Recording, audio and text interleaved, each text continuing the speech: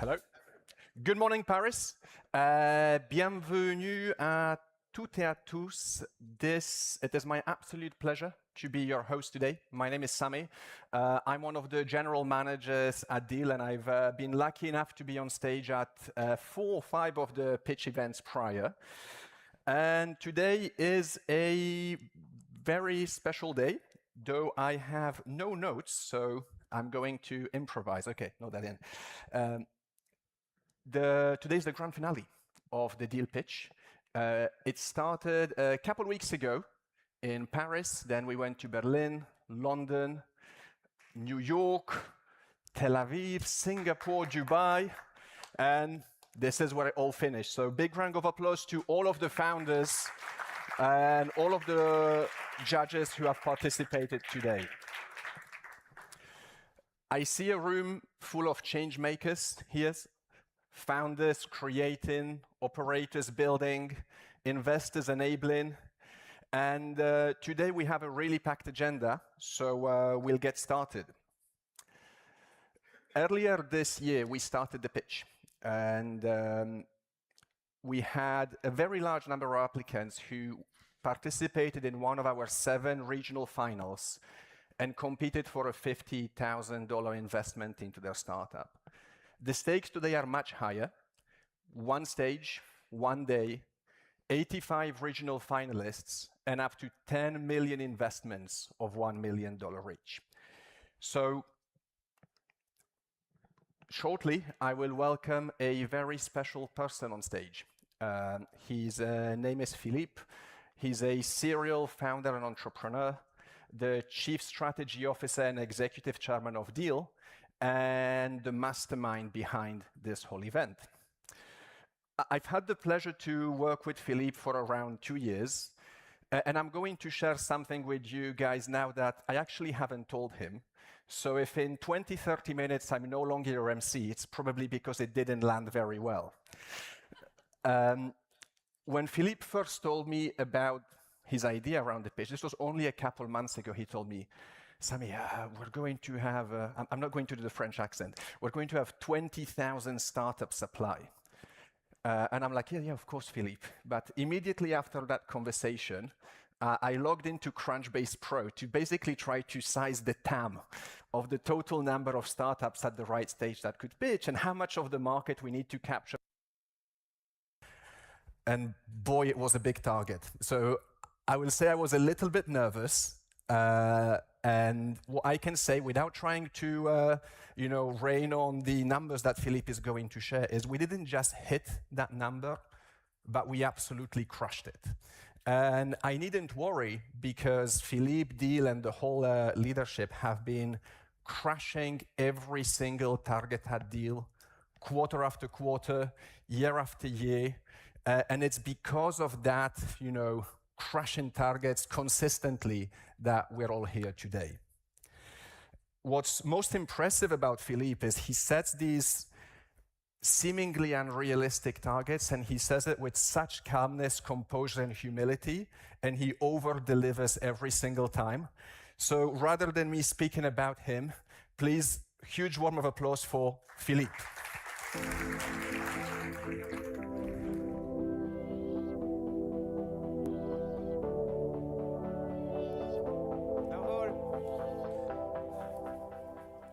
This light again, huh? Thank you so much for joining us today. Very special day, as Sami said, right? Like the grand finale of the first pitch. That's right, we built it in 2.5 months. But with the support of all of you guys, our sponsors, our judges, and all the dealers, and all the people that love Deel around. And I can't take that on me, right? This is Deel success. And Deel success is because we love entrepreneurs, we love startups. And we've been startup ourselves not so long ago. We went to pitch, my partners went to pitch, at YC, and this is how everything started. It was very important for us to give back.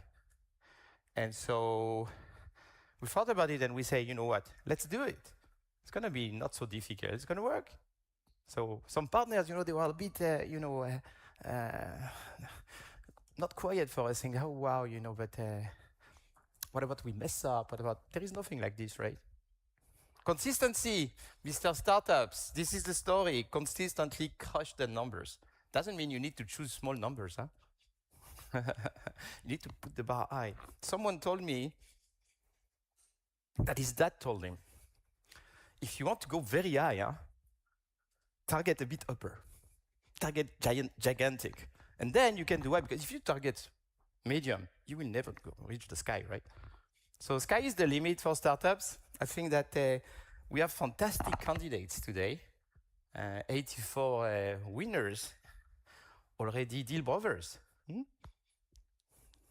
Received this check of 50K to help them, and the support of all the people at Deel. And we're so happy to give back, help these companies to grow fast, to find the right people. If we can, help them to tune a bit. We all know how small moves can impact a business. So we're very happy, to help them back. And today is going to be tough. 84 fantastic startups. Only a few of them, maybe one, maybe 10, maybe 4, I don't know yet. We'll see that with the judge. We'll win, and we'll have the honor and the pleasure to work with our friends and partner VCs, some of them here among the judges, and we thank them. Anish from X60Z here, waiting to see you guys. Is there the next target? He will do a, multi-billion company. Igor from Altair also here. He already have his eyes on a few, and some more. I'm not going to speak about all of them, but also fantastic founders. Rajat, here with us, Jump Cloud, already more than $100 million revenue. And Josh, that is raising at $110 million this week. So that's a good example. And great public that will support you. So thank you so much for joining us. I'm not going to take a lot of time today. Maybe tonight when we will give back, and say who are the winners, because we need to run packed agenda. So I will give back the micro to Sami. Sami forgot to say. Sami exited his startup, $120 million, like 2 years ago.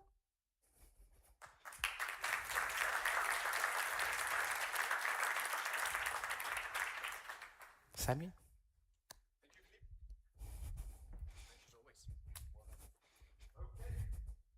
Mike, there we go.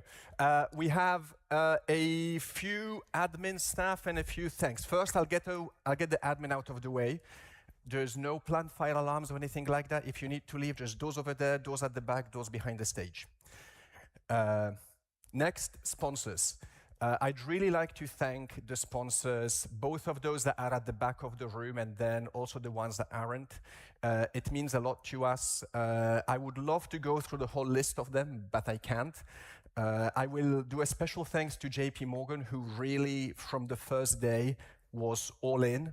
They were saying, what can we do more? What can we do more in order to enable this? And honestly, if it wasn't because of the help of the sponsors, we wouldn't be here. And for the founders in the room, the sponsors are not only the ones that enable the event, but whether you won or not, whether you've even pitched or not, they are all offering fantastic perks and benefits to everyone who's part of the program. So please do go and speak to them, whether they're at the back of the room, and if not, if you reach out to anyone in the team, they can put you in touch with any of them, and you'll all get the details about that.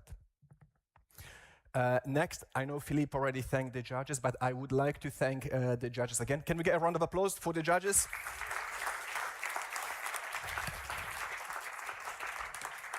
Many of them, or most of them, have already judged at one of the regional events, and they've traveled from very far to be here. And we do appreciate you guys. There's a lot of expertise, a lot of knowledge, a lot of experience. They will be judging based on some criteria, and after the winners get announced, I know a lot of you reach out to them, say, hey, can we get some feedback? There's 85 of you. Do ask for the feedback, but let them eat their lunch as well. But I'm sure a lot of them are interested in finding out a little bit more about the company. now we're going to get started.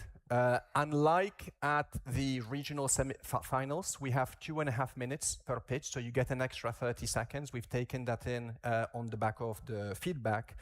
And as a former founder myself, I will say the same thing that I've said to everyone who's asked me at the 4 events I've been is, winning is great, but you're here to get visibility, to get the experience, and to really refine the narrative of your business.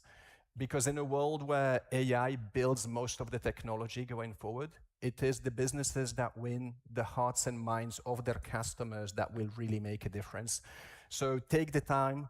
I sense a lot of nerves around the startups. I know the vast majority of them are in the basement practicing their pitches over and over again to get, to get it pitch perfect.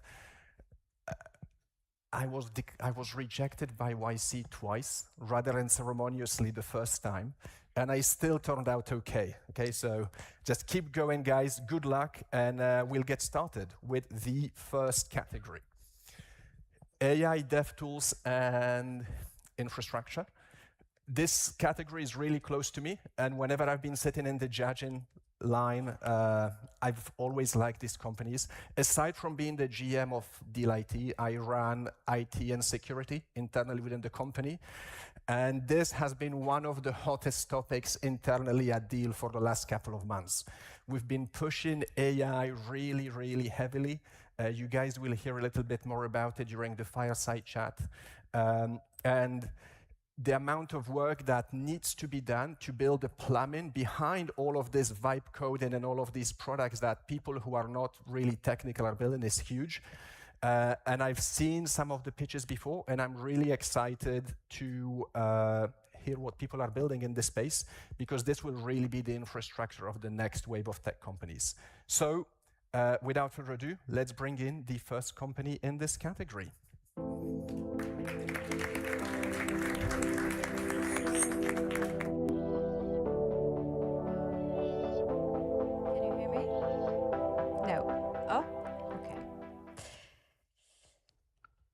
Almost every company and every person relies on software.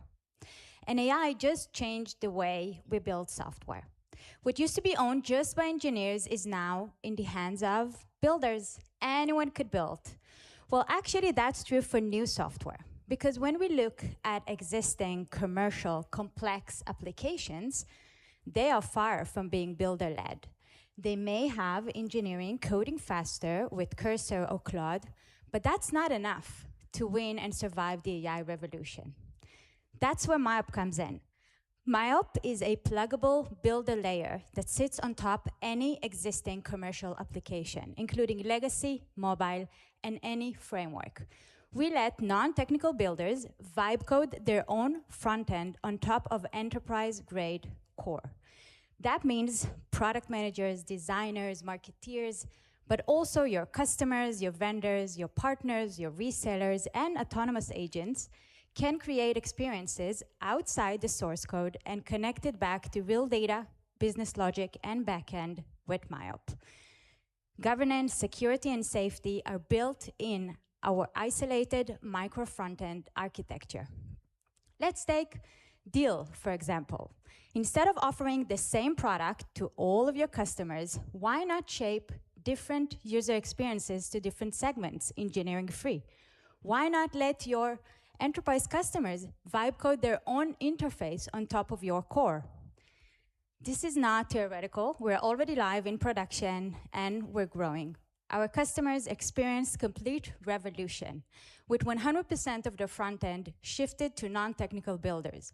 They move faster, they ship more, and they make more revenue with higher quality, personalized experiences. This is us. We've spent the past 14 months perfecting this to work with any stack at the highest scale with the highest performance level. The winners of the AI era are not just coding faster with AI. They shift their products to become platforms shaped by builders, and they'll do it with MyOp, or they risk losing their business to builders with a good enough, lovable made copy. Thank you.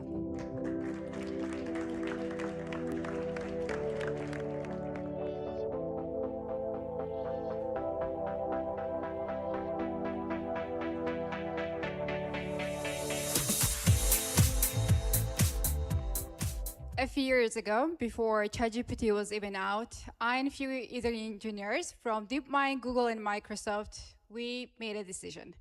We would never write API documentation anymore. You see, we understood why it was so important, but we just simply hated writing one, so we created our own language model. Engineers loved it, so did Y Combinator, where we got our first investment. Then Atlassian followed, and today we have more than 18,000 companies globally, from London Stock Exchange to Ticketmaster, where we are automating their entire API documentation flow. Over the years, we built this very strong foundation, and then agents arrived. And everything that we've been working on became 10 times more important. You see, now it's not just humans that are consuming API documentation, but also agents, who last month alone, they made 100 million requests to read our documentation. And next year, it is predicted that agents in general will make 1,000 times more API call than humans ever did. But here's the problem. Most companies are not ready for that. We are seeing this firsthand with our customers whose APIs were not at all designed for agents. So they have to completely redesign their APIs, which, by the way, takes forever. Once they do, they have no idea how agents are consuming their APIs. Their API governance lives in spreadsheets, well, if it exists. And don't even get me started on enterprise-level MCP. So turns out the most important part of the software right now is most neglected. That's why even our customers pushed us to do beyond API documentation, where now we are doing API design, API governance, insights, and MCP. It was just recently, Sam Altman said that now every company is an API company, whether they want to be or not. And he thinks, direct quote, almost none of them are ready. But we are going to change it, where we power every AI agent, every AI model, every AI breakthrough of the next decade, not by building the AI, but what the AI runs on. Thank you.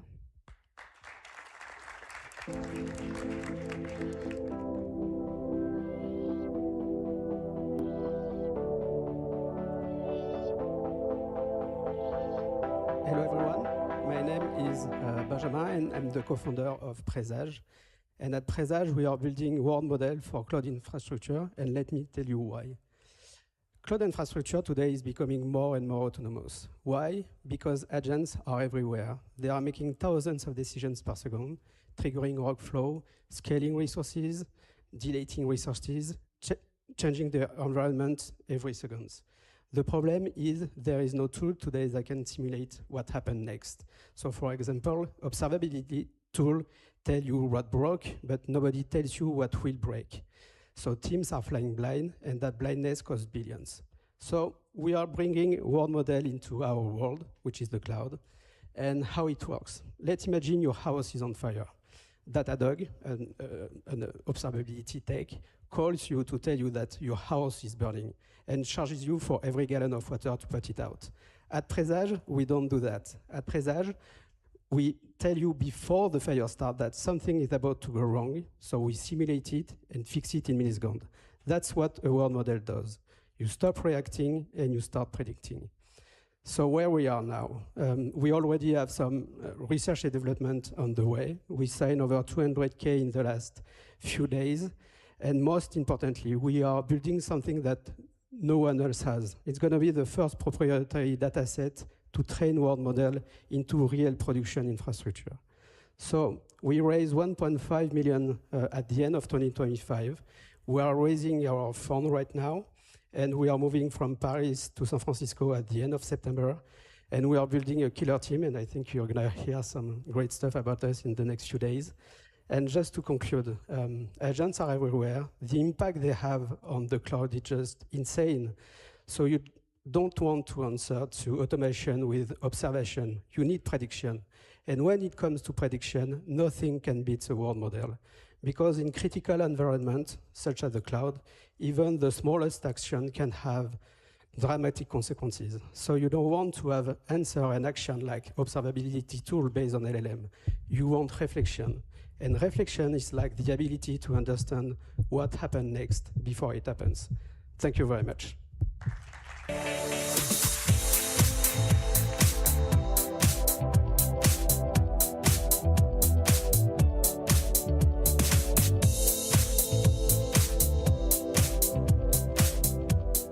Hi, everyone. At thegrid.ai, we're building a spot market for AI inference. We believe that there is a new economy forming around machine labor.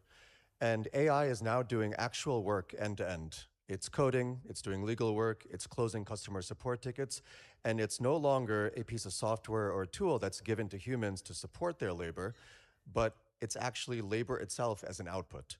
And so the models and GPUs that we're all aware of are actually just downstream inputs for this new output. And this compression at the end of the stack is happening for the first time. So because of this, inference demand is exploding, but there is no market and there's no price discovery. If you look at the new DeepSeek model that was just released, the pricing variance is actually quite extreme. And this will continue to happen as long as there is no venue for aggregation or any type of reaction to real-time supply and demand. Inference can also be treated like a physical spot commodity, meaning you can buy and sell LLM tokens on an order book and then physically meter and deliver them through API and routing infrastructure. This is actually very similar to how electricity is treated today. So the markets themselves, because the output is some sort of labor or task, will form around that labor or task as well, each with their own contract specs. These three markets you see here are live on the grid today, and eventually more markets will emerge as AI enters into different labor industries and does the work there. The contract specs are actually very similar to commodities, where the commodities exchange will never tell that farmer, for example, that they need to use a specific brand of a tractor or a specific brand of a plow. They set minimum standards and grades of the output, and it's a supplier's responsibility to meet them. Similarly here, the minimum standards and grades are all revolve around minimum standards of benchmarks of intelligence, context window, time to first token, etc. Another way to understand this is that agents don't care around brand names of GPUs or brand names of models. They'll happily switch in between all of them. They care if the output is smart enough, is it fast enough, is the context window big enough, etc. So the grid.ai is a marketplace and exchange for machine labor. We have order books for LLM tokens, standardized contracts and specifications, and physical delivery through routing and API infrastructure. We are building first with the spot market, eventually to derivatives and RFQs, and building the full financial stack of AI. Thank you.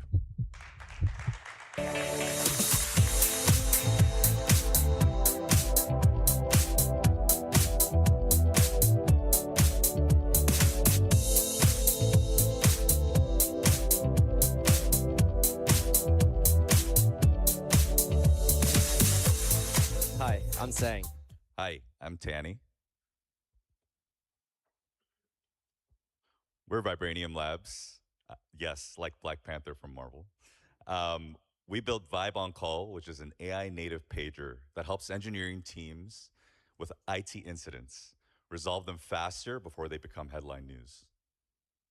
We've all seen the headlines before. CrowdStrike goes down, takes down the entire internet and airlines. Verizon goes down, taking down millions of phone lines. Claude Code Cursor produces millions of code and creates potential breaks in IT systems. According to Splunk, unplanned downtimes cost businesses more than $400 billion each year. That's 9% of profits gone instantly. So what happens inside a company when these outages are reported? Well, that's when the software engineer's worst nightmare actually begins. Someone, an on-call engineer, is getting paged at 3 a.m. in the middle of the night on the weekend, whether it's through an app, email, SMS, or angry call from your customer, and you're in a hot spot. You only have actually a couple minutes of a window to acknowledge the page that you're awake, and you're paging other grumpy engineers, and your customers are constantly pinging you for updates, and you're in a hot spot. So on the right here is actually my own personal pager at Google. And there's been a lot of times where I was on call during Christmas, New Year's, or personal events that I had to miss, and it's a very painful experience. So we built Vibe on Call to solve this messy problem. And Vibe on Call is an AI native pager with 20 plus specialized agents to help you detect, triage, and investigate incidents. Meanwhile, while your engineers are waking up with zero at 3 a.m., so you have context. And our customer has said it best. CTO of Shutterstock has mentioned that Vibe on Call has fundamentally shifted how we approach incident management today, reducing escalations, shortening decision life cycles, and ultimately reducing more than 60% of mean time to resolution. And it is a $400 billion problem that is yet to be solved. And we are ex-founders, longtime friends from Amazon and Google, and we have experienced this firsthand, and we believe that Vibe on Call is the solution to solve this problem. Thank you. Thank you.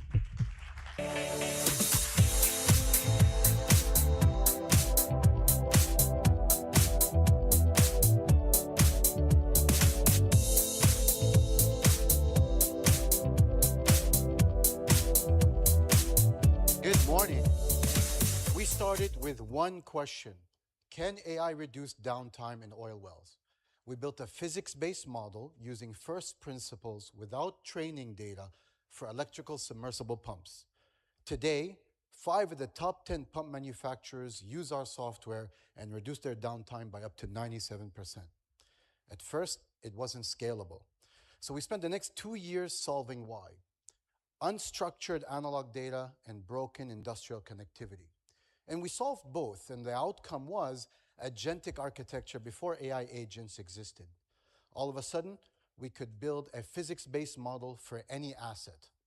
We scaled from artificial lift to all rotating equipment, and then to power, and signed $240 million in contracts. It works, but guess what? Every deployment faced the same 3 challenges. AI without domain expertise is just guessing, AI without real-time data stuck in the past, and AI without machine-readable engineering data is blind reasoning. Miss any one of these 3 and the AI fails. While looking for this solution, I came across 3 different founding teams that each had solved one of these problems. Combined with what Nibble has built, it's the complete stack, the only one that addresses these industries' problems. Domain expert agents, industrial connectivity, digital conversion, and domain expertise. This stack generates $56 million in revenue today, scaling to $400 million. We're raising $150 million to complete the stack and IPO at $5 to $15 billion.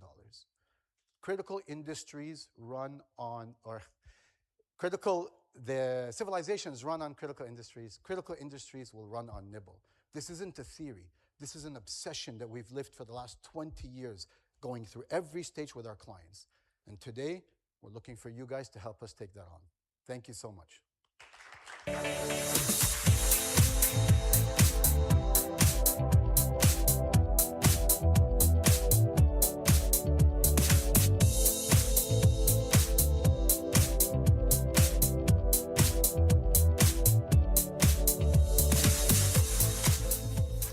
From robotics and autonomous vehicles to climate modeling and medical discovery, next-gen AI applications require a direct training on massive volumetric 3D datasets to capture and understand real-world physics. But spatial and physical AI is not compute-bound. It's data-bound, because raw volumetric data 10,000 times more than video modality. So without a breakthrough in how we process and stream this data, progress will choke on cost, bandwidth, and time. Spatial computing stalls when I/O bandwidth cannot feed GPUs fast enough, creating this data gravity problem that slows innovation despite huge amount of compute. So Zebra AI compresses these massive 3 datasets to only 3% of the original file size, cutting transfer, storage, and infrastructure costs, while also removing data streaming bottlenecks. Our instant decompression keeps GPUs fat, enabling both vertical applications and horizontal scaling across diverse AI models to train faster and more efficiently. So this translates 3D data from a major constraint into a scalable foundation for next-generation spatial and physical AI applications and multi-domain AI infrastructure. So, in simple terms, we built a series of compression-first codecs, similar to what JPEG did for digital photography or H.264 for video streaming, Zebra did for 3D. Moving forward, we are evolving into end-to-end platform for data orchestration, management, and deployment, positioning us close to the Databricks, but again, for 3D. We originally built and validated the technological core in media entertainment, solving data processing bottlenecks for companies including DNEG, Sony, and Valve. Now, we are at over 500K in annual recurring revenue and active pilots across physical AI space, including PhysicsX, Keyword, and Luminary. We also highly recognized by the ecosystem. We are part of NVIDIA Inception, A16Z Speedrun alumni, Epic Games, and Google for Startups grant recipient. And of course, to build all this, we have the right team of 12 engineers with a unique combination of codecs, machine learning, physics, 3D programming, and IP protection experience. Thank you so much for your time.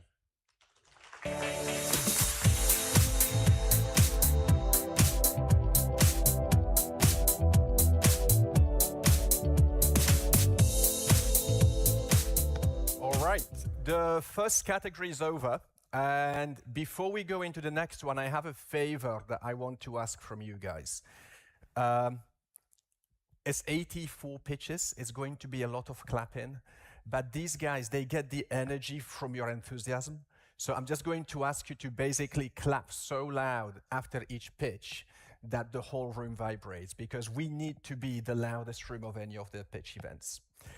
The AI theme continues. Now we're going to see a bunch of startups, including businesses that are enabling you to manage all of the agents that you're all building, and also with real-life applications in manufacturing, airlines, amongst many other things. So let's keep the rhythm going, and please, big round of applause for the first startup in this category, Allude.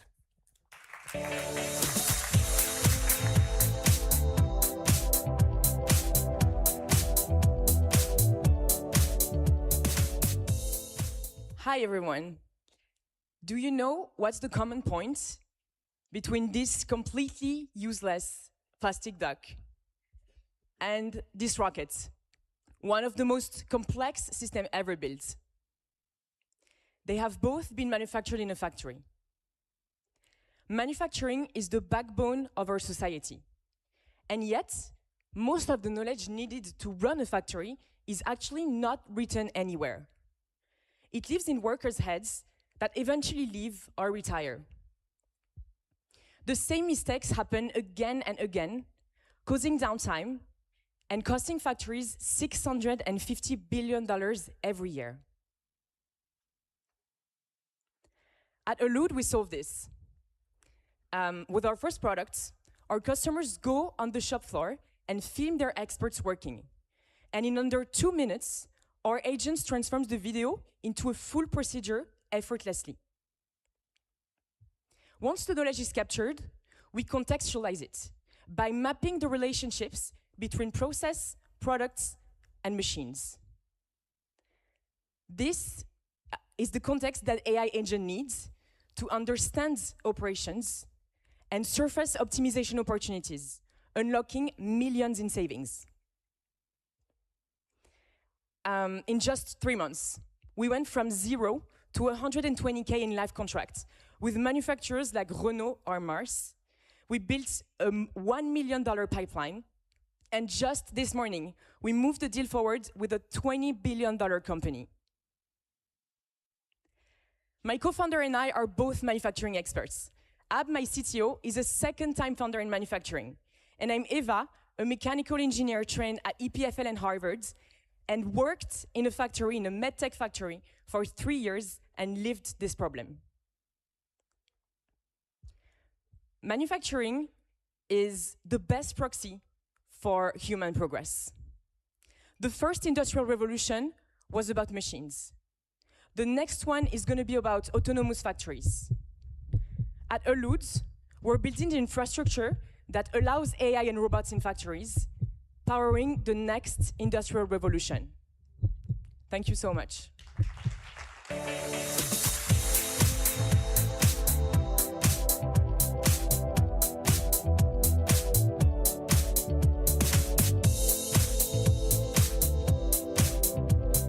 Hello.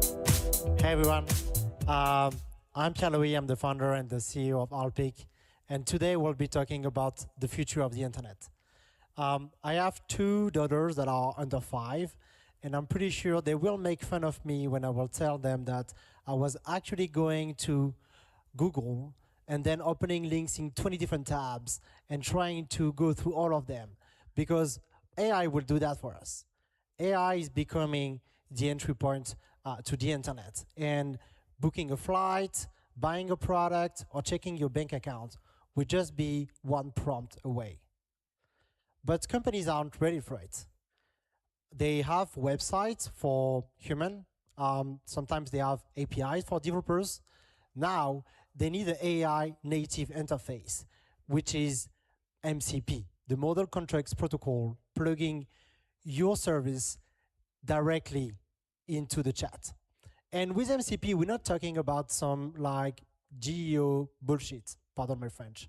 We're talking about plugging your product directly within the agent experience. And this is a use case of one of our customers deploying their product in ChatGPT so you can buy flights and hotels. I've been building CDN and internet infrastructure for 15 years. And this is the reason we're building Alpic. Alpic is a new cloud platform for a new internet. It is the easiest way to build, deploy, and monitor your MCP in production. And I want you to remember only two things. We launched 6 months ago.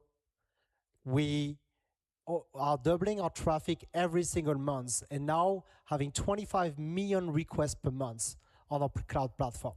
And two, our open source project is now the most popular framework to build ChatGPT apps.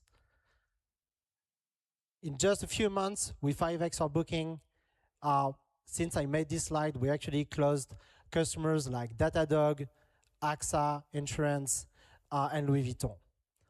We're building the future of the internet, so please join us.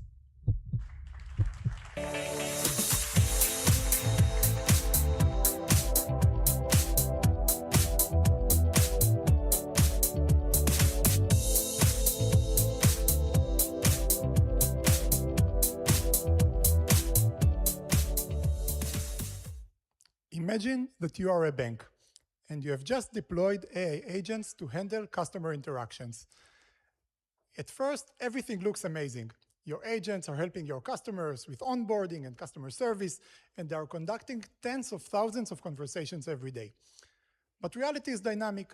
Your data is changing, models are evolving, and your business directives are being updated all of the time. Without continuous management, your agents will start to drift. They will start making mistakes. Some of them will go off the rails completely. Someone must monitor them in production, someone must give them feedback, and someone must teach them about new policies and about new products. The question is, who is going to be responsible for their day-to-day operations? At Avon AI, we treat AI agents like new type of employees in the organization, and we believe that in complex cases, those employees need to be managed. We also believe that the responsibility should be in the hands of business and operations teams, not engineering teams. Using our platform, business teams can gain full control over the life cycle of AI agents in production, monitoring them, finding potential problems and gaps, fixing those gaps, and continuously testing those agents to make sure they keep following your business directives in production. It's not just guardrails. Guardrails is telling your agents what not to do. Using our platform, business teams can actually tell their agents how they expect them to behave and make sure they actually do so in production, no matter who built the agent. We focused our attention on the toughest cases, regulated industries like insurance, health, and finance, where even a small mistake can have huge consequences. We deploy on-prem, and we allow our customers a neutral control layer independent of the different agent builders. We are a young company, but we are already deployed in around 20 regulated companies, including banks and insurance carriers, and we are moving really fast. Each month we deploy with more and more customers. My co-founder and I have developed agents in regulated industries before. Now, there are a lot of demos and there are a lot of demos and POCs. We know what it really takes to deploy at scale. Now we are building the business management layer that every company must have. Thank you very much.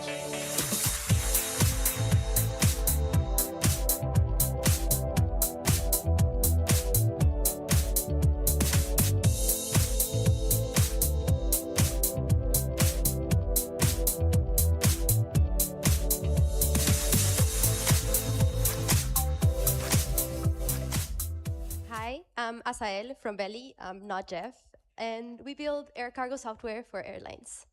The specific problem that we solve is that airlines fly with the bottom of the plane 85% empty. Airlines can actually make huge margins on air cargo because the aircraft and the pilot are already paid for. Most airlines still use spreadsheets and paper for their cargo operations, so the first thing we'll do is that we'll get them using our app, where they'll start getting real-time analytics and AI helps solve heavy computational problems like container optimization and weight and balance of the aircraft. We are the end-to-end cargo operating system for airlines. Our small airlines will have hundreds of daily active users, while our larger airlines will have thousands. Selling to airlines is actually pretty brutal. We're looking at an average sales cycle of 24 to 36 months, but we managed to reduce that to only 4 months. We're currently onboarding 1 new airline each month, and we are the fastest growing enterprise startup in the history of aviation. Over 80 companies applied to work with Emirates, and we were the only one selected. And if you guys ever go to an airline conference and go to Etihad's booth, all of the tech that is on display there was actually built by us. A cool hack here is that we get to fly for free with Etihad. We work with airline customers in every single continent except for Antarctica. We are still working on that. And we recently signed the largest airline in Indonesia. It's $25K USD per month. This is an airline with 400 passenger aircraft and 1,400 daily flights across 83 airports. Huge.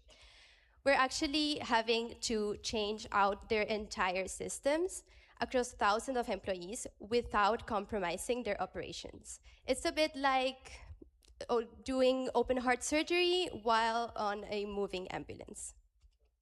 Our founding team includes the C-suite of a large airline and a former partner at McKinsey. And our team is so well known in building flight systems that SpaceX called us personally to build theirs.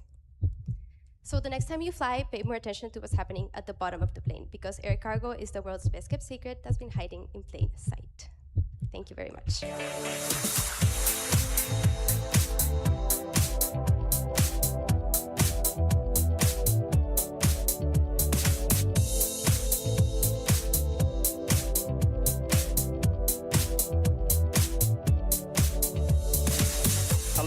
Hello everyone, here Matteo.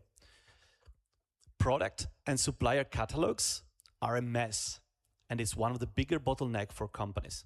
Claro, keep them trusted every single day automatically. Catalog data is continuous. It's really complex to handle it. Why? Every time new catalog getting updated, every time a new supplier changing something in the format, catalog breaks.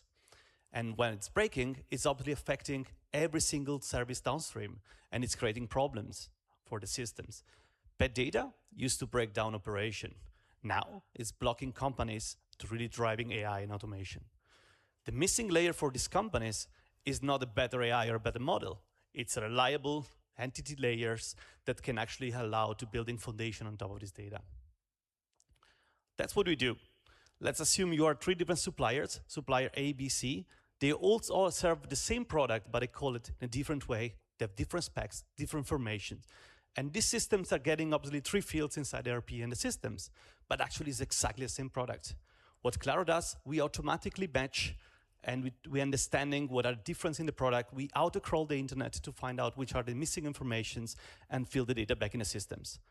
We are not using LLM directly. We are actually trusting and building the trust through the graph and how the validation gates that our system provides. We sit between the system of records and the system that actually enable enterprise to running the systems, like agents, for example, or search, storefronts, analytics, and so on. It's a loop. It's a loop that never stops. We continuously detect whatever it's missing. We understanding how to solve it. We fill this information, we execute, we validate, and we give the loop and the feedback it's using to actually continuously improving the models. And this is actually creating a unique way to lock in the customer as well in. We are a small team of 3, completely founder-led for the last 12 months. We already logging in and signing enterprise clients that have one single thing in common. Their business is fully reliable only on catalogs that they control. And this problem is actually what we prove it as well from this land to expand, how we move from workflow to actually infrastructure, triple the contract size in the first few months of the contract. We're a team that led data organization at Delivery Hero and Yelp, published research paper at MIT, and we're here building it. Thank you.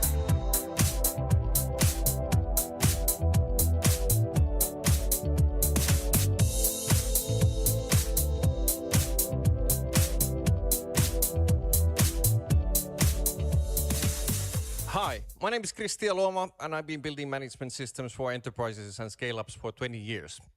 Let me tell you about Sarah. She runs PMO at the Fortune 500 company.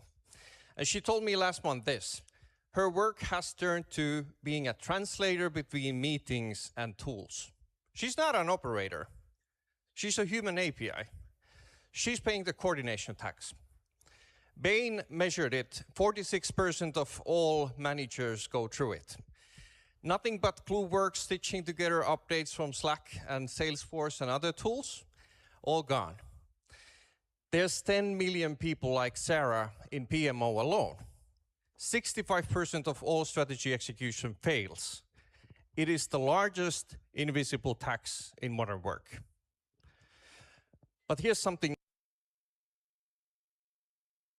Percent of all of the decisions in the meetings vanish. They don't make it to the systems of record or to the humans or to the AI. You cannot have an agentic workforce without a context that helps you understand how decisions are being made. That's why we built this. In parallel, joins your meetings, work, Slack, emails, and it captures and updates continuously situational picture. And it provides this context available for all of your MCP-powered agents, making them 10 times better. Actually, one of our early access customers said that working with our MCP is like day and night for her. It makes every prompt 10 times better. In the last 12 weeks, we have 90% engagement, 0 churn, positive net retention.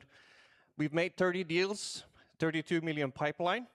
And since we last spoke in Berlin, we've locked a successful pilot with a Fortune 50 customer. Our flagship customer that delivers 6-digit ACV is growing for the 5th time. We are building the shared context between humans and AI. It makes every prompt 10 times better. We're backed by Lifeline Venture, Notion Capital, and Javier Olivan, the CEO of Meta, who believes that this will be the future of work. Sarah has all her plans updated.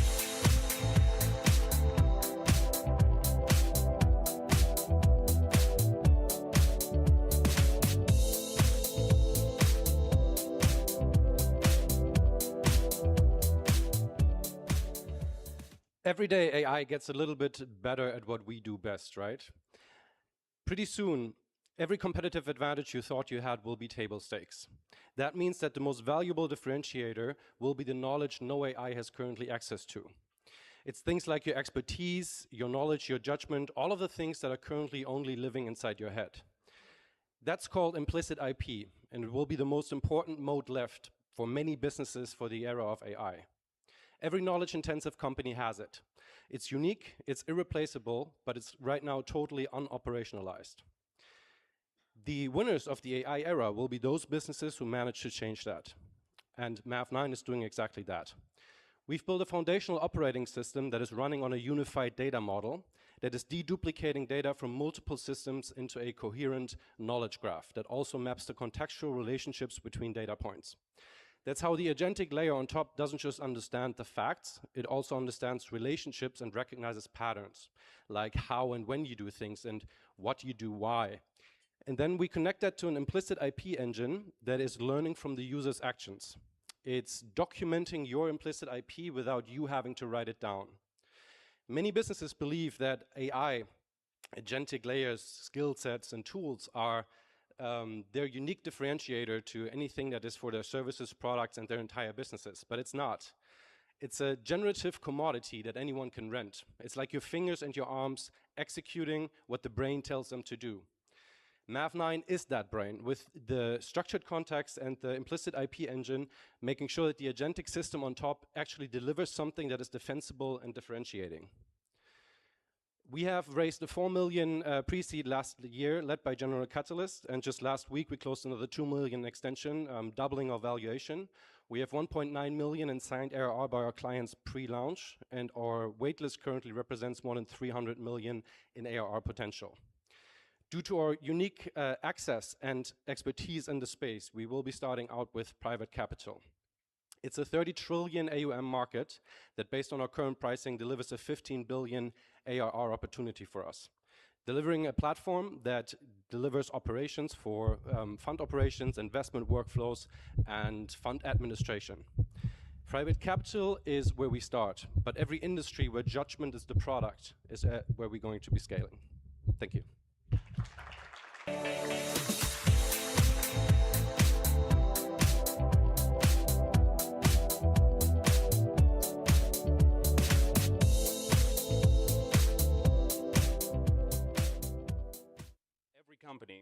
Every company is about to get 1,000 new digital employees. Software agents are writing code. Chat agents are in every workflow. Autonomous agents are running ops. What Okta did for humans, Palmer is going to do for agents. Last year, agents were stuck in developer land. Agents were being run by developers, they gave them credentials, they understood how to do these things internally to an organization, gave them access to systems, and there was a lot of trust from the organization to those developers to do that correctly. Enter Model Context Protocol. MCP is the standard that has enabled everyone in an organization, whether they're technical or not technical, to add capabilities to their agent and to really let their agents to start execute into systems and actually go past beyond just writing text and giving you emails, but actually executing into CRMs or databases or any system you can imagine. We actually even connect our bank account to it. So you can see very, very quickly that inside of an organization scaled across thousands of people, if everybody starts doing this, you're going to lose control very quickly as to what agent has what capability, accessing which system. And so inside of an organization, if everybody starts doing this, you're going to run into very big problems very quickly. One is going to be compliance. If you're a regulated industry, you're going to want to know exactly what agent has executed into which system. Has it deleted 10 entries into a CRM, for example? Who has access to what? And also, if we're doing this thousands of times a day, how much is this costing us in tokens? The adoption is huge. 80% of enterprises are already using agents. We've heard this a lot today already. MCP has hit 100 million downloads already. And just to put that into context, so React took 3 years to get to a monthly number. This is weekly. Palmer is the layer that enables all of this. It is the easiest way for an organization to plug and play a system where you can add any MCP on one side and give access to any employee, any autonomous agent, any consumer in the organization that needs access to systems at scale. And so being able to fully keep that auditable, accessible, to make it as easy as possible for non-technical users to actually understand what's happening inside of the organization. We sold our previous company to Cisco. We did Kubernetes governance there, so this is right up our alley. Since our launch in January, we closed a $10 million pipeline. We've built a $10 million pipeline.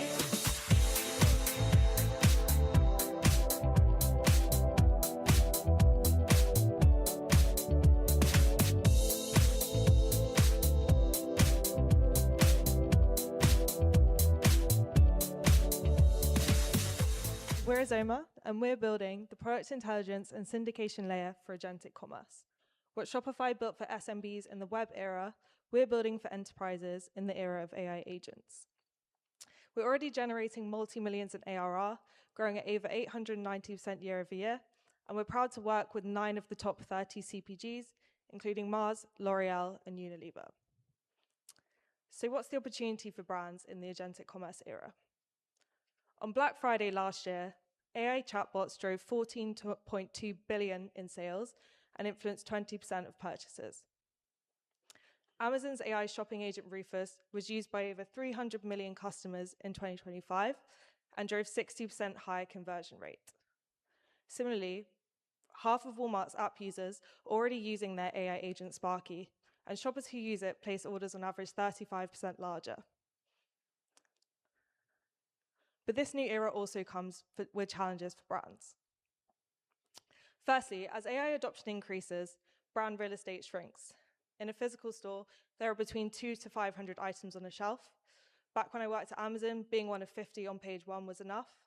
Today, agents like Rufus and Sparky recommend roughly 5 products, and soon we'll all have our own personal AI agent who knows us intimately and will make hyper-personalized recommendations for us, take actions on our behalf, and who we will trust over any advertising spend. Secondly, Because agents provide a generative and personalized experience, brands are losing control over channels, content, and compliance. Lastly, unlike traditional e-commerce, where product understanding was formed in data feeds, AI agents pull from everywhere, including customer reviews, brand websites, editorial content, MCP and UCP protocols, data feeds, and more. Azoma provides brands a single end-to-end system to control how their products are understood, reasoned over, and acted upon by AI agents. At the heart of our offering is our patented agentic merchant protocol, which is both an orchestration layer and an attribution and incrementality framework. We have several case studies on our website showing how we're already driving multi-millions in incremental revenue with customers like Mars, and we're currently raising $8 million. Please join us. Thank you.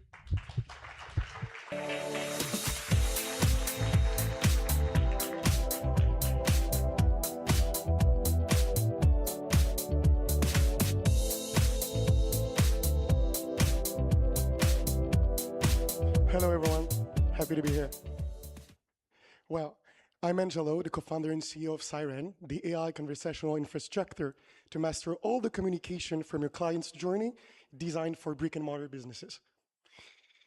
Well, everyone here wants to sell AI to SMBs, but no one wants to touch their shitty legacy systems.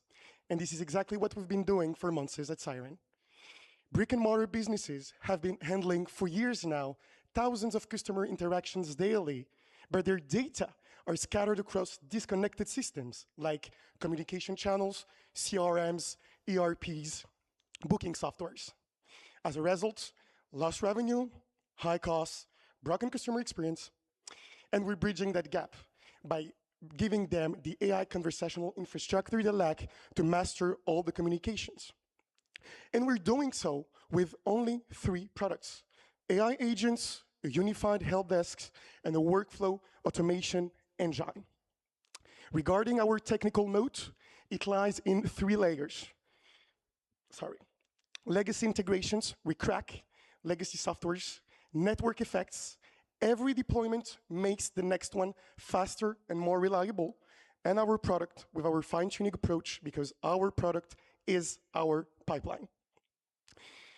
We started in healthcare a year ago now, and we signed more than 120 clients, and we did more than 1 million in ARR, and we're now scaling into beauty, retail, and hospitality. And to the question, why will we be winning? There's a simple answer. Here's our secret. When I was saying our product is our pipeline, that means that with Siren, we collect automatically all the conversations. We label them, and we train our models.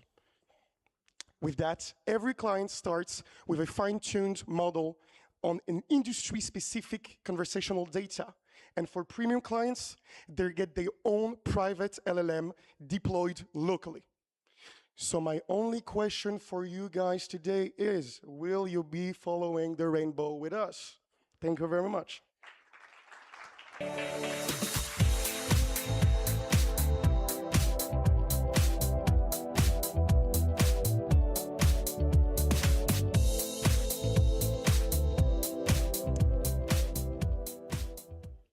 For the first time in software history, building is not the hardest task to solve. Deciding what to build is. Shipping code is easy. Everybody is a builder. Product judgment, still rare, still human, still constrained. Enterprises are used to waste millions of dollars building things nobody needs. AI accelerates outputs, so now the problem is even bigger. We're wasting $1 trillion every year, and the number is growing. We're also moving into a new era, from humans building for humans to machines building with machines, artifacts flowing all over, but the product development lifecycle hasn't caught up. We need to adjust it to the AI native world, and that's exactly where Bagel AI comes in. Bagel AI is your product decision partner, a system that tells you what to build and why. The right product, right time, based on continuous evidence. We unify millions of data points, feedback, usage, product data, book of business. We build your agentic product brain for your company. It learns, it remembers, it improves. It turns noise into high-impact decisions, so now your team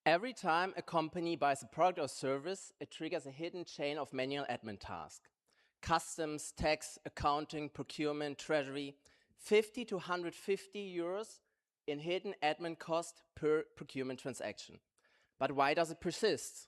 ERP systems store data and humans still do the work. Interpretation, decision-making, acting between process steps, often done manually.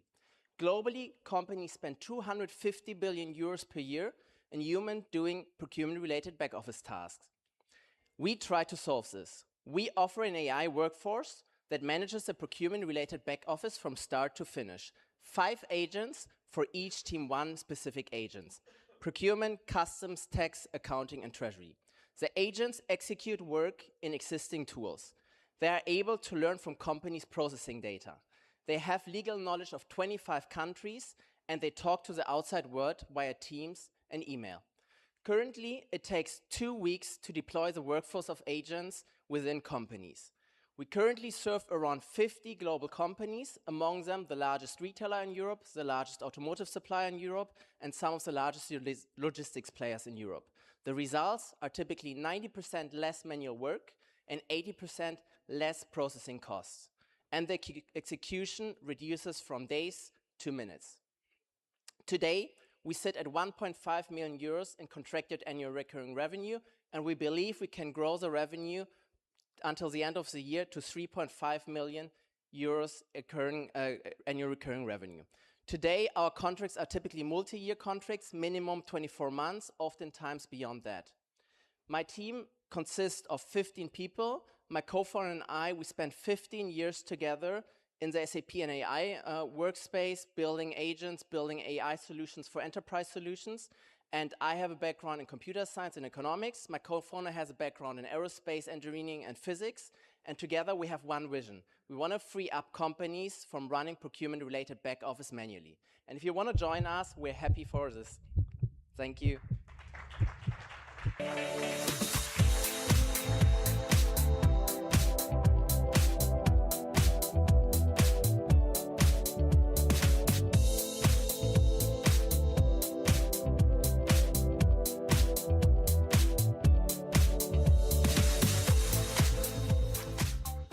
Hi everyone, my name is Arnaud Weiss. I'm a repeat founder with 2 exits, and with Arthur, also a repeat founder and YC alumnus, we are building Sillage, the agentic platform for enterprise sales.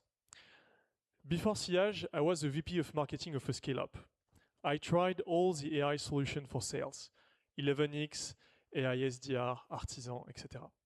They were irrelevant to us because we were doing enterprise sales.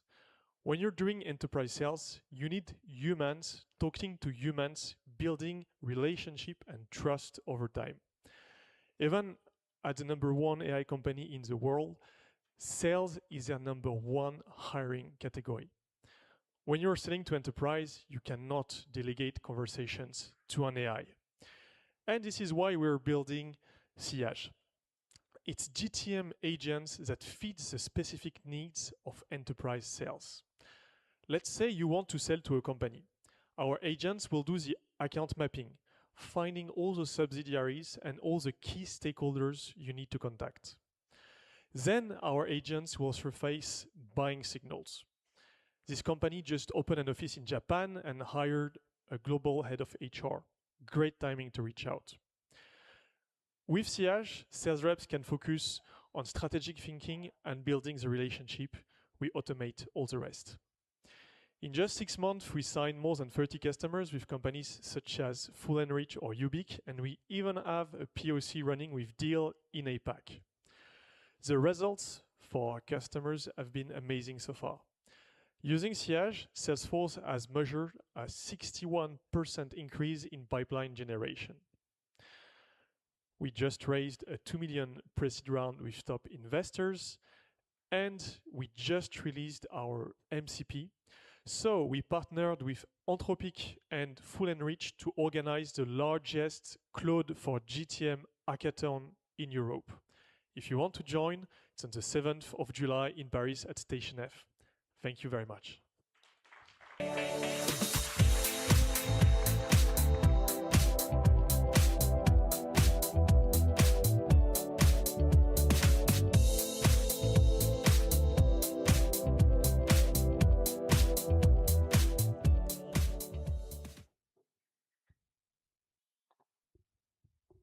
$50 million wasted per company per year, not on bad strategy, but on outdated information. Every company with 10,000 employees and more is losing this money now because their AI agents and employees are relying on outdated pricing sheets, sales deck, or product guides, leading to delays, lost deals, and errors. To fix this, we're building Oasis, the automatic update engine. NVIDIA, Chubb, Zoom are all already paying to use our prototype and seeing a 70% efficiency gain. Oasis reached 300K ARR in just 3 months. Here's how we got there. For 7 years, I built training for corporation, but every policy or process change triggered manual updates and delayed launch. Courses often took 2 years and cost $500,000. And on the day of the launch, guess what? The content was already outdated. But that's not just a training problem. In large company, when there's one small change, hundreds of documents get outdated overnight across functions. Updates in tools like Confluence are still done manually. In fact, Confluence and SharePoint store your information. Glean helps you search for it across system. And Zapier automates our workflows, but only for triggers that you predefined in advance. Oasis is different. It doesn't need predefined triggers. You simply connect it to your internal systems like Salesforce, Slack, or Jira, and it monitors your thousands of documents and naturally understand the relationship between them. When there's a change, like a new price or policy, Oasis pings you on Slack, shows the impact radius, and all of the documents that are now invalid.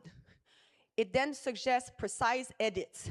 Your AI agents or yourself can review and edit, send to SME, and just like that, all your documents are updated in real time. We're the right team for this. My CTO, he has 2 AI patents and is a third-time founder. I have domain expertise and go-to-market relationship with Fortune 500. We're raising $3 million to go to market and launch our MVP. Thank you.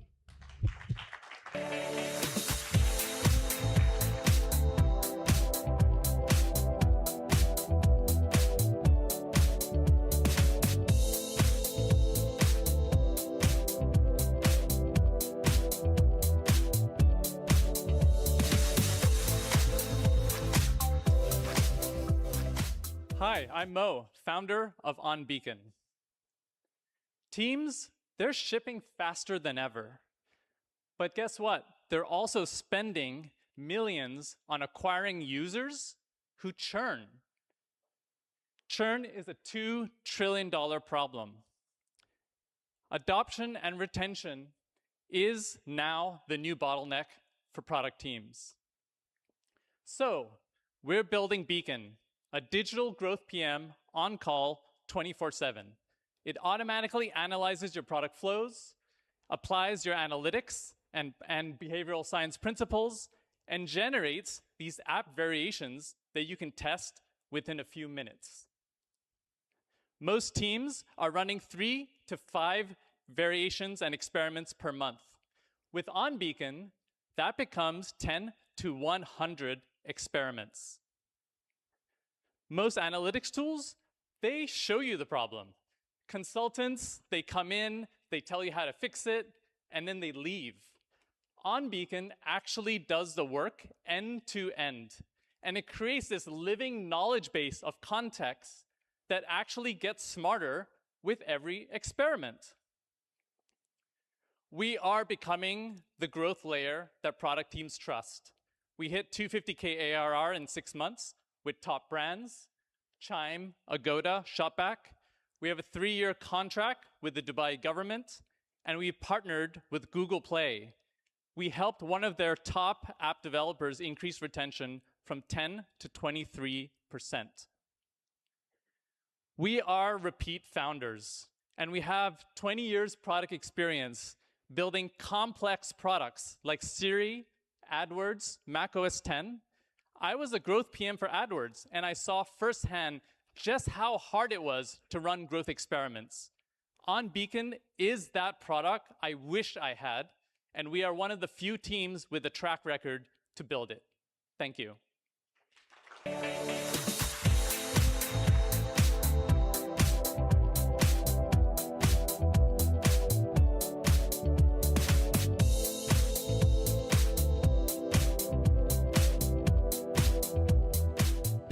Hi everyone, my name is Aikam Kaufman and I'm the co-founder and CEO of SafeBooks.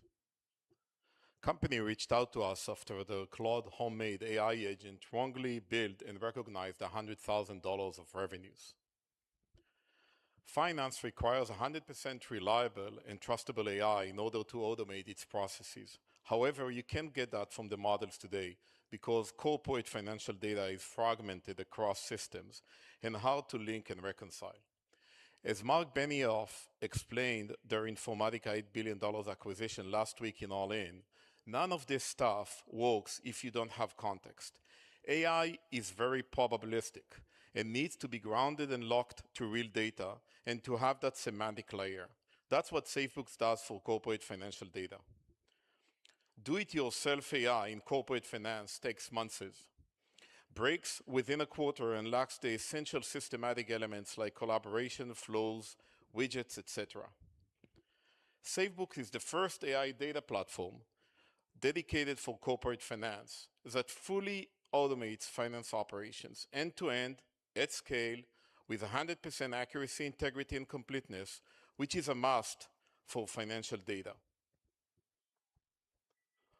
Watch how SafeBooks deploys itself for a customer.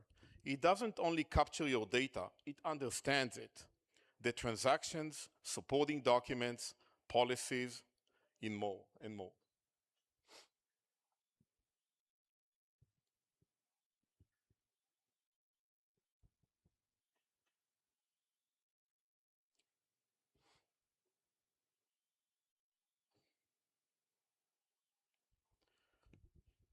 Start building your AI in finance with SafeBooks. SafeBooks today power dozens of public companies. Thank you very much.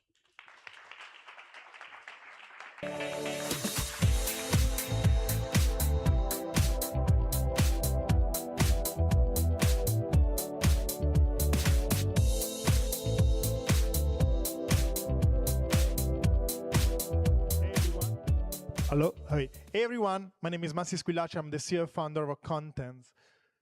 2/3 of the online content will be AI generated, but who governs all of this? According to McKinsey, only 30% of the enterprises are fully embracing AI. Do you know why? Too many tools, fragmented tools. Employees are using consumer application. Data is everywhere. Creating strong workflow is a nightmare. This is why we build Contents. We are able to offer the best of breed of any LLM. We are connected with more than 200 LLMs, built-in governance. Data is protected, and we have native enterprise integration. How does it work? Very simple. Your data, your knowledge, our orchestrator, our prompt designer for non-technical people, and you can create several use cases like sales, marketing, internal communication, investor relation, multilingual localization. We have blue chip customers like Sainsbury's in the UK, Dolce & Gabbana in Italy, Radisson in Spain, Porsche in Germany, Accenture in the US. For example, Sainsbury's, the first grocery in the UK, every day 30 people, even today, log into Contents for managing the AI workflows. And you can imagine how strong is the lock-in we have with them. Replacing content is not a software migration, it's an operational disruption. We are now at 54 compound annual growth rate, best in class in SaaS. And I'm really proud to say 0% churn rate. We never lost a customer. We are the first ever investment of Qatar Development Bank in Southern Europe, the first ever investment of Thomson Reuters Ventures outside US and Canada, and we are the first ever investment of Spark Labs in Southern Europe. We started from Europe. Our path now is 50 million ARR, and Contents is the governed AI for enterprise scale. Thank you.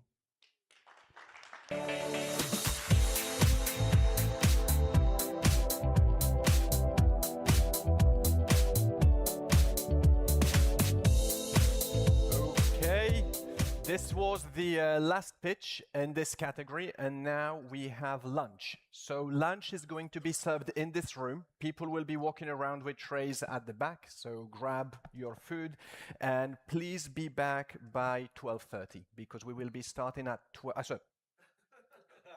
1:30. We'll be starting at 1:40 sharp. Thanks all. Enjoy the lunch.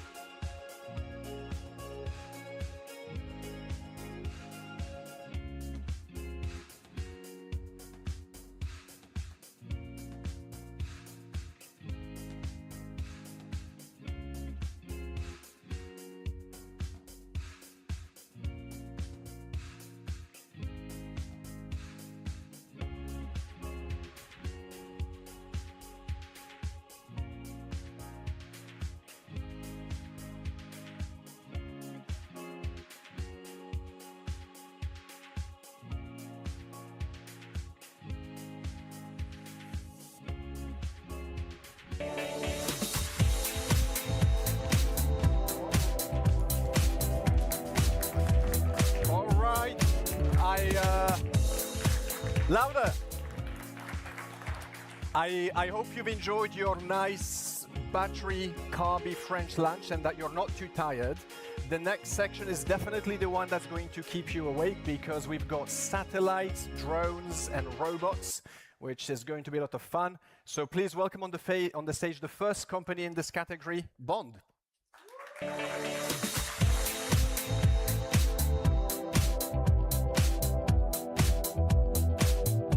Hello everyone, my name is Jonathan Gurwitz and I am the CEO of Bond. Please raise your hand if you use the navigation app on your way here. Great, that makes you a consumer of GNSS, or as most of us call it, GPS technology. And you are not alone. Around 2% of the entire global GDP relies on GNSS daily. And yet, all it takes for me to shut down every GPS device inside this room is this $55 jammer that I got from AliExpress. Militaries do the exact same thing in larger scales, reaching up to 1,000 kilometers of GNSS interference. And when that happens, drones crash, missiles miss their targets, autonomous systems fail, and safety in everything around us that matters decreases dramatically. This is already a global problem around the world.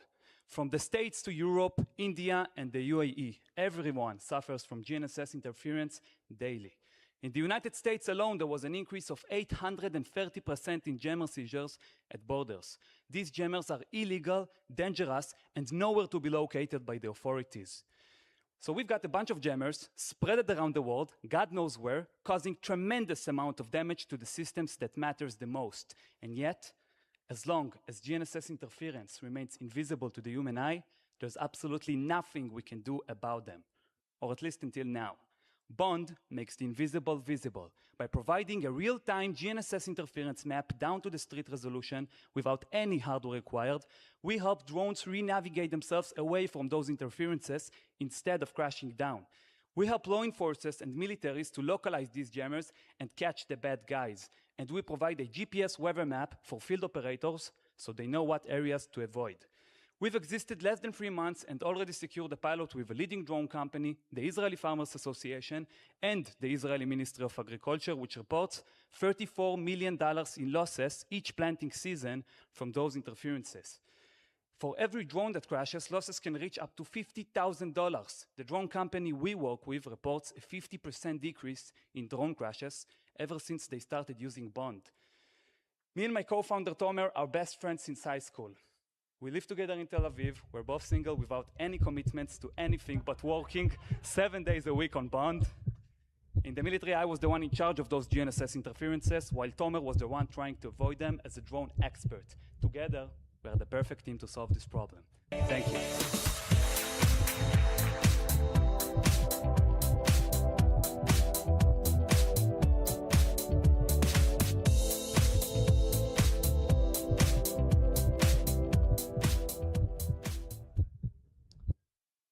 Hi, I'm here today to show you that climate can be profitable. Today, there's 3 fundamental problems that are holding the carbon market from reaching their full potential. Soil is sampled every 1 to 3 years, and satellites provide a proxy, but they don't actually measure. This leads to the inaccurate quantification of greenhouse gas removals, where other solutions on the market have an accuracy of plus or minus 30 to 70%, which frankly is not good enough. And the cost and time it takes to get most projects to market breaks the project. At Hyphen, we directly measure 24/7, 365 with an accuracy of over 90%, and we're able to get our customers to market in weeks at 25% less cost. How do we do this? Hardware, software, service, one seamless integration. We deploy, maintain, and operate ground-based instrumentation. Our applied AI software combines this with remote sense data and provides real-time quantification, analytics, and reporting, and automates the market integration for the third-party issuance of high-quality carbon credits and emissions claims. We're your end-to-end solution provider to ensure your carbon credits and emissions claims reflect reality. Our business model that supports this is we charge a one-time initiation fee, an annual subscription fee priced per hectare, and a commission on the annual sale of carbon credits. We're actively serving customers on this model in the voluntary carbon market, directly to governments for bilateral trading through the Paris Agreement, and to big multinational agriculture corporations. We just went to market, so we have a lot of exciting KPIs, but most notably through our government customers and big ag companies, we've already secured long-term agreements with significant recurring revenues, but we are just getting started. We actually have more demand than we can fulfill. That's why we're launching our seed round to grow the team, execute, realize, and grow revenues. When it comes to execution, we're a Swiss company, and we have an amazing team of serial entrepreneurs, including both the previous president and the director of the United Nations World Meteorological Organization, and an amazing team of software developers out of ETH Zurich. Lastly, I want you to know that by taking this win, it would not only be a major catalyst and game changer for Hyphen, but would positively impact thousands of lives in South America and Africa, and would result in the restoration and conservation of millions of hectares of Earth's most natural and precious ecosystems. Thank you for your consideration.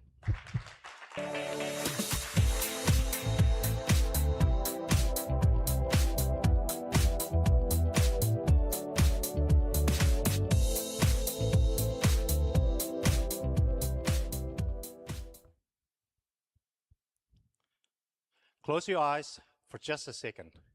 Now imagine this: a machine that can smell cancer from your breath. A machine that can detect food contaminations before it reaches millions of people.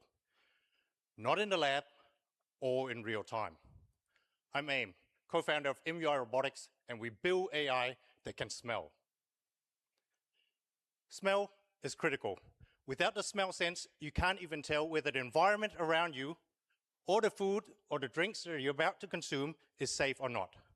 But this process is still being done by humans. Factories and manufacturers worldwide still use human nose to detect spoilage, contaminations, and emissions. It is biased, unsustainable, and it doesn't scale. AI can see, AI can hear, AI can speak, but AI is still blind to smell. This is a $1 trillion blind spot. We solve this with our sensory AI technology. Our AI nose digitizes smell, turning odor into data in real world and real time. But we're not just building the sensors. We're building the first AI smell foundation model, a new data layer for the physical world. Today, we've served over 400 enterprises we serve over 400 enterprises to solve their problems. This includes leading companies like Nestle, Toyota, Cargill, and Ajinomoto. And the kicker is, we get paid to collect data.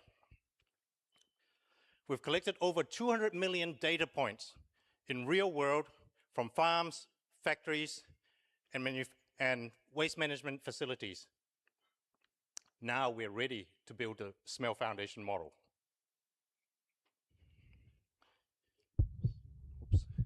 Okay, so our team spent 20 years researching this. AI, LLM teaches machines to understand language. We're teaching machines to understand smell. Thank you.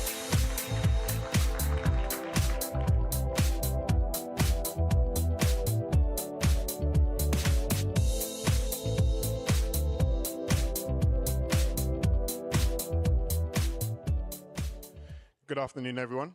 My name is Kumi Oludoi, CEO of Zarare Technologies, a company on a mission to help industrial companies protect what matters most, their assets. Now that's people, property, and profits. Industrial companies need to reduce the cost of labor-intensive processes, such as security and facilities management, whilst at the same time maintain a high standard of operation, efficiency, and site safety.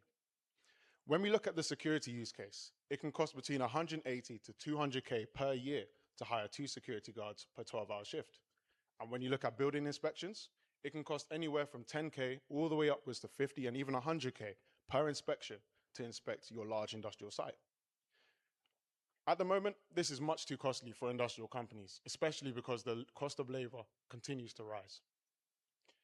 Zarare Technologies is helping to bridge this gap. And we're doing so by helping companies build their own autonomous security and site safety workforces.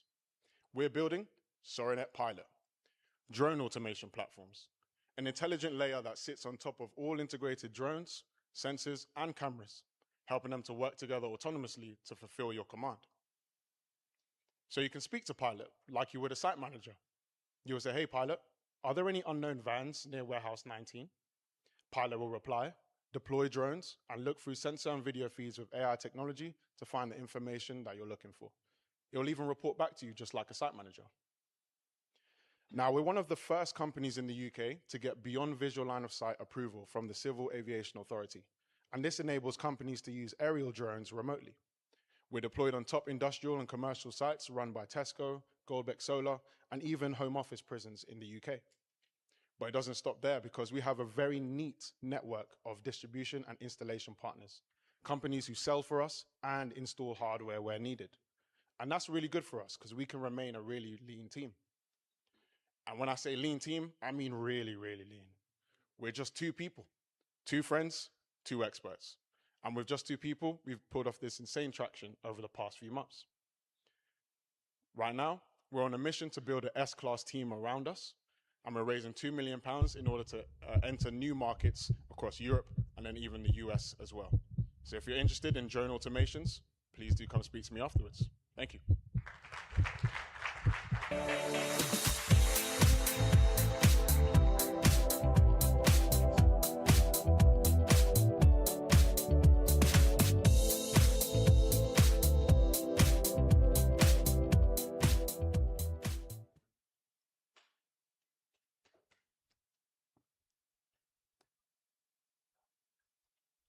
1,000 years. Did you know that conventional plastics are made from petroleum and stay in the environment for thousands of years? What's even worse, plastics are related to many health problems. Every one of you in this room ingests 5 grams of microplastics every single week. That's like eating a credit card every week. We're Grail and we're on a mission to change that.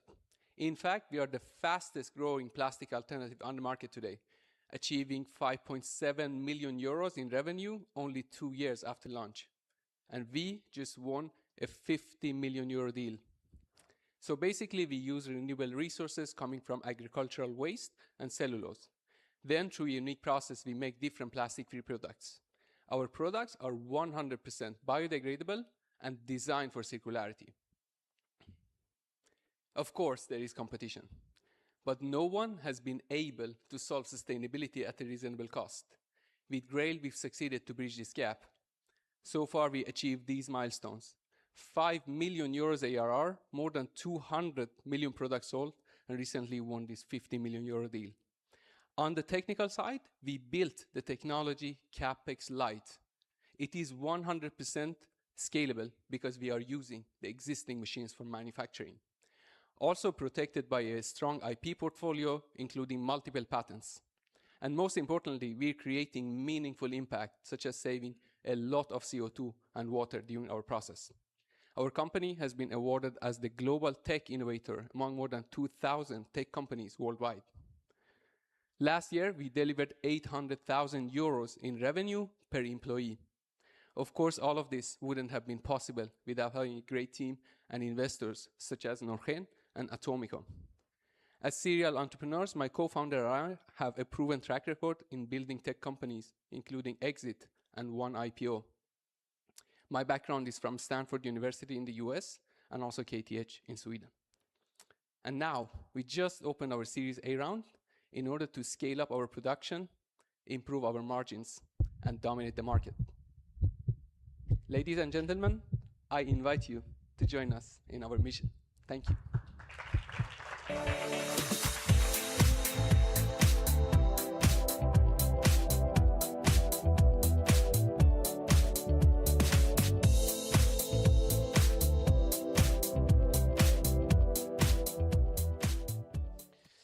Ladies and gentlemen, can you tell me what's at the top of this screen?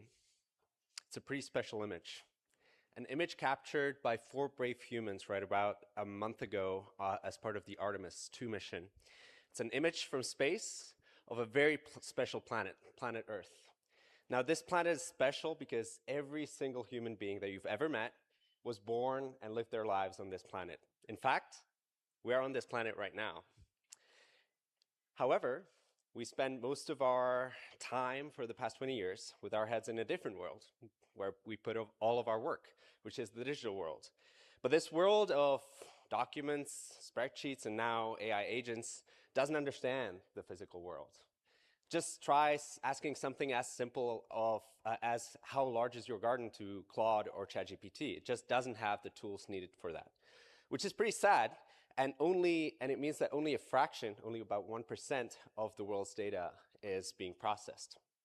And this is a problem that Pangai is solving. In order to solve these problems right now, you need to have a set of geospatial experts, and maybe some large teams and companies can afford those, and it's already a $100 billion market. But we believe that if we unlock these superpowers to smaller teams and individuals, this market can be even 3 times as big. So what does Pangai actually look like? Now, we have an array of agents to simulate an array and a team of geospatial experts that plug into all of your data and all of your communication systems. They ingest your projects and build an end-to-end transparent and explainable methodology to do even very complex tasks, such as, in this case, a real case that we're working on, an insurance company's analysis of 10 million assets they have in Tokyo. Now, this is not just a demo and a pipe dream. Even though just a year ago, we didn't even exist. We were just an idea at Stanford. Right now, we already have $100,000 of contracts in the bank, and we have $1 million worth of contracts in our pipeline, including a paid demo that we've done at the Department of War. And this is illustrating how we're creating a true geospatial engine and a true digital interface for the physical world for AI agents of the future. Thank you.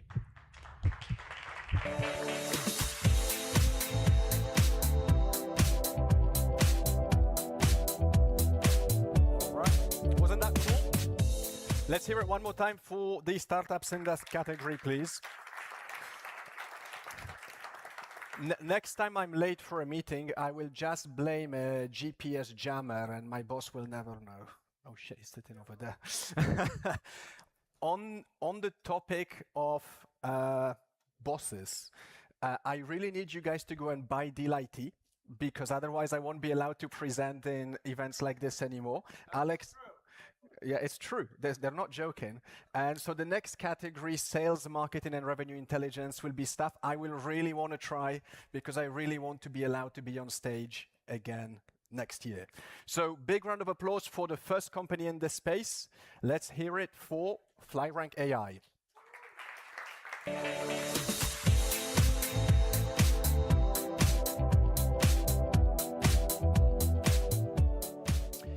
Here are 3 reasons not to invest in FlyRank. Reason number 1, it's just another AI SEO wrapper. Wrong. Ahrefs for research, ClearScope for briefs, Profound for AI visibility. On top of that, a designer and developer for website updates, a freelancer for content, and an agency for strategy. And someone has to manage it all. That is crazy. That's a Frankenstack, and every single one of your portfolio companies runs like this. Reason number 2, brands can't afford a real growth team. Well, with FlyRank, they can. 30 AI agents doing the work of an entire agency. You don't manage them. They just ship across the full workflow, from strategy to content creation, optimization, indexation, and continuous improvement. Symbiotica, one of our first customers, generated over $1 million of revenue with FlyRank alone. That is a 16x return without lifting a finger. And our results since launching last May, over 1 million ARR, 27% quarterly growth, bootstrapped and profitable.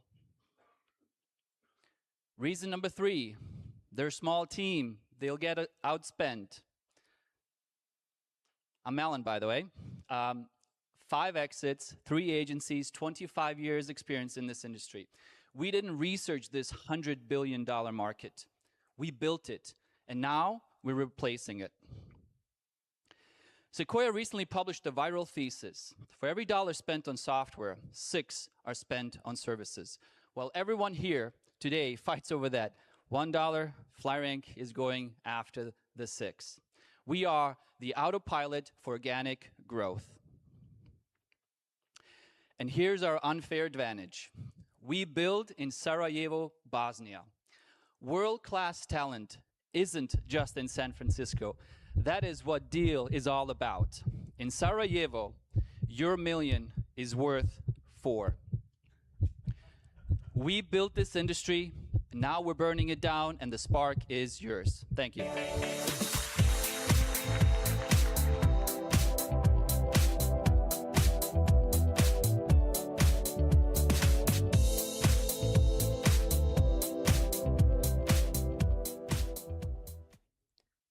Hi, I'm Ludo. At LeadBay, we qualify millions of data and signal scarce leads that couldn't be found before.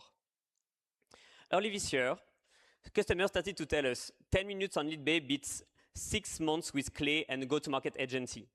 While everyone shares the same 1% of digital companies generating on-link signals, I launched LeadBay to qualify the remaining 99%. We spent 2 years building qualification for businesses SalesNav, Clay, and ZoomInfo can see. Plumbers, hotels, restaurants, and any kind of data-scarce companies. In August 2025, Gary Tan, CEO of Y Combinator, called us. You serve enterprise teams prospecting small and medium businesses. SMBs in the US represent 40% of the US GDP, and nobody can help them. This is a $1 billion blue ocean. Come launch in the US. Today, we are pleased to introduce self-improving agents, built on our own inference model for data-scarce companies. Companies can plan your territory in cloud with our MCP. Agents continuously qualify for you, and OpenClaw scales human-grade outreach with one tailored plan per prospect. This is what the future of sales looks like. Since YC Demo Day, we have started to work with global 500 companies like L'Oréal, Saint-Gobain, Gerflor USA, Corgi, or Nespresso B2B. We multiplied by 3 their addressable market and 10x what they define as qualified leads. People's lives will be accelerated by AI, and LeadBay will completely transform what the life of a salesperson looks like. I co-founded LeadBay with Milan, a PhD in AI, to make AI work with limited data. And tomorrow, we will be announcing a 4.3 seed round. AI is an apocalypse, and LeadBay now serves the invisible economies driving our global GDP. Create an account, a new market is yours. Thank you.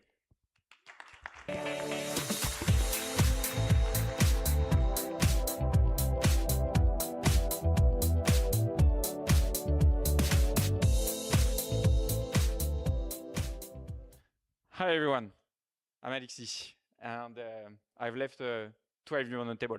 Who wants to invest? No, joking. So here is my story. First, I was sales at Pigment. It's a $1 billion valuation company during 3 years. You can see I'm the sales mode today. I've been top performer globally during 3 years in a row in this company. I've been one of the first hires, so closing deal from SMB, mid-market, enterprise, and even large enterprise, like you can imagine like multi-million deal. And actually, I can tell you that I was actually spending 80% of my time in 2 things. 1, updating the systems, like updating the Salesforce, updating the Slack, the Notion. And 2, updating the people, like where we stand on a deal, what we need to do today, what needs to happen actually to close that deal. And actually at the end, what? 20% for the prospect, but 20% was also my win rate on a 15 million pipeline generated. And you know what? 20% is also the win rate globally. So it's not just not about me, it's everyone in the Robin enterprise sales. Okay? So losing 12 million should not be normal. So that's why we have built Pearl.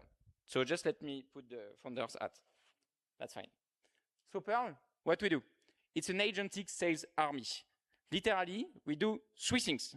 1, we actually capture activity from CRM, from mail, from note taking, from transcript. Second, we structure and organize with accounts, opportunities, and we give you a recommendation. And third, we execute. It's literally an army of agents, but not only for your seller, it's also for the whole account team. What I mean by that, I mean pre-sales, sales, managers, VP, and even the CEO. So then everyone know what they have to do every day and execute in that sense to move the deal forward. At Pearl, we are an increasing team of 16 engineers. They mostly come from Criteo, expert in machine learning, recommendations, and we are backed by the best 20 VCs, Station F, Partech, Kima Ventures, but also top player on the market like Salesforce, HubSpot, OpenAI, and Anthropic. And we know that Deel built the future of work, and at Pearl, we are building the future of revenue. Thank you.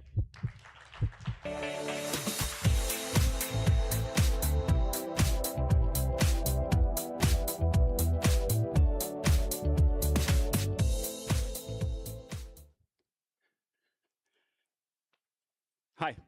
I came into this world with ADHD and autism, and as a child, that led me to that I was stuttering a lot. That led me into writing, then into marketing, then into building distribution systems. And for the last 14 years, because of that, I scaled 2 companies from 1 to 35 and $50 million annually. My first software company, I bootstrapped to 120 employees and 3 continents, and my marketing company to $50 million ARR with a 50% EBITDA margin. I achieved that because I learned how to write words that convert. And this distribution layer became now my latest enterprise called Pressmaster AI. As you can see, we are already a category leader in multiple categories. We have SAP, Salesforce, and 1,800 users as paying clients. And at the heart of it is our digital twin. So every founder, every executive, everyone here in this room has a unique voice, and we map and extract basically your unique insights, the way you think, the way you write, and package this within psychological frameworks that guarantee you to reach the right audience on greater scale. Our ambition is basically to become the rail for distribution, which is a new category similar to what CRMs, like what is Salesforce or HubSpot today. But social media and followers and likes are just half the measure, right? It's in the end about the outcome. And the outcome, we all want followers to turn into leads, into paying clients, into new employees. And this is what we achieve with the rest of our infrastructure. So we deploy outcome-driven agents with unique domain expertise. We have the implicit IP, basically, of our users on board. And you can collaborate everywhere. For enterprises, that means that we actually save them hundreds of thousands of dollars per year by shortening their approval and workflows to mere minutes instead of weeks. Last week, with our latest launch, we already got $4 million in pipeline, and we are on track within the next 19 days to reach 7 million ARR and a net retention revenue within 110 to 120%. Thank you very much.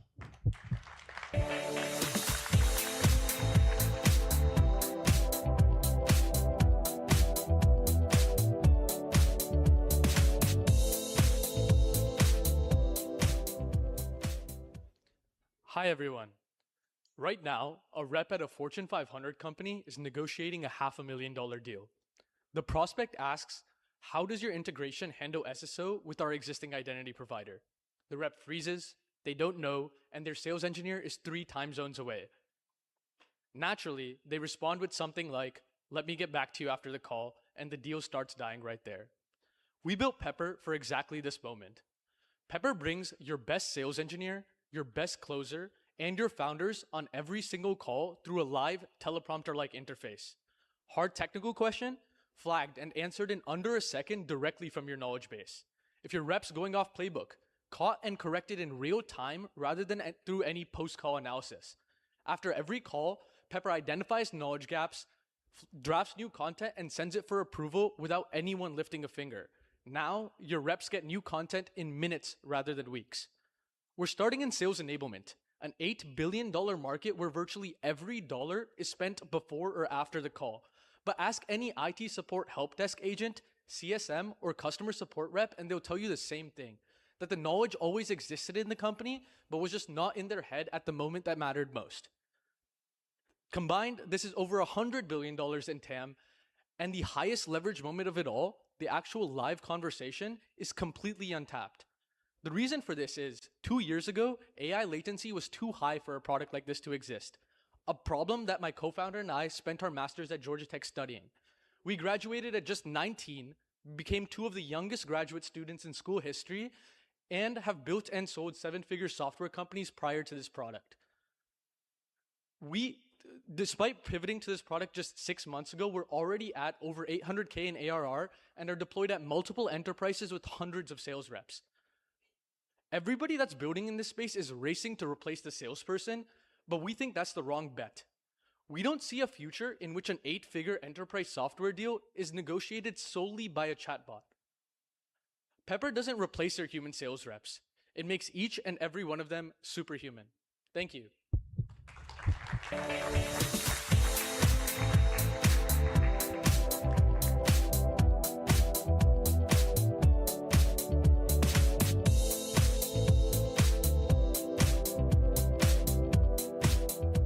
Hello, everyone.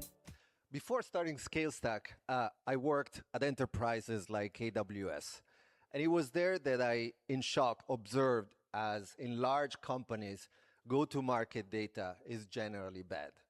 And this is a problem because we are now implementing AI, which is hungry for data.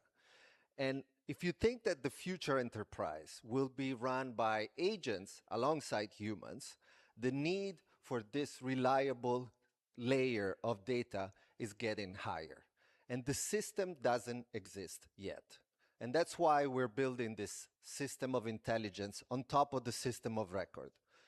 ScaleStack is supporting customers like Redis to finally get reliable data all the time for humans and agents alike in their systems, or Typeform to enrich, prioritize millions of forms every month, or Astronomer grow faster because they can finally have all of the data in their system of record available and correct.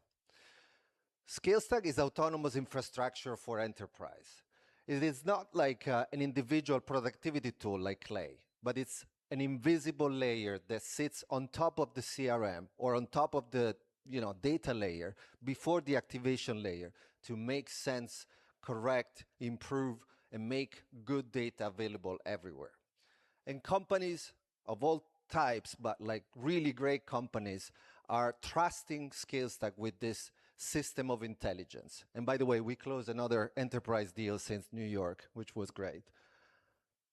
But go-to-market is just the starting point for us. We think that the system of intelligence will be needed across go-to-market, HR, finance, and other areas of the enterprise that need to fix the system of records so that it can always have good data for humans and agents alike. And this is why we think that every company will need this intelligent infrastructure that connects across your data, your tools, and you can build agents on top. And this is ScaleStack, autonomous infrastructure for the enterprise. Thank you.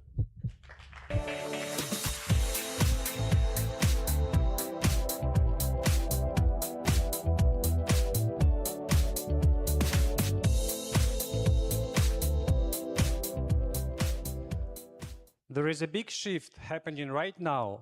AI tools like Claude or ChatGPT are quickly becoming a primary systems where all work happens: coding, design, legal.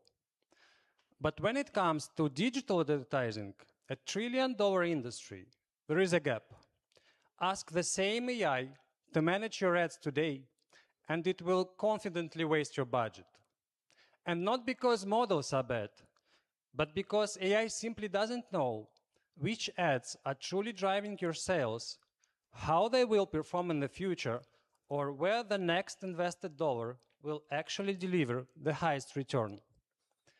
And that's exactly where Segment Stream comes in. We've built an advanced marketing measurement engine that any AI agent can plug into and get reliable data and specialized expert skills. So now any marketer can finally use their AI to optimize ads with full confidence in data and recommendations underneath. Today, our engine already powers over $100 million in ad spend for leading startups and enterprises. No more wasting hours in reports, guessing what to do next, or jumping between ad platforms to make changes manually. With Segment Stream, everything happens in a single conversation, and not just analysis, action. We've proven it works, and deeply believe that every team deserves this. So now we're looking for partners to scale. I'm Oleg, a co-founder of Segment Stream. We give an AI, funny, we give an AI a marketing measurement brain, so the next $1 trillion in advertising won't be wasted. Thank you.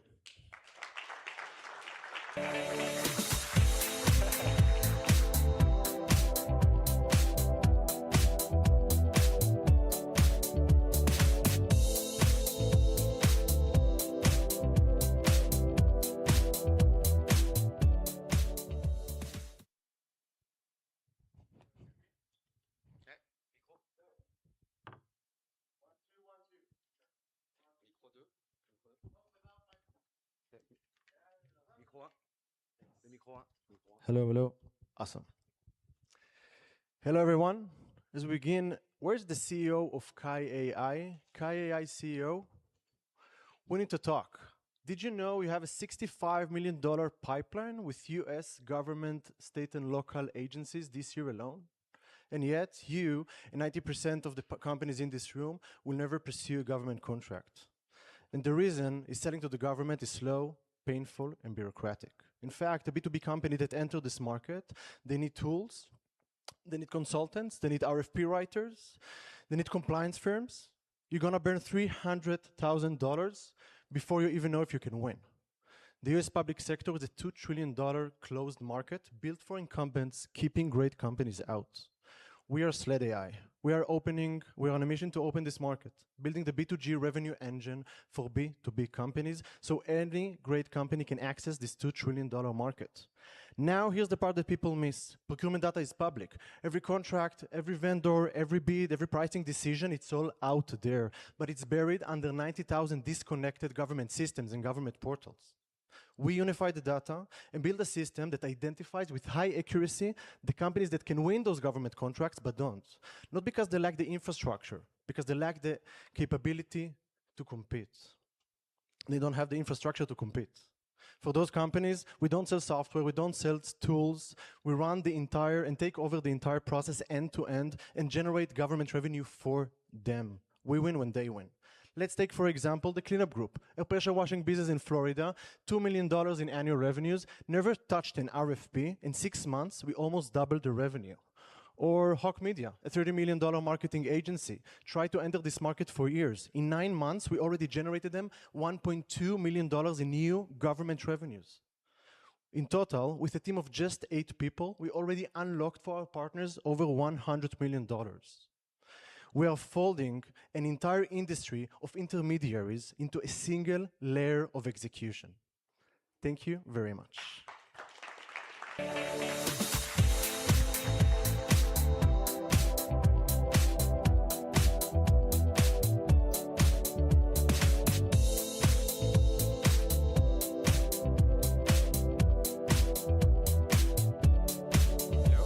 Hello. Can you hear me? Yes. Hi. I'm Dan, co-founder and CEO of Topo. On the left side, you can see what sales prospecting looked like 40 years ago. And on the right side, here is how it looked like today. B2B outbound sales is definitely broken. To do modern outbound, sales teams are using an average of 6 tools to find the right person at the right moment and send them the right message. Second problem, 70% of rep time isn't spent on selling. Reps are doing searches, building lists and sequences, while they need to call and close customers. And third, the results are just very bad. They simply don't know how to do. That's why we built Topo. We are building three things. First, the infrastructure layer, an all-in-one outbound platform designed natively to be agentic to do everything you need around outbound. Secondly, the execution layer, an AI agent that is here to work alongside each of your reps to monitor signals, find leads, and contact them. And third, a service layer, a team of outbound experts that are here to train and coach our customers on how to do outbound. That's outbound made simple. We launched 18 months ago and went from 0 to 1.6 million in ARR with 100 customers split between Europe and the US. And our goal will be to reach 4 million in ARR by the end of the year. We are going after a huge market of 3 million of B2B SMBs and mid-market in North America and Europe, and we want to kill Apollo, ZoomInfo, Outreach, and SalesLoft with an AI version of what they do. Before Topo, I personally led sales at Aircall from 10 to 100 million in ARR. That's where I met one of my co-founder, Robin, that was head of outbound there, and my co-founder and CTO, Leo, was head of engineering in a 10 million ARR startup. We are already backed by the best, like Kima Ventures and Y Combinator, and we'd love to have you with us. Thank you so much.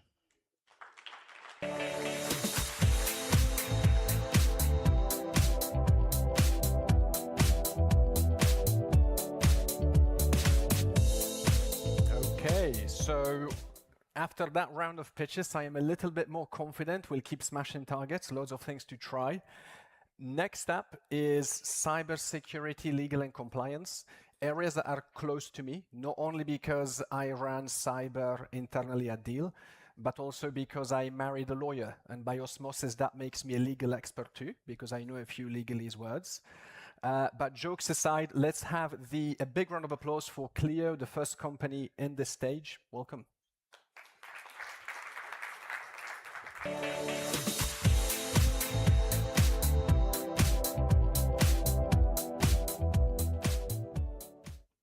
The problem we are solving is invisible, but it's everywhere in this room. So look around you. We have around 2,000 products, and every one of them survives a compliance nightmare. I'm Naomi, AI engineer, and let me explain you why this matters. So from your cup of coffee to this whole building, every company faces the same broken compliance process. It's the same broken process for a Shopify seller. It's the same broken process for a big industry. And it's the same broken process for a 60 billion company in the world. And we, at Clio, it's a broken process we decided to tackle. So if you're in the industry and want to launch a product, you have three questions in mind. First question, which regulation apply and when do they change? It's the question Philippine from Decathlon asked herself when she launched a sunscreen in 60 different countries. So she talked with 60 different legal consultants, she checked about 300 regulations, and at the end, she decided to do 3 different sunscreens, one for the European market, one for the Japanese market, and one for the US market. Second question, have I passed the right certification? If you are Janzu, so a small company selling gas between Kazakhstan and Dubai, you ask this question every day because it's a highly certified market, so he has to pass dozens of certification for just 1 bottle of gas. And next month, he got stuck at the border for 2 weeks because he didn't get the right certification. And each day is thousands of euros lost. Third question, are my papers ready for custom everywhere? So that's the question James, working at Boeing, is asking every day, especially for the first aid kit do you have in each plane? Because if you miss one document, so the whole plane stay on the ground, and each day is 50K per day lost. So free industry, free product, and the same pain, and we at Clio are aiming to be the operating system for product compliance. Because this problem is global. So we track 106 countries, 25,000 of regulation in order to fulfill this compliance cost. We build a multi-agent AI that tracks the right regulation to the right product and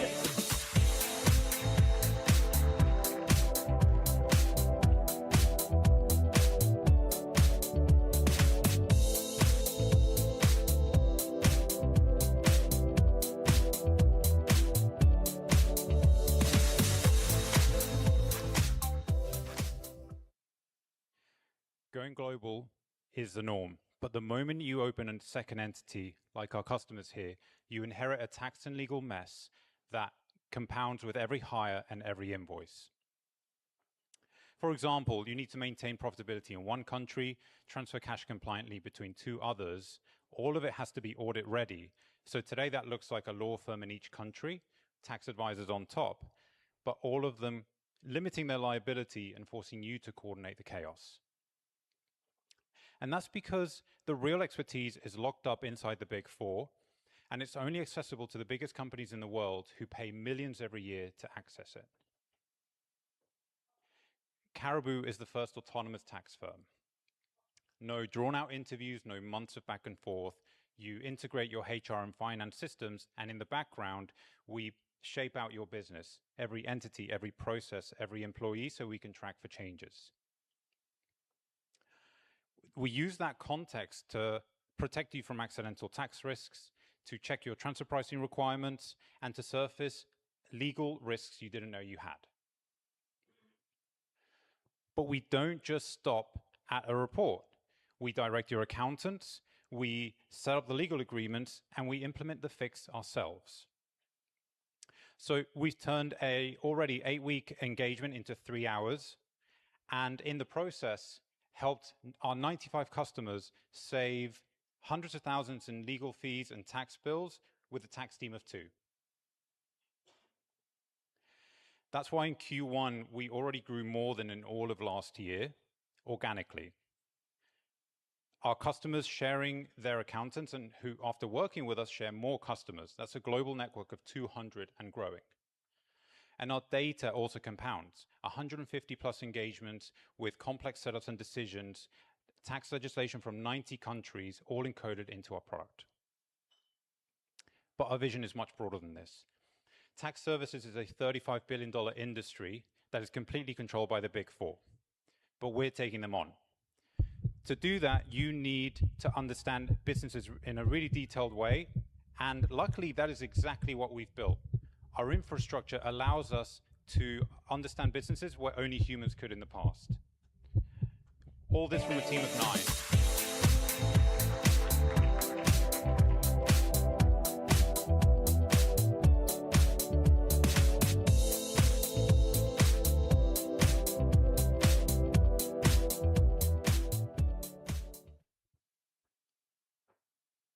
Did you know that 60% of your portfolio companies are going to face a cyber attack or a compliance breach in the next 12 months? The underserved 95% have no IT team and basically no protection. These companies are facing enterprise-level threats, ransomware, malware, and now AI-powered attacks. But every security product has been created for big companies with dedicated teams. The market hasn't kept up. This is why we built Cyber.ai, the first autonomous cybersecurity and compliance engine built for the non-technical business owner who can install it in under 5 minutes. We deliver a virtual CISO that protects against both traditional and AI-powered attacks, using our behavioral EDR, cloud security, and automated compliance, all in one platform. We are Microsoft and Apple approved, CIS certified, and we have been voted into the best apps of Switzerland. We recently started at 90,000 ARR and raised the 750,000 seed round. Our early customers include brands like BDO, KFC, and direct-to-channel. We are going after a 100 billion plus market with our unfair advantage, 10 years of proprietary threat intelligence data, and a Swiss zero-knowledge architecture. Our team is built to execute. I scaled and exited Numerix to 13 million ARR, and my co-founder Hekaran, with 25 years of experience in cybersecurity and the proprietary data that actually fuels our AI. Together, we are building the security operating system for the next 15 years, where AI is going to power every company. Thank you very much.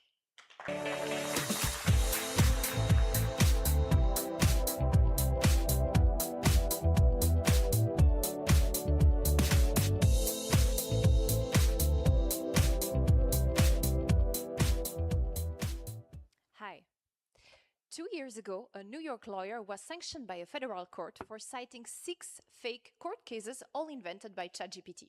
That's when we realized AI in law doesn't have a model problem, it has an infrastructure problem.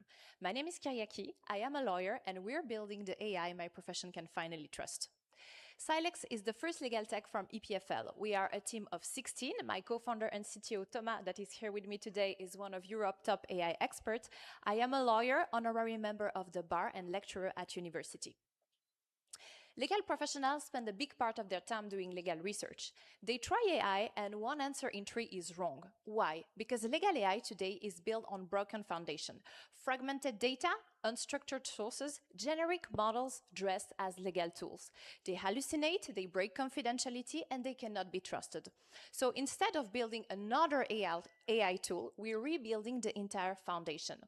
Silex is the infrastructure layer for legal intelligence, a system where legal knowledge is structured, validated, fully traceable, and follows legal reasoning, not just text generation. We also offer Silo to turn internal data into a strategic asset. We control the entire stack: proprietary database, proprietary models, building legal knowledge graph, and neurosymbolic reasoning. We've moved retrieval from 51 to 87%. Our output is not probably correct, but legally reliable. This is exactly why Harvey AI clients and Legora clients are using Silex to perform their legal research. This slide is not up to date because we are growing every day. We have reached 968K in ARR in less than 9 months. Fingers crossed we reach 1 million by the end of the week or next week.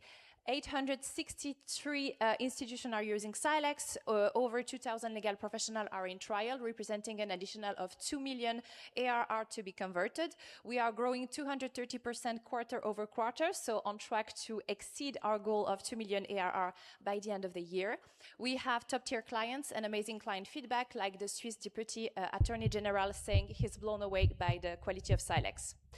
Regarding the roadmap, we are quickly becoming the leader in the Swiss market. We've closed an oversubscribed pre-seed funding round in December last year, and we're planning the next round by the end of the year to power European launch and then the US. Thank you.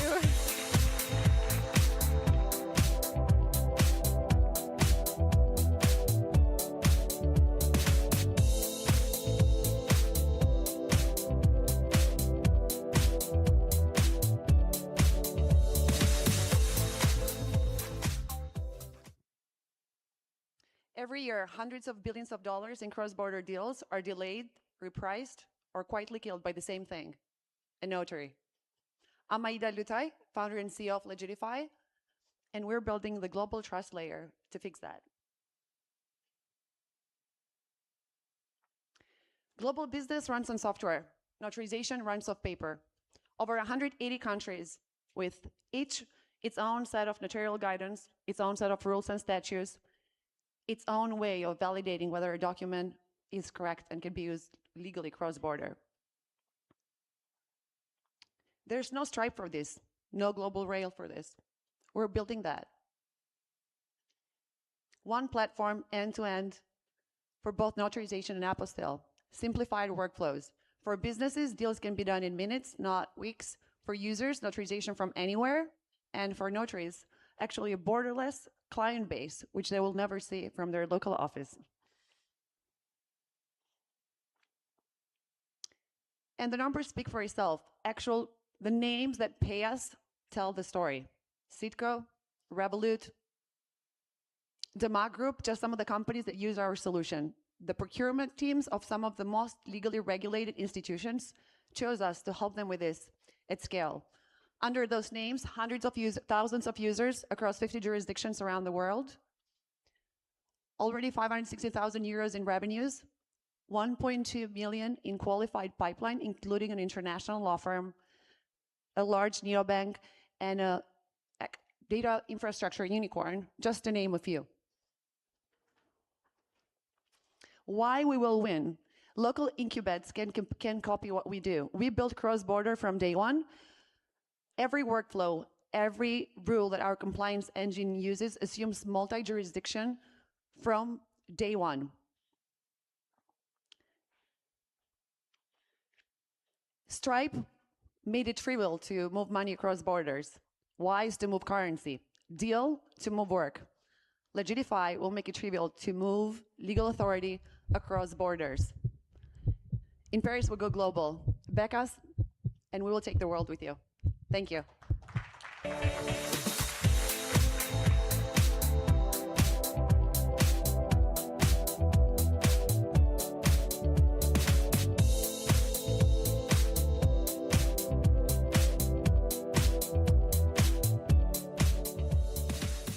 Hi, my name is Babette. I'm the co-founder of Nemesis, and today I would like to talk to you about a game. I don't know if you know the game, it's called Go. It's a very complicated Chinese game. And I don't know if you remember this, but in 2016, 10 years ago, Lee Sedol got beaten at his own game. He's an 18-time world champion, and he got beaten by AlphaGo, a computer program, at its own game. Now, the interesting thing here isn't that a human got beaten by a computer program. The interesting thing here is how it happened. Because AlphaGo didn't study human games to gain its knowledge, it studied itself. In fact, it played itself millions of times in an environment with clear rules, measurable outcomes, and finite actions. And at some point, AlphaGo started creating moves that no human had ever seen, and it started creating data that didn't even exist before AlphaGo existed. Now, let's move this story 10 years forward to 2026, to the field of cybersecurity and to my company, Nemesis. Here, the question is no longer whether an AI can beat a human, because that battle is kind of already lost. The question is here whether your AI beats their AI. And to have an AI, you have to train it, again, in an environment with clear rules, finite actions, and measurable outcomes. And you could say that in cybersecurity, all the rules for an AlphaGo style of self-play are already fulfilled. The only thing that is still missing is the playing board. So we decided to create it, and it's called Nemesis. Nemesis is a fully operational breach and attack simulation platform that is in production today. That means we have paying customers, a network of committed MSSP partners, and that also means that we are raising a 5 million round to scale our competitive advantage into becoming the first breach and attack simulation platform that is actually changing and adapting its attacks to its environment with reinforcement learning. Because we believe that the companies that will survive in this era are not the companies with the best tools or the best people, but are the companies with the best trained AI. And we believe that the window for that is open now. Thank you.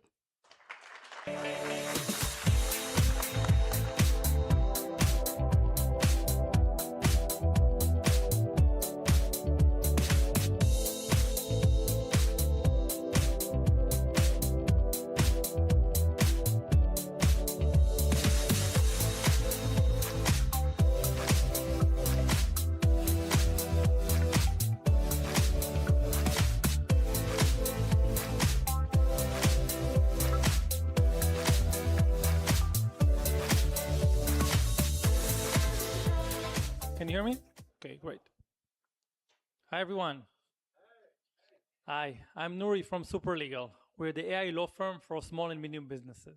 We provide SMBs with the fastest, easiest, and most cost-effective way to negotiate contracts. Small businesses don't have legal teams, but they still handle a lot of legal issues every day. When you think about it, the risk of a deal is much greater for an SMB than an enterprise. If the deal doesn't close, they can miss their quota. If the deal terms are bad, they can even lose their business. And despite that, SMBs don't have a good solution right now to get expert, cost-effective legal services. They're too niche for hiring for a law firm, and they're too small to open an in-house legal team. So they end up doing the work on their own with their non-lawyer executives, or paying too much money and getting very mediocre legal service. AI is changing all of that. It's basically a perfect fit for the challenges that these companies face. They need to review a lot of repetitive contracts and need to do so quickly and affordably. We built Superlegal to solve this problem. We're an AI law firm built from the ground up with proprietary AI, a special license to practice law in the US, client-facing software to give our customers a digital experience, and an operational layer to combine AI with human attorney supervision.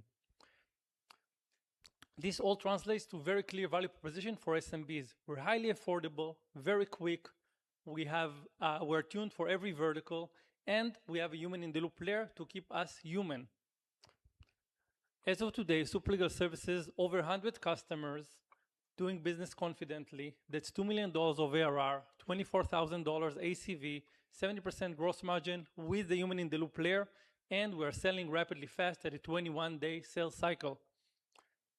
We're extremely excited about the difference we can make for these small businesses, giving them access to affordable legal services for the first time. Please join us if you're interested in making the lives of SMBs better and making a real impact on how SMBs conduct business. Thank you so much.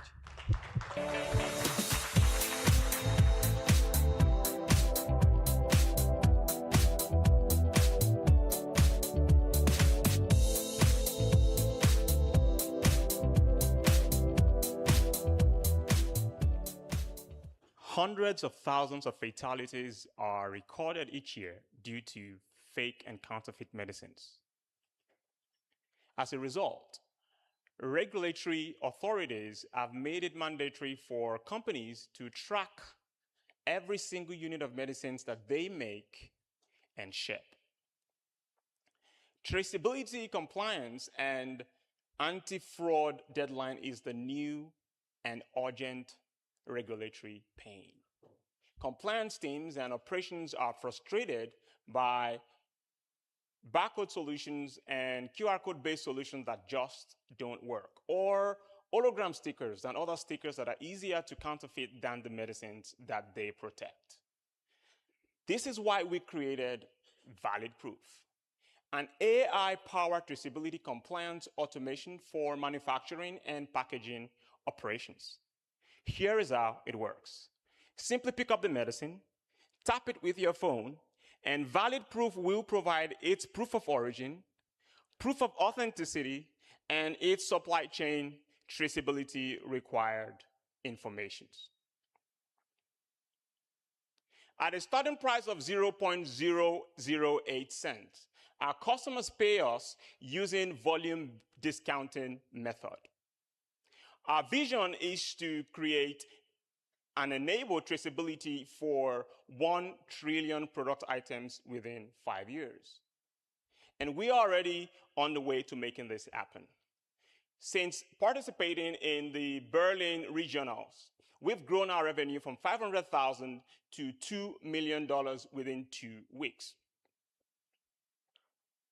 Our team combines experience from working in artificial intelligence, working with multinationals like Procter & Gamble, Roche Pharmaceuticals, Novartis to build Valid Proof.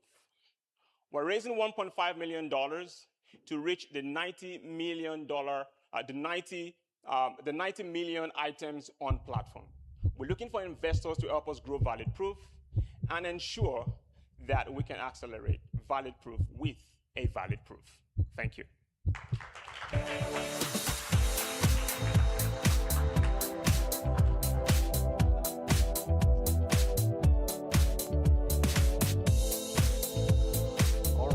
Let's hear it one more time for the last category.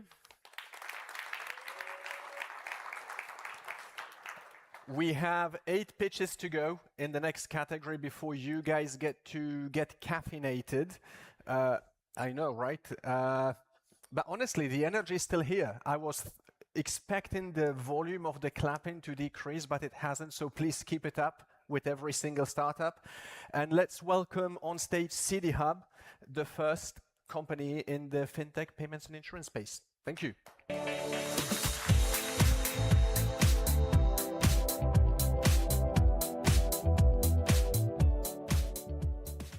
Trading has everything to become a sport. But in a world where basketball has the NBA, tennis the ATP, and gaming esport leagues, what about trading? Nothing. Retail trading is exploding across every asset class. From stocks to prediction markets, leverage trading, and crypto, it represents now 36% of all US order flow, powered by platforms like Robinhood, Revolut, or Binance. I'm pretty sure you all know someone who traded GameStop, someone who made money on Polymarkets, or even someone who put money on PSG versus Arsenal for the upcoming final. It's all trading now. And it's becoming the biggest game ever, except this game runs 24/7 and has 1 billion players. Look at it. Trading already has the intensity of sports and everything a sport needs: competition, pressure, and performance. And it already started. This trading event was in South Korea last year and generated 100 million of views. The market already has venues. What it lacks is a competition layer that makes trading social, visible, and viral. City Hub is that layer. We are building the world's largest trading competition platform across all financial markets. And we're starting with crypto, where trading adoption has been the fastest lately. We turn trading from a solitary activity into a social and gamified experience. For exchanges and partners, that means stronger engagement and community. For traders, it means status, income, and a reason to come back. Hi, I'm Gabriel, co-founder of City Hub. We found product market fit a year ago, and since then, we've run campaigns for over 150 token clients. In the last 6 months, we signed our first exchange, Crypto.com, and last month, Kraken, to run their trading competitions. This is the first step toward a simple goal: becoming the competition layer for every exchange. We multiplied by 25 our revenue last year, and we are now targeting 15 million this year. We are not building another trading venue. We are building the place that will make trading become a true sport. Thank you.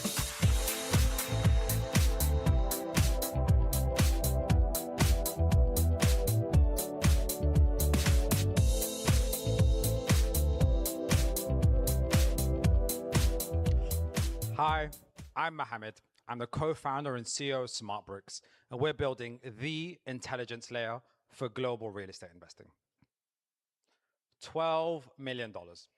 SmartBricks is already generating $12 million in annualized run rate, having launched less than 2 years ago and becoming one of the fastest growing prop techs of all time. And we don't just grow fast, we grow incredibly efficiently. We've 5x revenue over the last year. We grow 20% month over month, and with over 80% gross margins. Real estate is the largest asset class in the world. Yet despite this, it is one of the lowest returning asset classes in the world. We're building proprietary AI models to completely flip this narrative on its head. SmartBricks is a full stack AI native investment engine, helping both retail and institutional investors outperform global real estate markets. And already, our AI models are outperforming all industry benchmarks, and more importantly for our customers, that means outperformance, where we're helping our customers up to 3x market average returns across global real estate markets. And our team is our differentiator. We've invested billions into real estate at the likes of Blackstone. We've scaled multiple prop techs to unicorn status, and we've been both professors and PhDs in exactly this topic: applied AI for real estate. We've raised a $5 million pre-seed led by Andreessen Horowitz, with participation from 500 Global, Techstars, as well as Harvard's Endowment Fund, as well as angels from OpenAI, Anthropic, and Google's DeepMind. And now we're raising over $10 million in an oversubscribed round, with participation from Andreessen as well as Excel. We're SmartBricks. We're reimagining how the world invests into real estate, brick by brick. Come speak to us to learn more. Thank you.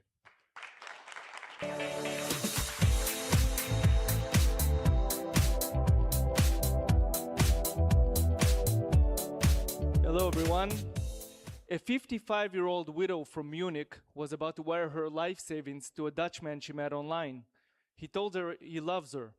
Truth is, he was a trafficked worker at one of Myanmar's scam compounds. So she buys crypto for the first time in her life on an exchange and hits the send button. Now, luckily, that exchange was a client of ours. We managed to detect the transaction in real time and block it. We also learned that it was a money mule, with an account at a French neobank. That account was blocked that same day. Now that story is no longer unusual. $40 billion were stolen and laundered in hacks and scams. Fintechs and banks are stepping into crypto only to find out that risk is a balance sheet issue. I actually just spoke with Anthony, the Chief Compliance Officer of Deel, who told me about the hardships of dealing with crypto payments, not to mention agentic payments that are about to hit every financial institution. That's where Cyverse comes in. We are the institutional-grade threat prevention layer for digital assets. One platform, 3 engines: security, fraud, and compliance.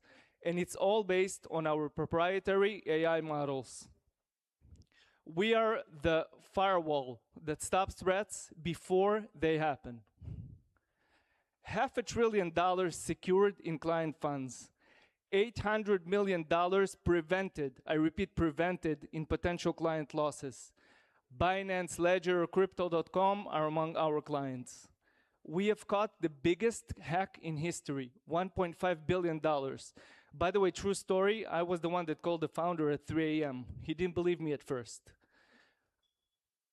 And perhaps the fact that I'm most proud of is the fact that we saved 150,000 people from becoming victims, including that lady from Munich. We are serial entrepreneurs with prior exit experience and 11 AI patents. That team that has already proven we saved 150,000 people from becoming victims, including that lady from Munich.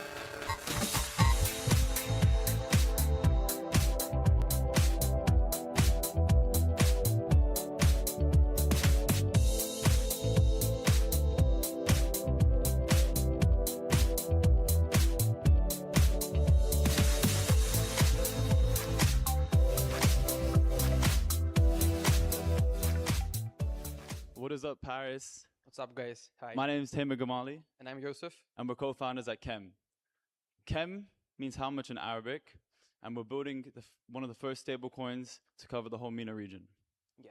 So we have UPI to India, we have GCash to the Philippines, and we are capturing one of the largest remittance channels in the world. We also have the very first Bahraini dinar stable coin issuance license, and banking in the Gulf is hard.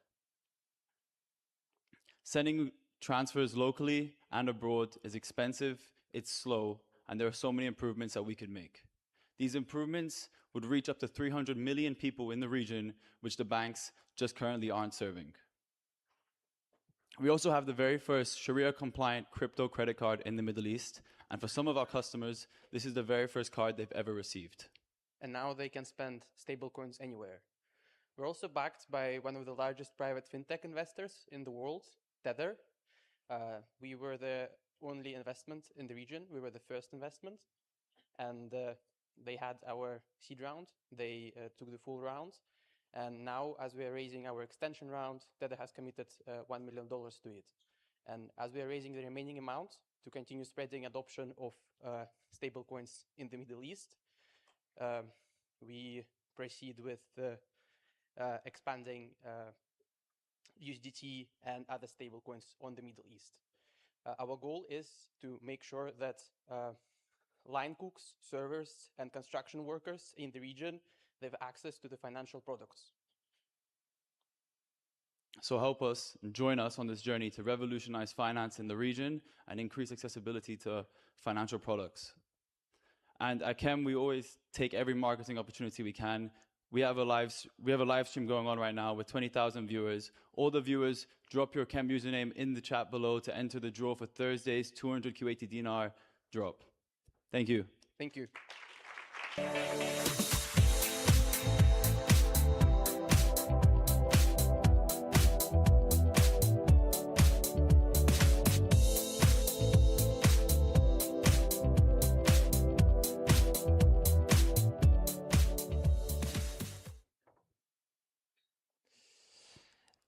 Every institutional allocator in Europe and the US is having the same conversation right now. The LPs wants digital asset exposure, but risk committees are still saying no. Billions of dollars are sitting in the sidelines. I'm Kim, CEO and co-founder of Icana, and I'm going to explain you how we're fixing that. First of all, three forces just converged. The first one, 170 plus billion in spot Bitcoin and Ethereum ETFs. Institutional demand is clearly here. Sophistication is not. We have MiCA Live in Europe. Regulation is no the blocker, it's the enabler. And finally, we have AI that's compressing quant research 100 times. Icana has been the first company in Spain to obtain the MiCA license for discretionary portfolio management, unlocking the whole European market. So every institutional allocator has the following wish list: systematic and risk-managed trading strategies, non-custodial, auditable, repeatable, and MiCA compliant. This is what they get. They get OTC manual desks, retail brokers, crypto-native offshore funds, or do-it-yourself, no quant teams, no infrastructure. The gap is huge. Icana is the first AI-native quant risk engine. So we run 24/7 quant models integrated directly into our customers' venues. Their funds never leaves their custody. We are an onshore regulated technical team. So this is our mode, our AI agentic workflow that turns research from weeks to minutes. We ship alpha faster than any research and trading team in Europe. Also, not that YC this winter 26 was explicitly seeking for AI native hedge funds. We've been building one for the last 18 months. And the market has noticed. We've grown 12x in the last 18 months, managing around 10 million. And right now we're targeting the institutional segment. So we have more than 100 million in institutional pipeline coming from tier 1 US asset managers, Bitcoin treasuries, global banks. The team. So we are building this team, mathematicians, physicists, engineers. We have 4 PhDs coming from Accenture, Goldman Sachs, Citadel, Credit Suisse. And we've been funded for 1.7 million from Harfeld, K-Fund, family offices, but also angels from JP Morgan, Millennium, and BCG. So institutional crypto adoption isn't an if anymore, it's a how, and Icana is the how. Thank you very much.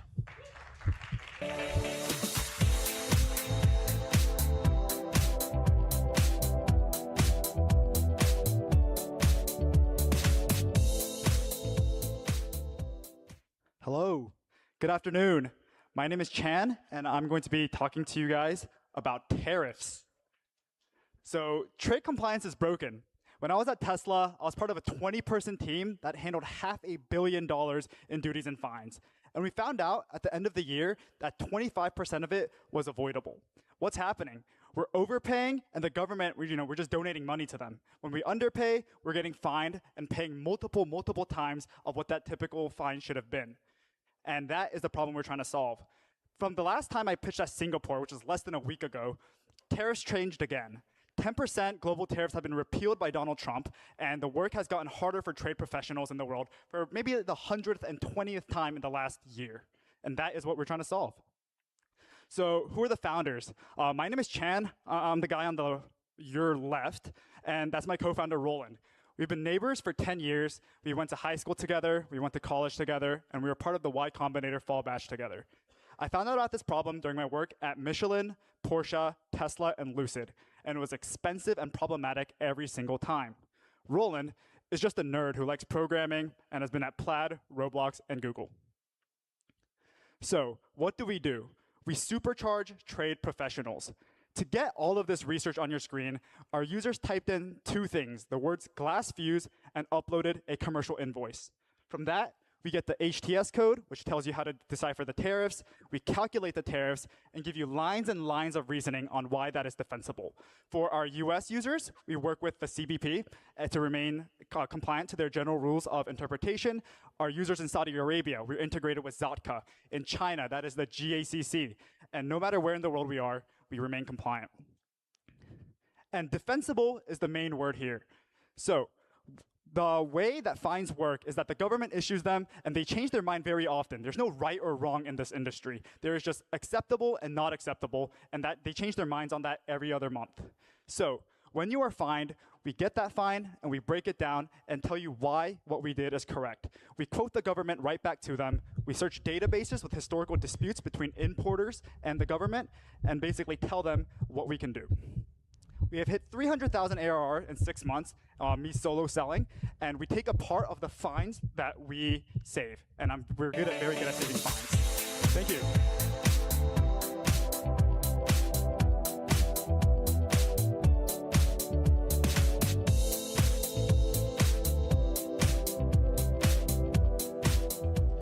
afternoon, everyone.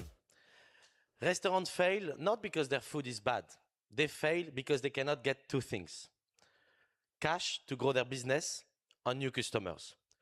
Whenever a restaurant needs cash to open a new branch or to do some renovations, all the solutions available to them are not good. They bring an investor in, they get diluted. They go to a bank, they'll get a refusal. They go to a cash advance or revenue-based financing, it will cost them a fortune. Separately, whenever most restaurants do not know how to use today's technology to attract new customers. That's not their expertise. We built Mezza to solve these two pain points. We give upfront capital to restaurants, debt-free and equity-free, in exchange of food and beverage credit. We then sell this credit to high LTV diners. Concretely, how does it work? Assuming a restaurant makes $2 million revenue, we'll give them $100,000 cash upfront and we'll receive $200,000 in restaurant credit. We then sell this $200,000 in credit for $150,000 to consumer. Consumer pay $150, they eat for $200. Mezza is making a 50% spread on every dollar it gives to a restaurant. Restaurant get capital now, new customer tomorrow, and it's highly profitable for them because their food cost is only 25%. We recently launched in Dubai in January. We have more than 40 restaurants live with us. 72% of the funds that we gave to restaurants was already collected back in 4 months. Our GMV is at 400K, growing at 400K annually, growing at 40% month over month. We are launching the US with Miami as our first city next quarter. Our biggest asset is our team. We are second-time founders. We sold our first company, Como, to Fortune 500 US company Global Payment. Como is used by 10,000 restaurants in 41 countries. We have a proven playbook in this. We know the ecosystem very well. It's the same customer, the same partner, the same distribution channel, but with a business model that allows us to make 30 times more revenue per restaurant. When Mezza will have 10,000 restaurants, we'll be making $500 million revenue. We use AI in many aspects in our business, but unlike many startups, AI won't kill our business. People will still go to restaurants and save money. Thank you.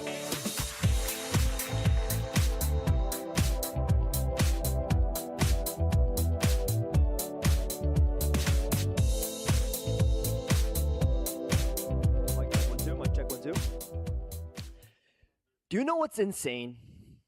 Somehow it was easier for me to start a crypto company than it was for me to get a bank account. And when we looked around, it wasn't just us facing this issue. Thousands of businesses, from offshore companies in the Caymans and the BVI to import-export businesses in LATAM, all have to duct tape financial service providers just to build the financial stack necessary to run their day-to-day operations. A lot of these companies, they hold up a holding company, an operating company. Now they make payments between the two, doubling their accounting, taxes, bookkeeping. Maybe they have a supplier they have to pay in crypto, so now they need a wallet, an exchange, an off-ramp, and I'm getting stressed just talking about it. But instead of going to therapy for my PTSD, I decided to start OneSafe, one platform that provides more options than the pastries you can get at a Paris boulangerie. We have virtual IBANs and local currency transfers in a variety of jurisdictions, corporate cards. Crypto as a first-class citizen, so you never have to look at that Frankenstack again. And businesses on OneSafe have moved over $1 billion in transaction volume without us ever spending a penny on marketing.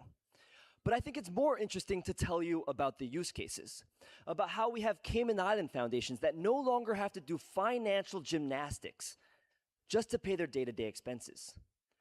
Real-world asset companies that can use one platform to source liquidity on-chain, deploy it in the real world, take those returns, and settle that balance on a smart contract, all through OneSafe. But the most interesting use case are the companies that don't know they're touching crypto at all, like the dev shop in Latin America that can finally invoice their clients in euros and pay out their contractors in Brazil without ever having heard of a stablecoin. Because as the world advances and becomes more global, the line between a Web 2 company and a Web 3 company disappears. And every company that exchanges goods and services will be a Web 3 company, not because of conviction, but because of convenience. Because crypto is just the most efficient way to transfer value. And we at OneSafe, we're not waiting for that world. We're building it invisibly, one business at a time. Thank you very much.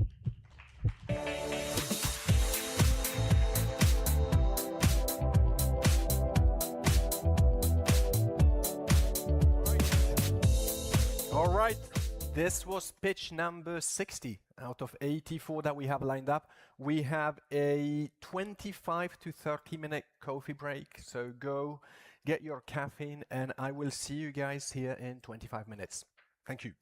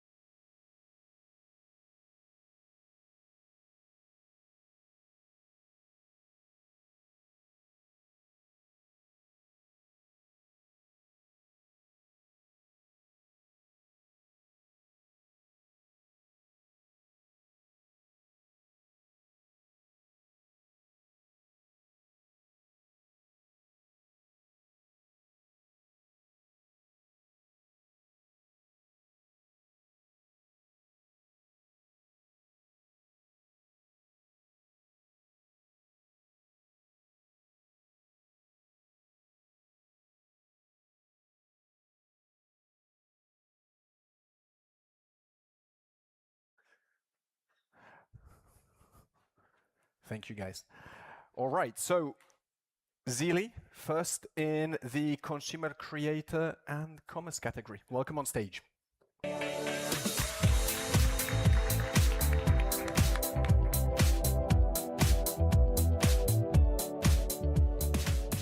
Hi there, my name is Alina and I am the co-founder of Zeely, an AI marketing intelligence platform that helps create, launch, and scale ads with AI to help small businesses grow like big brands.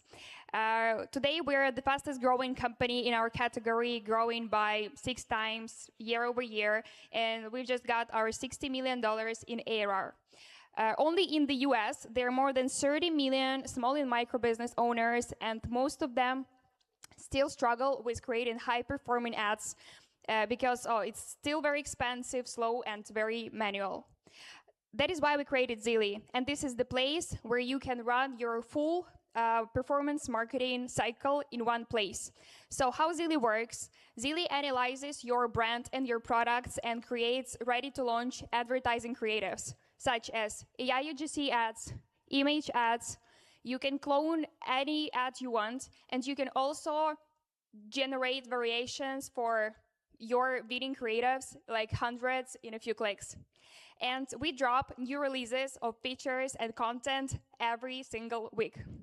Also, we are always adding new generative models that are top leading on the market to our platform. And one more thing is that you can do on Zeely is also launch ads in one interface on Meta and on TikTok. Then you can also analyze your creative performance so that there is full performance marketing cycle on one platform.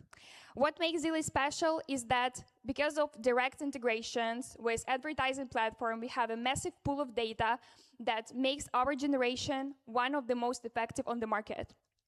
Today, we power more than 100,000 paid customers from 1,000 different industries with one of the best retention rate on the market. Before building Zeely, we had experience building of 8 years marketing and development outsourcing agency, helping thousands of micro and small businesses. Our business model is SaaS, and we have different tiers of subscriptions. The biggest proof of Zeely is that we use Zeely to power our own marketing, and last quarter we generated 14,000 creatives for our own marketing. We grow with paid acquisition, organic flows, and also with influencer marketing. And this is how we've grown during the last few months. And our goal for this year is to get $150 million ARR.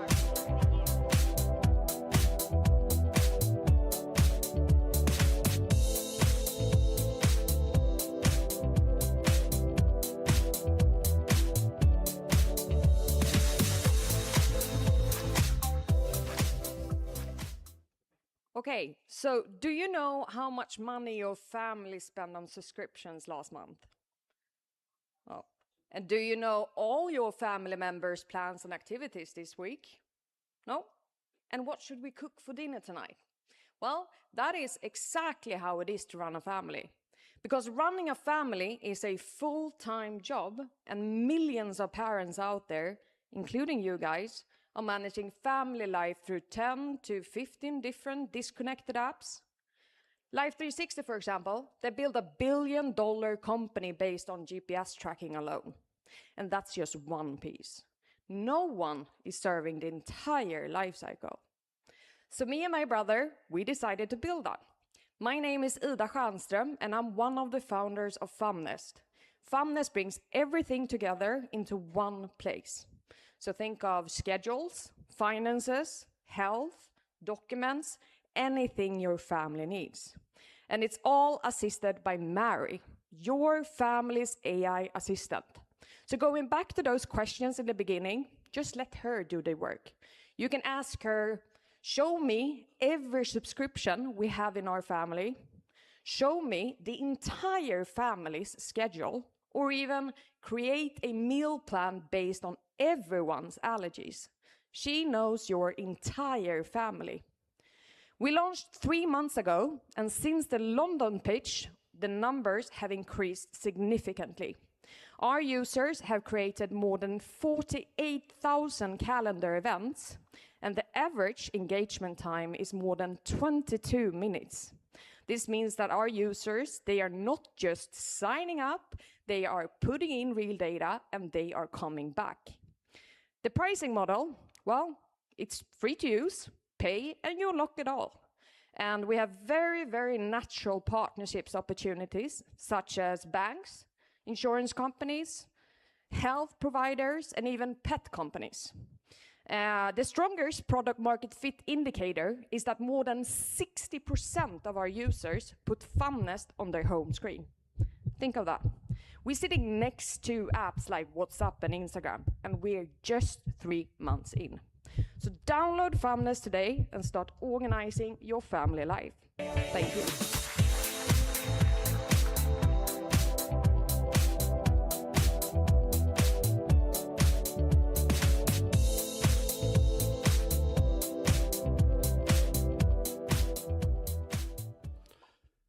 Hi guys. There are 20 million food content creators who upload video recipes on social media. 2 billion people use it, and 2 million brands sells ingredients to it. But still, only 4% of the food content creators make money out of it. The question is why? Because the journey between video to dinner is broke.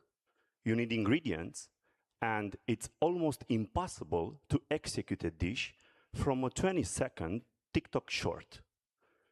So we fix it. Creators connect their Instagram accounts, import their video recipes, and our AI does the rest, transforming each video recipe into a flawless flow where users can order ingredients and have a step-by-step cooking experience, unblocking 4 revenue streams for creators. We launched it 9 months ago, enrolled 100 creators, 40,000 users, and partner up with Kaufland for groceries and Volt for delivery. We monetize brands, grocery, delivery, and we share it with creators. Brands gets ingredient exposure level on each video recipe with a live call to action of sales. It's not a banner, it's a buy button inside every dish. This is our second startup together, and we are backed by Cosmin, founding partner of InstaShop, and Nikos, president of Coca-Cola Europe.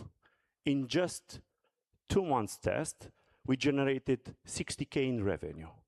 And I have only one question for you. What do you cook tonight? Thank you.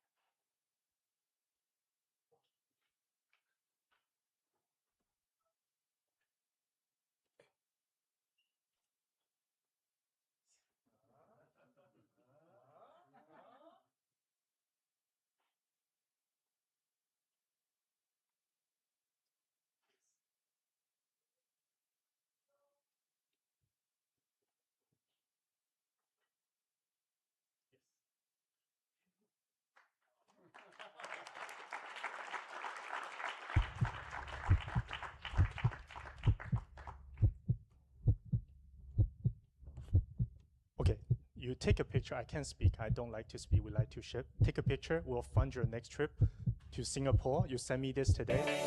Visit us.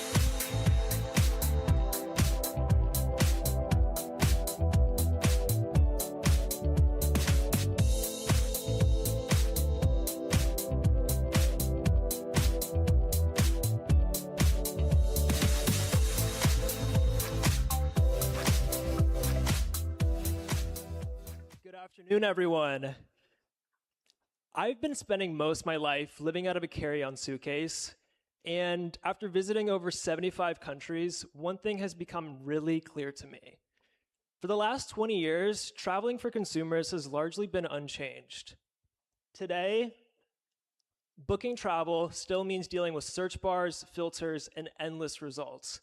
And when something hits the fan, like a canceled flight, a visa issue, or a misconnection, when it sounds like some people from Dubai may have encountered this past weekend, no one is really there for you. The only people who consistently have a great travel experience are people who can afford to have someone else do everything for them. We're changing that. My name is Stanley. I'm the founder of Soar, and we're building a personal travel companion that understands how you travel to help you book and manage trips like an expert travel advisor would for you. When I was 17, I moved to China and built the first American engineering team at DJI, which is now the largest drone company in the world. I've shipped consumer products from seed to Series B, and most recently went on leave of absence from my machine learning master's at Cornell Tech to put everything I have into Soar. Soar understands exactly how you travel in 60 seconds from your inbox. Everything from loyalty, price sensitivity, behaviors and patterns that would take an existing travel agent years to understand. And with that data, we help you plan, book, and manage travel in real time. And because we're connected to your inbox, even if you're not booking with us, regardless, we are there to help you. So imagine you're on your way to Paris to win $1 million for your company, and your flight is canceled. You don't need to tell Soar. It sees it's canceled, it's rerouting you, and it's finding you a hotel near the venue to get you ready. We want to make travel as easy as possible for consumers and remove the stress that so many of us have dealt with and just got accustomed to. Since starting this, I've organically onboarded over 3,000 beta users, including some of the largest content creators and celebrities in our space. And I've also raised an angel round recently, backed by the former CEO of Expedia. And I am super excited to go back to San Francisco tomorrow to open up our pre-seed. If you're excited about travel, if you travel often, please scan this QR code and join us. I would love to talk to you. Thank you, everyone.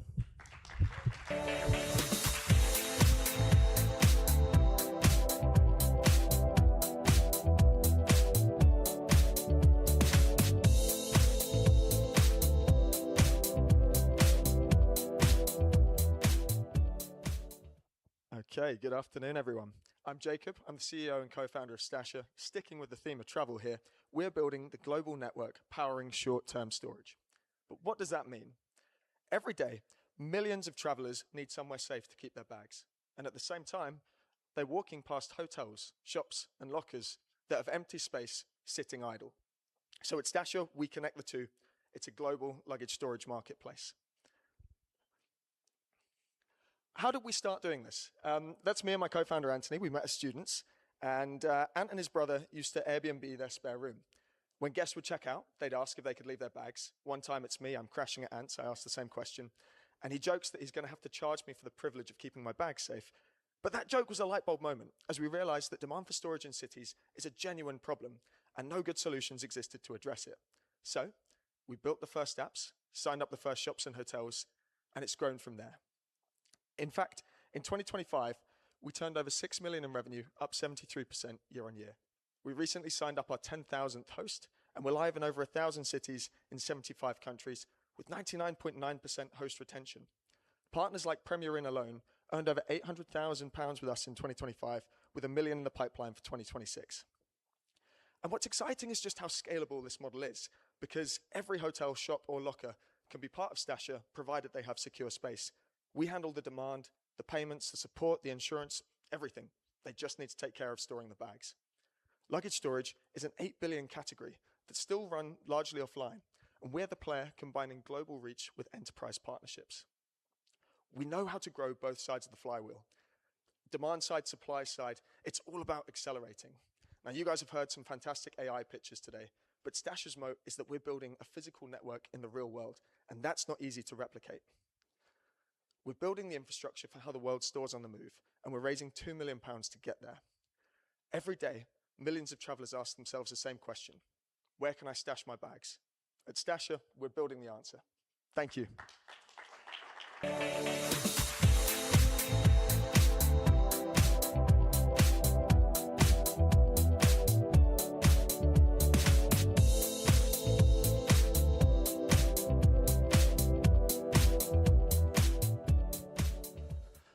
Hello, everyone. My name is SJ, and I'm a co-founder of Pickle. Let me ask you just one quick question. Do you think your AI runs your personal life? For me, absolutely yes, because my AI booked me to Paris and rescheduled my doctor appointment and built this slice. So with now and AI, I feel like I'm deciding less myself and I'm remembering less. But for most people, not quite yet. And we call this AI fluency gap. But closing this gap is actually way more difficult than you think, because as of today, in order to build a personal AI assistant, you need to design the workflow, you need to connect the tools, and you need to explain exactly what you want and need to the AI. But normal consumers will never do this because this is too much of the operator burden. That's why we're building a taste model for each person to make AI feel like it really understands you. Like, it should be more than a memory system. It must understand you, that every consumer, including my grandparents, can unlock the full potentials of the personal AI without too many hassles. So go to pickle.com, and if you answer a few questions, our taste model will understand your preference, your situation, and it will also predict your next actions. And its understanding will compound over time when combined with your lifelong context and data. It could be Gmail, Slack, Notions, and Google Meets, anything, LLM, anything. And then you can plug in your taste model into every product we ship, and each product will sharpen your taste model with a different signal. So Pickle Studio, which is our first product and web product, will sharpen your taste model with what you ask and what you create there. We launch in January 2026, and 13K plus signups and 2K plus pay users, and then 50 plus monthly retention. And Pickle Text, which is iMessage product, will sharpen your taste model with where you are and where you go. We call this location intelligence, and it will proactively text you nearby thing you love based on your taste models and location.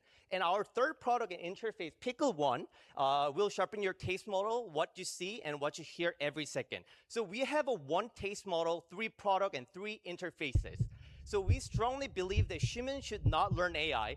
AI should learn humans. Humans deserve 0 operator burden when running personal AI every day. So that's why we're building the taste model. We're Pickle to preserve everything about you. Thank you very much.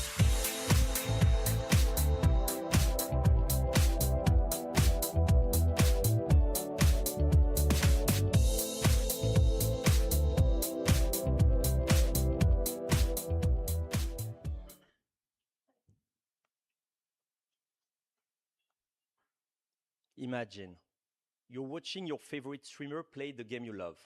Thousands of people in the chat, all reacting, all screaming. But you're still just watching. You are not part of it. Now, what if you could? Gaming, sports, TV, it's either watch or play.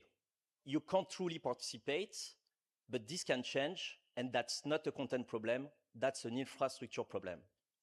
Everidge Labs builds the interactive layer for live entertainment. A stream clickable API that turns every live experience into something the audience can actually play. We started with our own game, Revenge. 600,000 wishlist, top 10 on Epic Games, a partnership with Twitch, and 6 million raised to date. So why such a good start? Because watching is not good enough anymore. Influence, participate, be in the show. That's what people want now. We recently presented a prototype to Banijay, the world's largest independent content producer behind the Olympics, the FIFA World Cup, and over 100,000 hours of live content every year. Their empire was built on linear TV, but their audiences are now on streaming. So we meet them there on our playground. Gaming is where we proved it. Entertainment is where we scale. Gaming, sports, TV, concerts with interactive yet. That's what we bring. And AI is the multiplier that makes every interaction smarter in real time. We didn't come here to build another game studio. We came here to make watching feel like playing. Everidge Labs, this is the future of live entertainment. Thank you.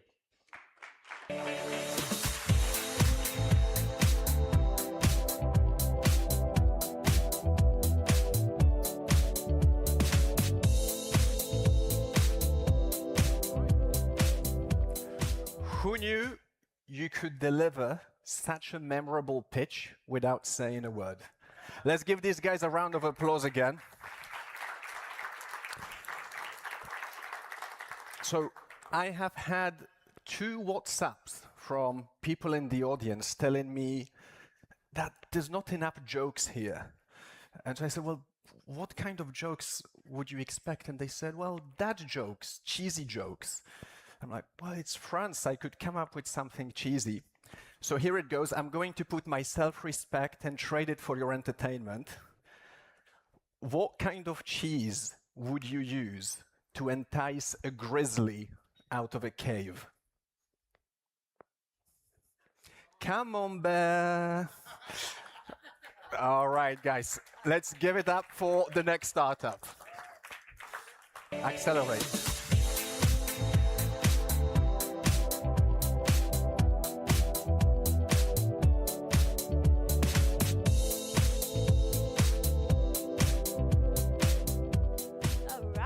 Bonjour Paris! I'm Trisha, the founder of Accelerate. Accelerate is AI for workforce intelligence and planning. We're backed by A16Z Speedrun and Golden Gate Ventures and recently closed an oversubscribed seed round of $5 million. In just 6 months, we have grown to, actually, as of this morning, I didn't change the slides, 800K in live ARR, and are growing 20% month on month with Fortune 500 companies. We have also built a qualified pipeline of $6 million. The product pull is so strong that some of our consumers and customers are even investing in us. Now, here's the problem. CFOs have real-time visibility on revenue, while CEOs and business leaders are flying blind when it comes to decisions around workforce planning, restructuring, and succession planning. It takes 3 to 6 months with legacy methods and costs millions of dollars. In fact, enterprises spend $400 billion a year on consulting, systems, and AI transformation just to figure out what to do next. With Accelerate, we lower and we power these workforce decisions 5x faster and at a 5 to 10x lower cost compared to these legacy methods. Our AI agents enable lower 70% of the manual workflows by ensuring that we can automate them so that you get continuous workforce decisions, such as what are the roles to automate? How do you redesign your workforce with AI agents and with humans working together? And most importantly, where do you redeploy your talent?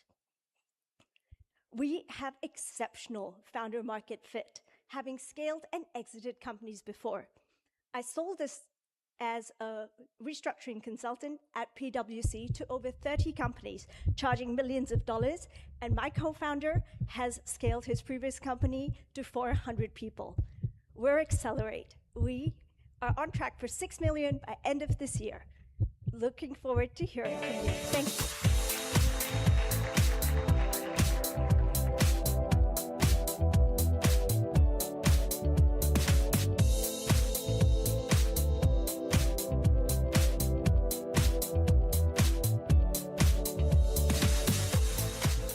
For 20 years, companies bought systems that track learning instead of increasing performance. Last year, they spent over $36 billion on measuring whether video was watched and nothing about whether work actually became better. And this creates a massive performance gap. 75% of training has zero link to actual work. new products launch, employees switch teams, and companies need to enable them fast. I'm Stan, the founder of Evolve, AI-native enablement and performance platform that increases employees' effectiveness with measurable impact on revenue. We've created a continuous performance loop, training, practice, skills assessment, and the feedback so that people start to perform fast. Evolve can operate as an invisible layer or as a standalone solution. And we live where work actually happens, inside ERP and HR systems, inside CRMs, inside Slack and Teams. And our AI agents proactively manage the full enablement lifecycle. They generate custom onboarding, they build simulations based on interactions, and they measure the performance. Our clients see the revenue impact in 3 to 6 months after the launch. Let's say a sales rep loses 3 deals in a row in Salesforce. Evolve detects the trend, builds a customized development track, and assigns it through teams. Or, let's say, regulatory change. Evolve doesn't send the email based on updated data. Evolve rebuilds the trainings assigned to affected teams and measures compliance readiness in real time. And that is why we are actively growing across Europe and the United States, with 20% month-over-month growth, with 0 churn rate in 2026, and 2 million in sales pipeline in the final stages. Companies like Schneider Electric, Danone, Saint-Gobain already solve their challenges with us. And they are not just buying another software. They are buying impact on performance and revenue. And we have the right team for this, with successful exits and leadership roles at top companies. Many build AI to replace humans. We use AI to make humans work at the highest performance level. Join us.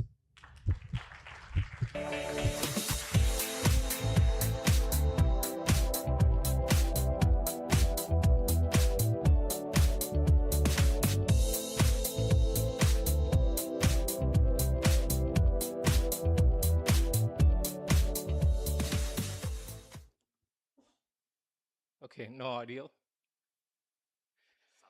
Oh my God, Billy, we are not in Dubai anymore. We are in Paris. We made it to the finals. Sorry about that. That's my AI Billy. I'm Ansh, co-founder at Bling, and I'm all the way here from San Francisco. Enterprises, like the ones that you see behind me, have a massive hiring problem. Let's take, for example, FedEx. FedEx has 90,000 workers delivering parcels in the US alone. And to keep that ship moving, they have to hire thousands more every single month. And they're not alone. All of these companies that you see behind me have the same problem, but they're doing it with fragmented workflows, which leads to 30+ days of hiring cycle, massive candidate drop-off, and high early attrition. And the thing that matters the most to us, billions of dollars lost in revenue. Enter Bling. Bling is an enterprise-grade AI system that helps these large enterprises hire their frontline workers all the way from application to onboarding, start to finish, completely automated. Meet Billy, our AI agent. This is a picture of him we took in Dubai. Billy engages with thousands of candidates across the globe simultaneously, be it drivers for FedEx, cashiers for Walmart, and makes sure that they go from interest to offer letter in less than 10 minutes. Thanks to Billy, over the past 12 months since our launch, we've already processed over 1 million applicants. We've reached $3.5 million in ARR. And what makes us different is the Bling operating system, which owns the entire workflow end-to-end and delivers the outcome, which is the person hired. This is our technical moat, and flag me down after the 2.5 minutes if you want to learn more about this. With $85 billion in global market size, Bling is poised to become the market leader in large-scale hiring for enterprises, where hiring is becoming more and more real-time, outcome-driven, and AI-native. Thank you, Deel. Merci beaucoup, Paris. Thank you, everyone.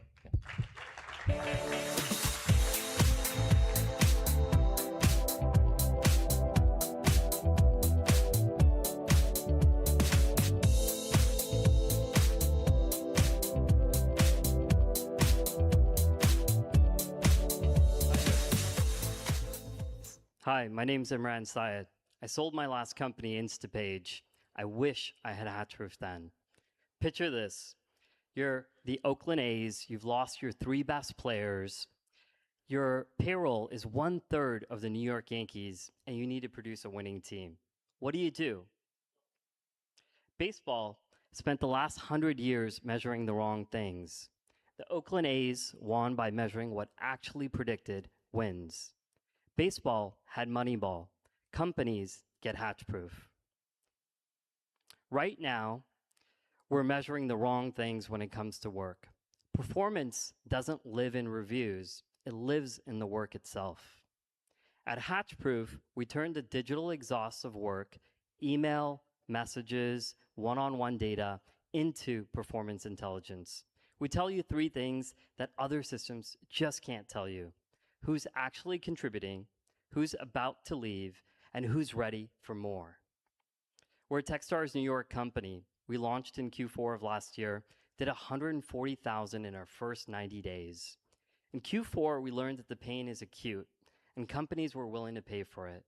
In Q1, we saw organic growth, 35% expansion in 30 days, and we signed every customer to an annual contract. In Q2, we're seeing this repeatable motion. Brands like Vice Media, Heineken, Vanguard are all actively talking to us in pipeline.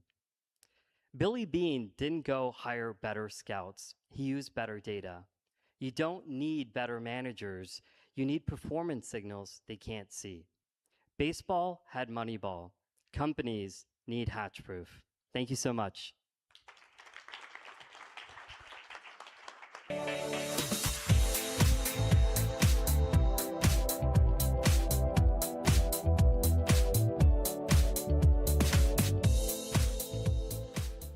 Did you know that recruiters spend 50% of their time sourcing profiles on LinkedIn instead of talking to candidates?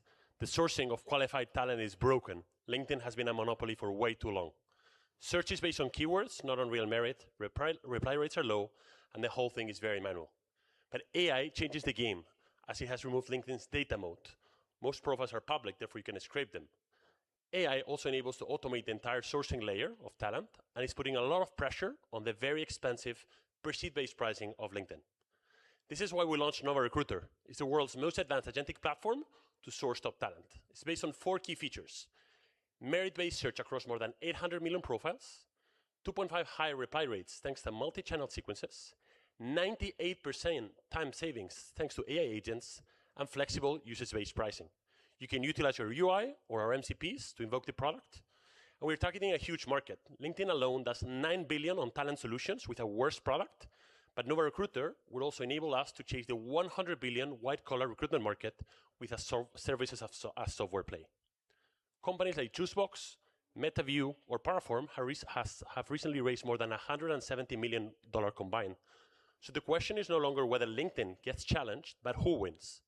We are in the application layer of AI. So the player with the best data and the best distribution, that's the player that will win. Well, the reason why we win is that we have created a network that connects the most talented people in the world. Think of a better LinkedIn for top talent with a merit-based access. We have assessed more than 150,000 candidates. We have 25,000 members better in our app and 180,000 followers on social media. The founders of Legora, for instance, or Lovable, they were Nova members before they launched their businesses. And I've seen a few Nova members preaching here today. So while Juicebox and all of the other players are playing on the same public data, we have unparalleled access on what top talent looks like, how do they behave, a proprietary channel to contact them, and a unique brand to attract them that no competitor in the space can match. We're getting great traction from this mode. We raised our seed in May, started in beta in December, and went full in April this year. And in this time, we have been able to onboard Fortune 500 customers like L'Oreal and 1.5 million in ARR. Our team has the credibility of 5 exits in HR tech. So if anybody can challenge LinkedIn and solve white-collar talent sourcing, that's Nova. Thank you.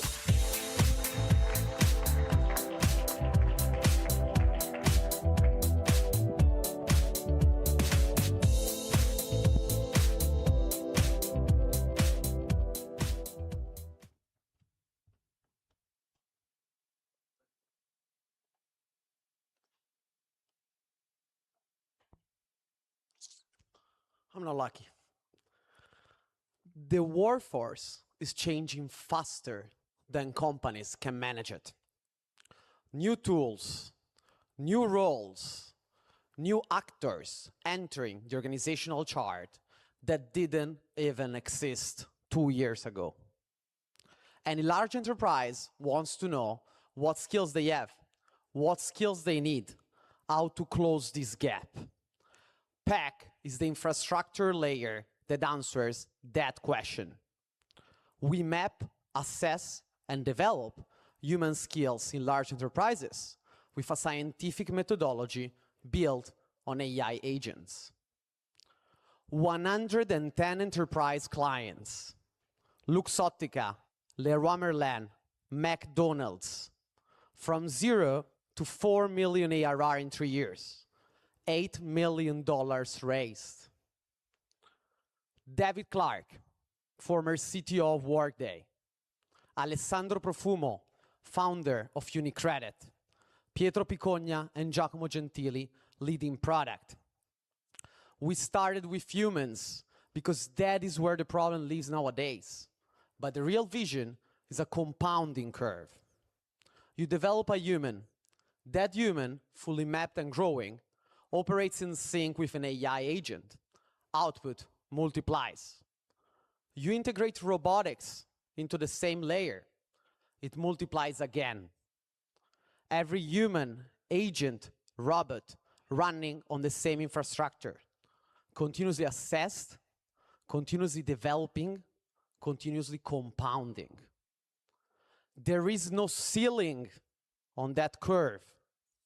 We are talking about a $10 trillion opportunity, and we are building the operating system that runs it, whatever the workforce becomes.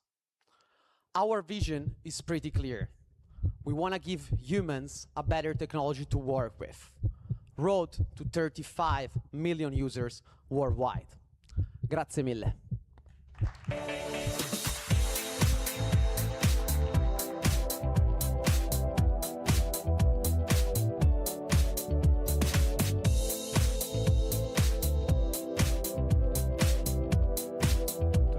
Million. Yes, it works. Well, hi all. I am Augusto, coming all the way from Mexico. So I'm sure most of you know about this engineer that was working at 4 or 5 different YC startups last year. And I use this example to show you how AI has gotten so good getting past job applications. And if we combine this with the fact that we're facing a massive reskilling shift, as 59% of the workforce needs new skills by 2030, well, we're leaving leaders blind to what's coming. And here's the trick. Traditional processes tell us who the candidate was 5 years ago, but not if they're going to be able to adapt for tomorrow. And our multi-method approach predicts future performance at an 85% accuracy rate. How we do this? Well, we have 2 layers. Our copilot, where you describe your need, and then a suite of agents execute sourcing, development, promotion. And then we have our insights engine, where we embed predictive data into every single talent decision. The key difference, we are not automating HR tasks, we are making them intelligent. And these insights come from a diverse founding team. Myself, I'm a second-time founder and Techstars alumni. And when we started the company, we were focused on alternative data for credit underwriting. But when we looked at HR, everything clicked in. What if we could score talent the way we score credit? And that's when I turned and recruited the operator who knows the most about the space in LATAM, Jaime, who is former CEO of PDA International, is the leading assessment tool in the region. I remember asking him this question, and his response was, well, people still rely on intuition when we can blend data together and taste what great talent looks like. And I love this because this is the foundation of what makes self-AI defendable over time. The building blocks of the intelligence layer are the compounding power of this predictive data.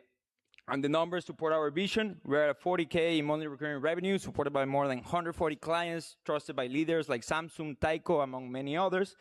And we have amazing news to share today, as after our regional finals, we've been crushing it, and these are the results over the last few days. So with that being said, I want to close with this. we didn't hire the engineer that we talked at the beginning because we use self-AI in our recruiting process. And after listening 70 pitches today, I can tell you the majority of you need us. So we're here to help you hire and train the future of talent. Thank you very much.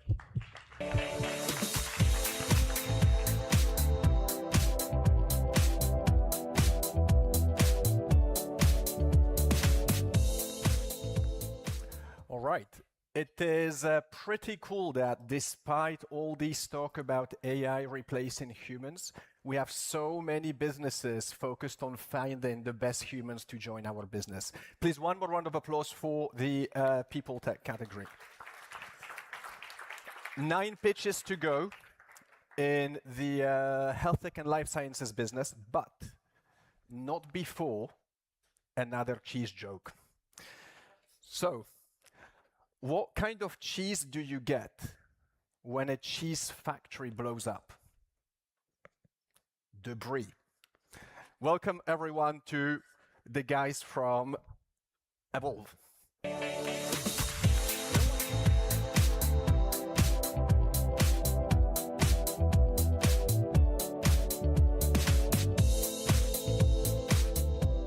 Hi everybody. What's the difference between your heart and your brain? If you have a problem with your heart, we measure it immediately and extensively. If you have a problem with your brain, we ask you questions and you fill in questionnaires. What's the outcome? This is Bobby. He's 8 years old. He'll be 16 when he gets his ADHD diagnosis, a childhood lost. And it's not just Bobby. 90% of people will suffer from mental health challenges in their lifetime. If one person wanted to be assessed for the 30 most common conditions, it would take 300 hours. They would sit in 100 years of wait lists if they were dealing with public services, and privately, it would cost them £75,000 or 80,000 euros. This is a broken system. So we created the NeuroScan. One scan, 5 minutes, 30 conditions and behaviors, 299 euros. That's 299 euros for all 30 conditions and behaviors. This is not theoretical. This is available today, validated in private clinics alongside NHS doctors. Last week, we signed the largest private Saudi hospital, giving us access to 22 different clinics. We have already got over 9,000 people on our wait list. We grew 1,000% in the last year, and we'll deliver 4.5 million in the next 12 months. Our last 2 businesses returned to our investors $2.6 billion. So, what are we going to do with $1 million? It's our responsibility to build an amazing business and help all these people. But what about Bobby? Bobby is 4 times more likely to end up in prison because he didn't get his diagnosis. So today, we will match your investment and we will create the 1 Million Children Fund. And we will invest $1 million of our money into the most underprivileged children around the world. So I want to ask everybody, please, to stand up. Please stand up, everybody that can. And I want you all to give these judges a round of applause from Bobby. And for the thousands of children like Bobby that you can all help today. Thank you very much.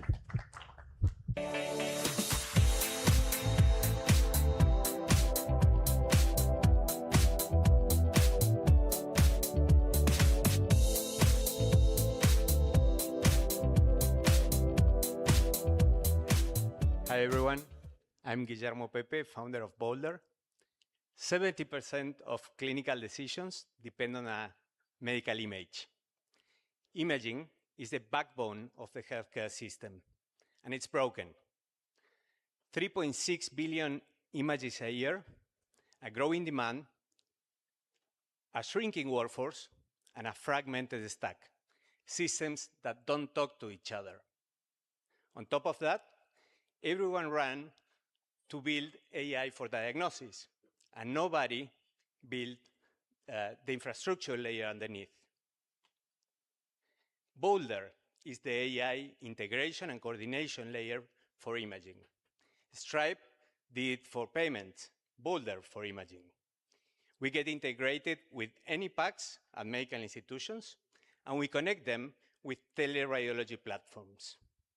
And every study that flows through Boulder compounds three things: proprietary workflow data, deep integration, once we get in, we never leave, and a compounding network effect on both sides, radiologists and medical institutions.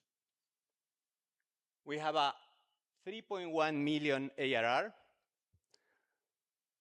194% growth year on year, 200 clinics connected across Mexico, Argentina, and Spain, and a 0% churn. Our investors are Merck Sharp and Dome, Philips, Johnson & Johnson, and Hub 71. And we are part of the NVIDIA Inception program. But here is the important thing. Every AI for diagnosis built in the next decade will need an infrastructure layer to reach institutions at scale. Nobody built it. We are the ones building it. 13 years operating the problem before building the solution. Let's go Boulder. Thank you.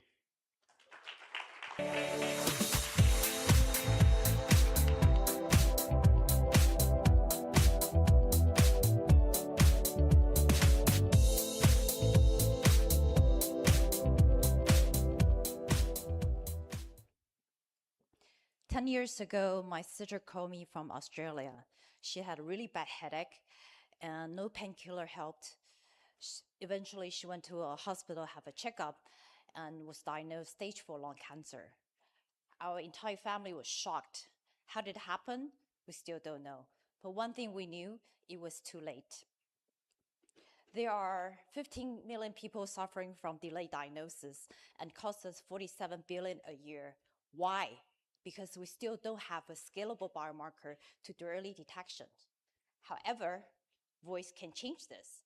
Compared to imaging, blood tests, voice is the most scalable biomarker. And Voxia, we're the leader in this new biomarker category, empowering 50 billion new opportunity. Our team is engineered for category leadership.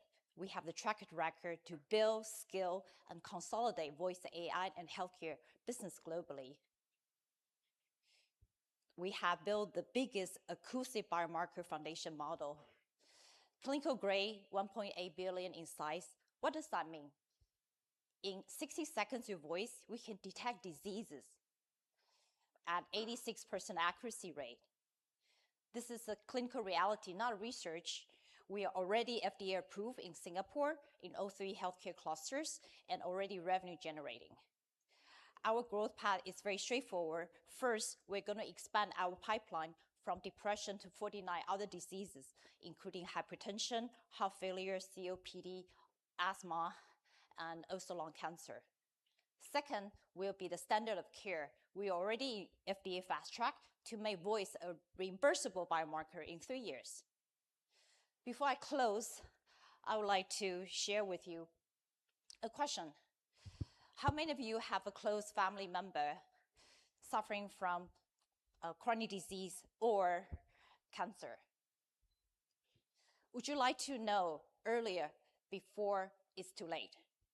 We're here for you. At Voxia, we're turning voice into a reliable and reimbursable biomarker to detect diseases before it's too late.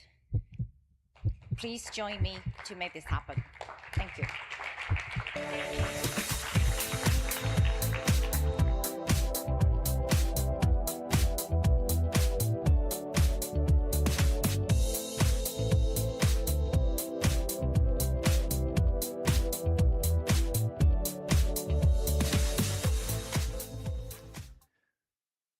Hi, we are iCardio AI, an AI startup based in Los Angeles, automating the image you see here on this screen. AI is this word that's been pitched around today a bunch. I just want to define domains. So first there's the domain of chatbots, the domain of autonomous vehicles and robotics. We are in the last domain, the last untapped frontier of AI, medical imaging. And within that, we are in the field of cardiology. Your heart will beat 3 billion times in your lifetime. With that much wear and tear, you're going to have heart disease, the #1 killer in the world. How do we diagnose heart disease? with this image on the screen, which is the cardiac ultrasound or echocardiogram. It is the most fundamental and ubiquitous imaging diagnostic modality in cardiology. Now I'm going to pause and ask the group, can you tell normal from abnormal on the screen right now? Anybody, just yell out. Well, if you can't, I don't blame you. I'm a cardiologist, I do this for a living, and I can tell you this is not easy. It takes decades of training to basically interpret these complex images, which are done manually, frame by frame, with scarce human resources. And that is the problem we are trying to solve at iCardio.ai by bringing the AI layer to cardiology. So we've been obsessed with the problem of automating the echocardiogram. We've developed what we believe is the largest data set of echo images in the world and have set our sights on automating this exam. We started with the quantitative aspect of interpretation, which is what you see on this screen, automating linear and volumetric measurements. Then we moved to and then we got this FDA cleared. Then we moved to the qualitative aspect of echo interpretation, which we also got FDA cleared. And where we're going is building larger and larger models, the latest which we call EchoGPT, which automates the exam end to end. And so how do we get our algorithms into the hands of clinicians? We partner with enterprise imaging companies, we partner with ultrasound hardware manufacturers, and we partner with device manufacturers. With just Abbott Laboratories alone, as an example of one of our many customers, we've closed already $6 million in contracts. We have a line of sight to 100 million ARR. We are a company that never sleeps, from Los Angeles to Ethiopia, bringing AI to cardiology. And so with a heartbeat, I'm going to show you one of our customers integrating our technology in a live patient. Thank you. Thank you.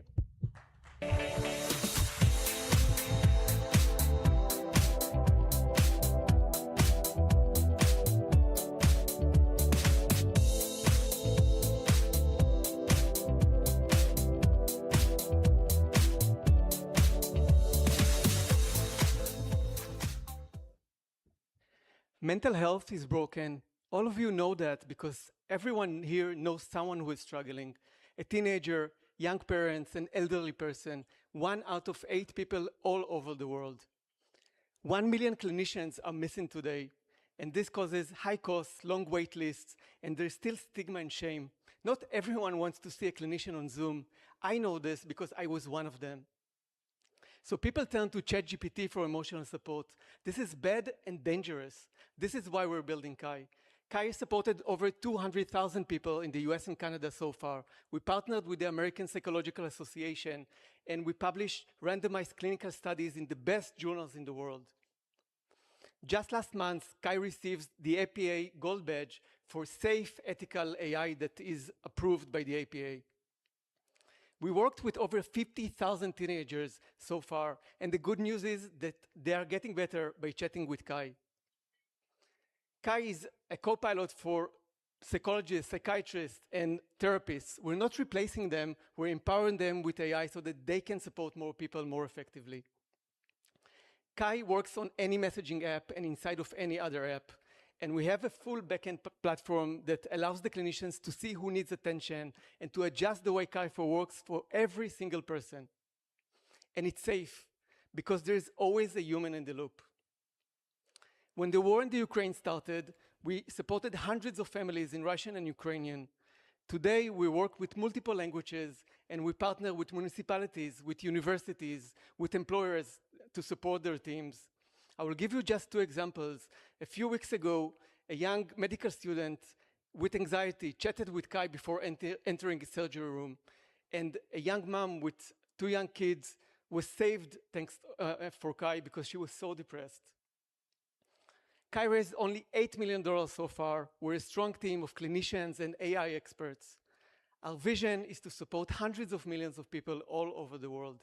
And I invite all of you to join us in this important mission. Thank you.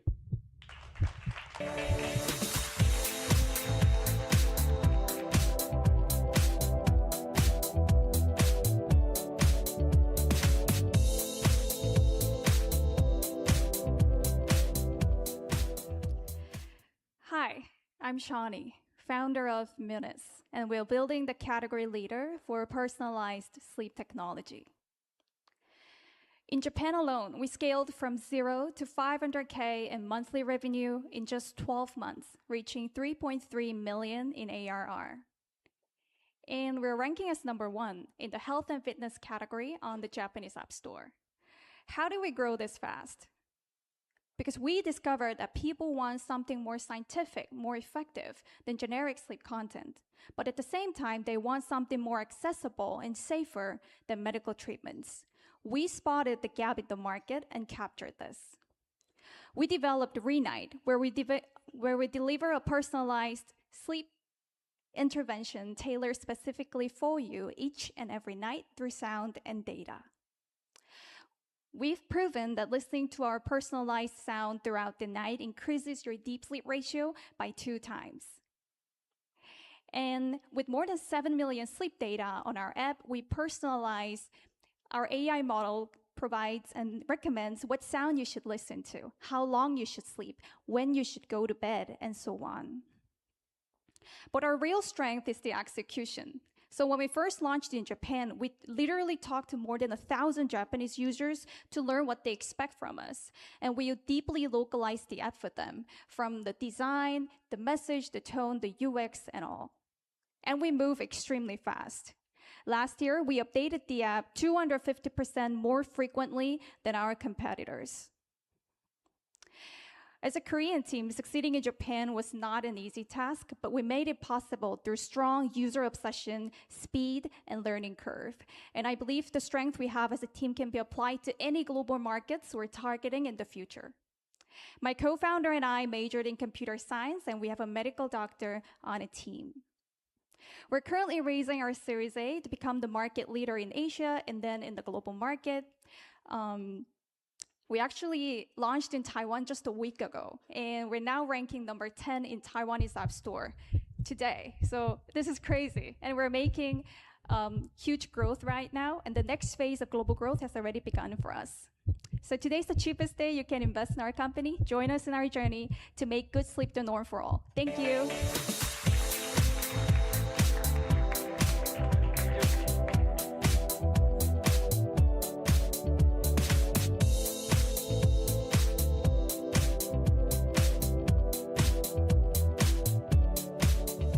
Good afternoon, everyone. I'm Nav. I'm one of the founders of NeuroWiser.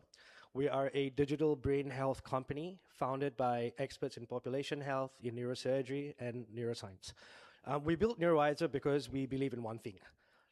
Early brain decline is one of the largest or the hardest healthcare challenges our generation is facing. I have some bad news. If you're 30 years old and above, there is a chance that your brain health may already be declining. Slowly, quietly, invisibly. Most people realize these symptoms much later in life. It's because that's when these symptoms become far more serious and they affect your memory, your independence, and your quality of life. At that point, your treatment options are very limited, if not none. So then the question is, why do we wait till it's so late? And the answer is very simple. It's because our healthcare system today cannot scalably test or detect early brain decline. And so that's a problem. MRIs and CT scans are expensive and inaccessible for many people around the world. Pen and paper cognitive tests require a lot of medical training to be completed, and it takes people hours to do sometimes. Because of that, we created the digital brain function screen, as you can see here. It's a 15-minute cognitive assessment, clinically graded cognitive assessment. It takes patients can do it on a mobile phone, on a tablet, on a PC. So it's extremely simple, very accessible, and very scalable. In 60 seconds, shorter than the time of this pitch, the clinician will receive a brain health report that will include a brain score, modifiable factors that patients can change, lifestyle recommendations, as well as guidance for the clinician if the patients may need more clinical intervention or clinical investigation. This test has currently helped thousands of patients across Southeast Asia. It's available in 10 languages. It's been accredited in 9 different countries, including the US and the UK. We work with amazing prestigious institutions across Asia. And at this point, we're not done. For us, it's just the beginning. We're seeking partnership from partners and investors.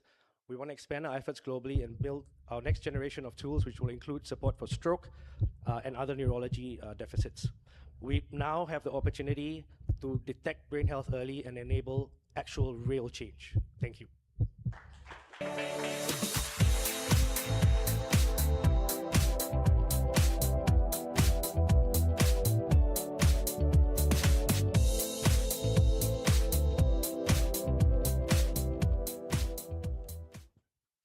15 million people suffer stroke every year. For them, every minute counts. These 2 minutes could be the difference between walking out of the hospital or never walking again. On the left, you can see a patient with a brain bleeding. On the right, same patient 3 hours later, now in coma. The head of neurosurgery at Ichilov Hospital and our advisor showed me these similar images and said, if only we've seen it sooner. 80 minutes, that's how long it can take to get a head CT scan in the ICU. Then 6 to 12 hours until the next scan. In between, the brain goes completely dark. Every complication during this time costs thousands to hospitals, until now. I'm Shirkashi, CEO and founder of Ribbon Medical. I hold degrees across neuroscience, computer science, engineering, and AI. And our team brings decades of experience, 40 years in ultrasound sensor, 25 years in cutting-edge imaging algorithm, and also the former CTO of Insightec, pioneers of ultrasound brain systems. Ribbon is developing a portable and safe brain scanner based on ultrasound technology that generate 3D high-resolution image that will be comparable to CT scan.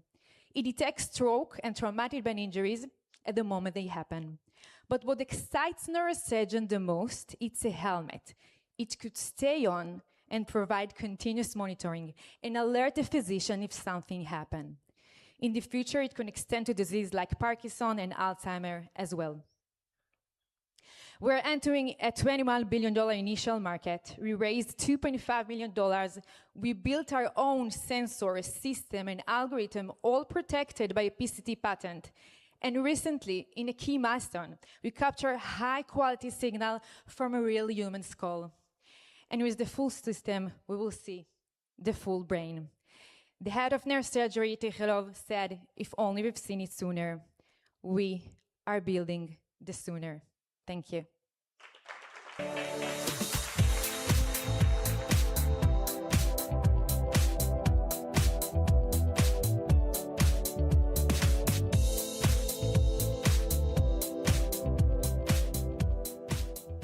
Good afternoon, everyone. My name is Gurpreet. I'm the founder and CEO for Raspberry.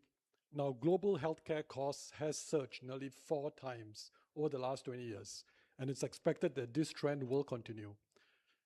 This is fundamentally because of a drive and increase in patient volumes. Coupled with a shortage of nurses, what you get is inflationary pressures. Now, Raspberry is the world's first transformative full-stack solution that will essentially drive a paradigm shift in the way patients are being monitored in hospitals today. Instead of nurses going bed to bed to collect vitals, biophysiological signals, we deploy continuous wearable technologies scalable throughout the entire hospital in all wards. Instead of nurses reacting manually to patients' decline in deterioration, we leverage on clinical AI not only to detect early and to detect with high sensitivity, but more importantly, to detect with a high precision, so you reduce as much false alarms. We build clinical enterprise solutions over and above the EHR, so we leverage on the vast amount of data that you get from the EHR, combined with our proprietary wearable technology. Why Raspberry? Performance proven. 16x increase in precision compared to gold standard of care, proven at Mayo Clinic. Our business models are scalable, both direct and indirect through channel partnerships, and our revenue models are 3-pronged. You can either do full CAPEX, a mixture of CAPEX and OPEX, or using purely OPEX models. We raised 12.2 million Series A funding last year that allowed us to grow our company to 41 PACs across US and Singapore. We have 16 international regulatory approvals cleared FDA as well as CE, cutting across device, software, and AI. We signed 5 distribution and commercial contracts with Tier 1 MNCs, including Philips, Roche, and Mayo Clinic Solution Studio. We are right now in Tier 1 markets and revenue generating. Our Series A funding enabled us to build up our team. We have a strong clinical advisory team who are thought leaders in their space and have supported us. We want to create a world where people can breathe easier, they can live healthier, and they can live longer. Thank you.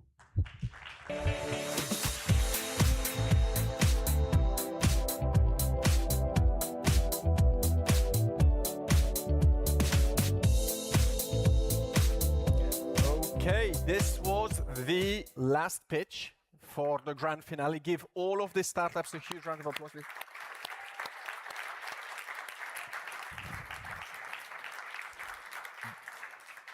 I will not tell you a third cheese joke, though I do have quite a few in my back pocket. If you're really keen to hear them, you can grab me later.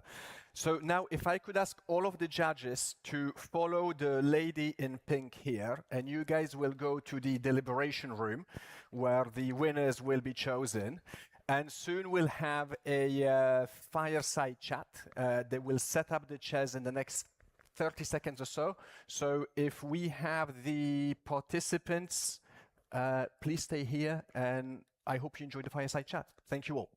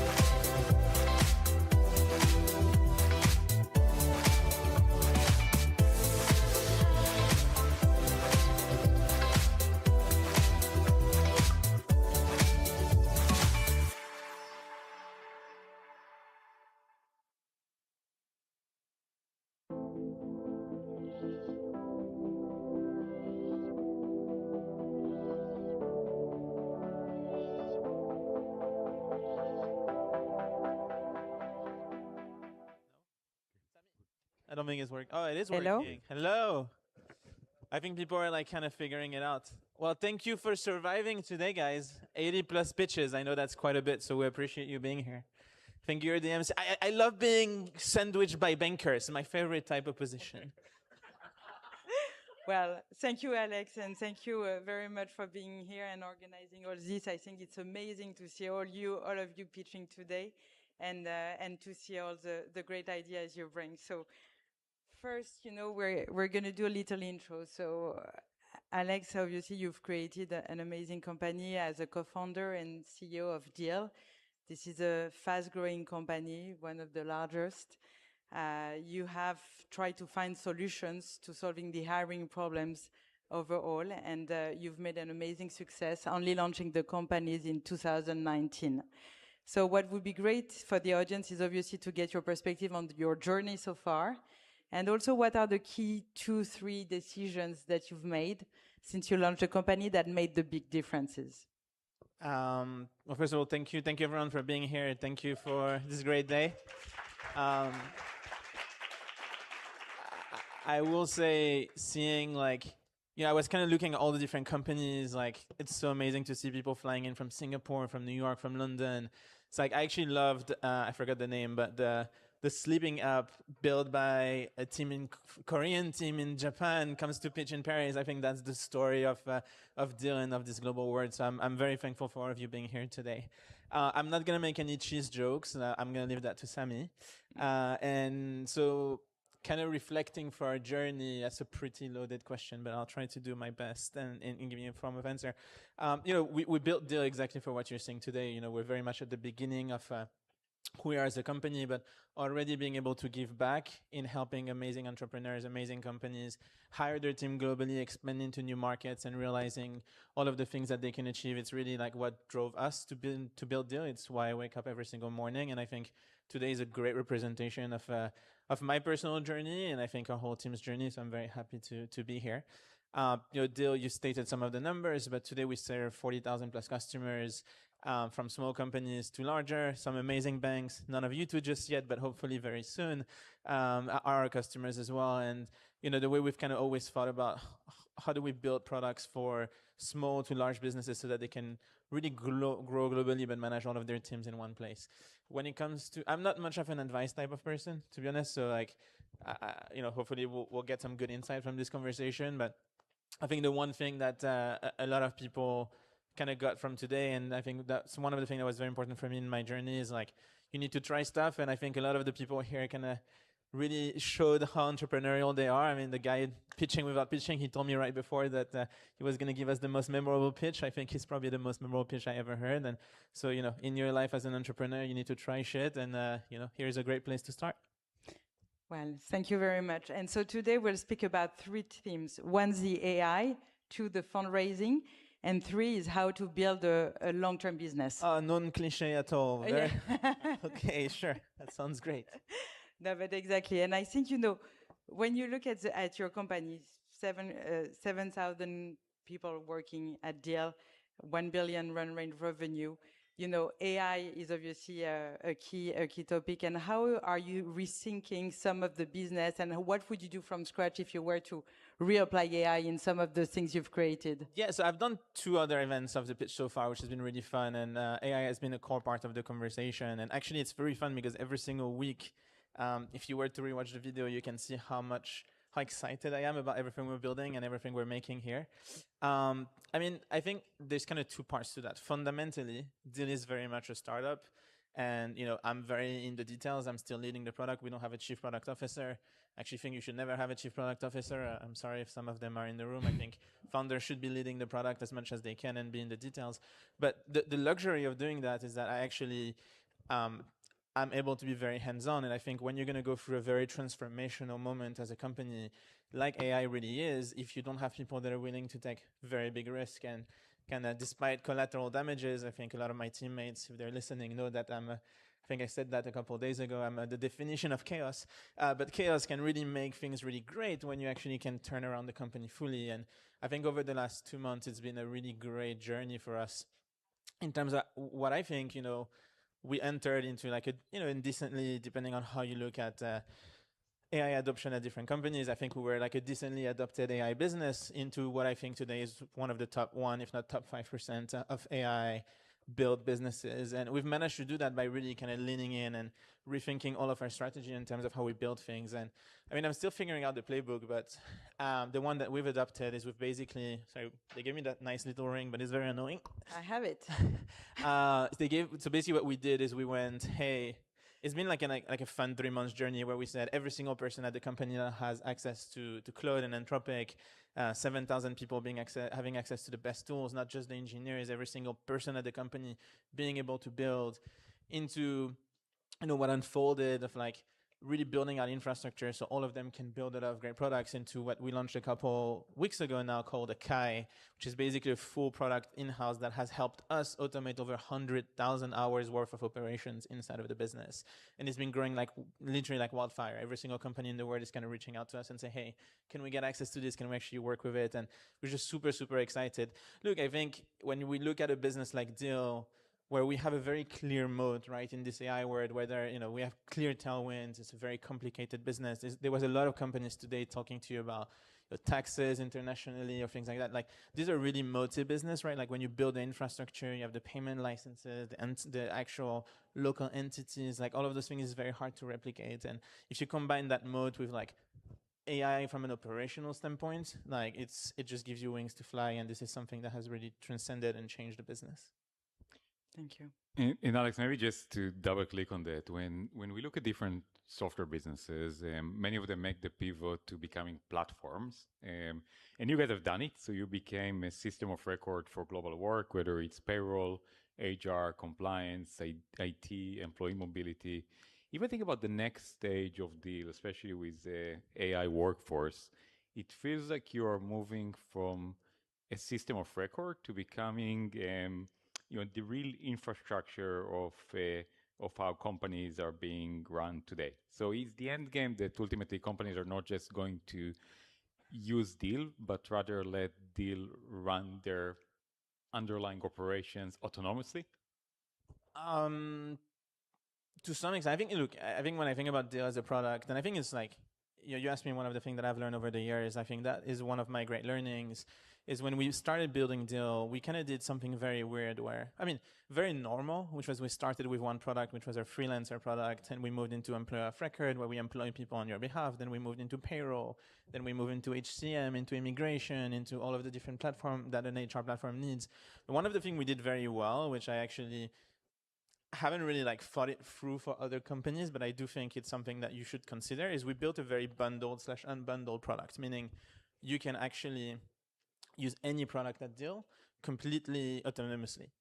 So we work really well as an unbundled product, meaning you need one employee in that country and we'll sync into like the largest enterprise products that you're going to need. But we also work super well as a system. And that's something super, super powerful that gives you, like you said, the full platform ecosystem that you're going to need.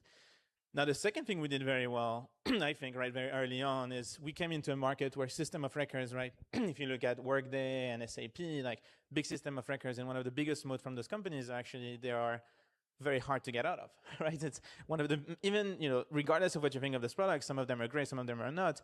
Like one of the way they actually get you is that it's very hard to get out of it. And we actually, very much from the start, we decided, hey, we don't want to close the ecosystem. We want people to be able to pick the products they want. We want to build API first, which is very contrarian-ish. At least it was 6 years ago compared to the actual market. And one of the strengths of this is we kind of went to market and told CHROs, CFOs, like, hey, like, you can use what you want from Deel in the same bundle / unbundle solution.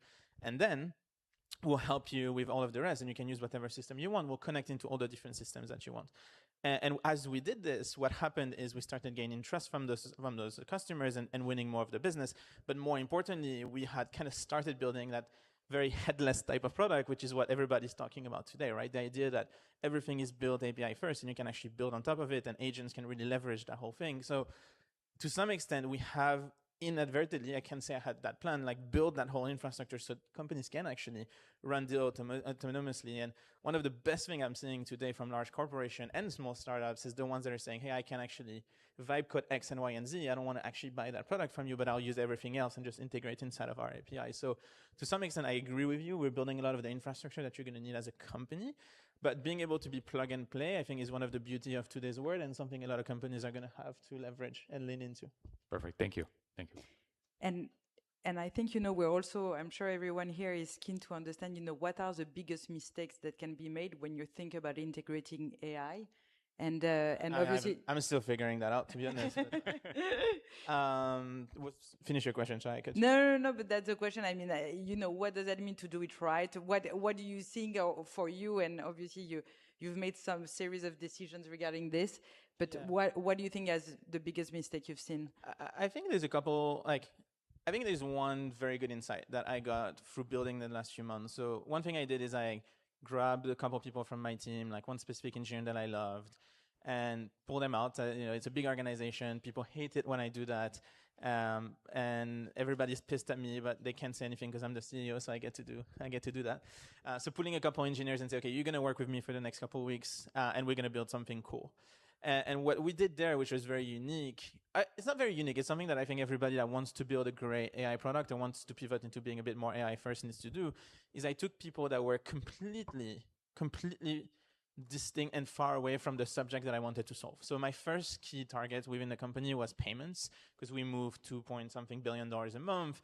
We have 1,500 different bank accounts around the world. That was like the very first thing that was like, there's so much automation that can happen further.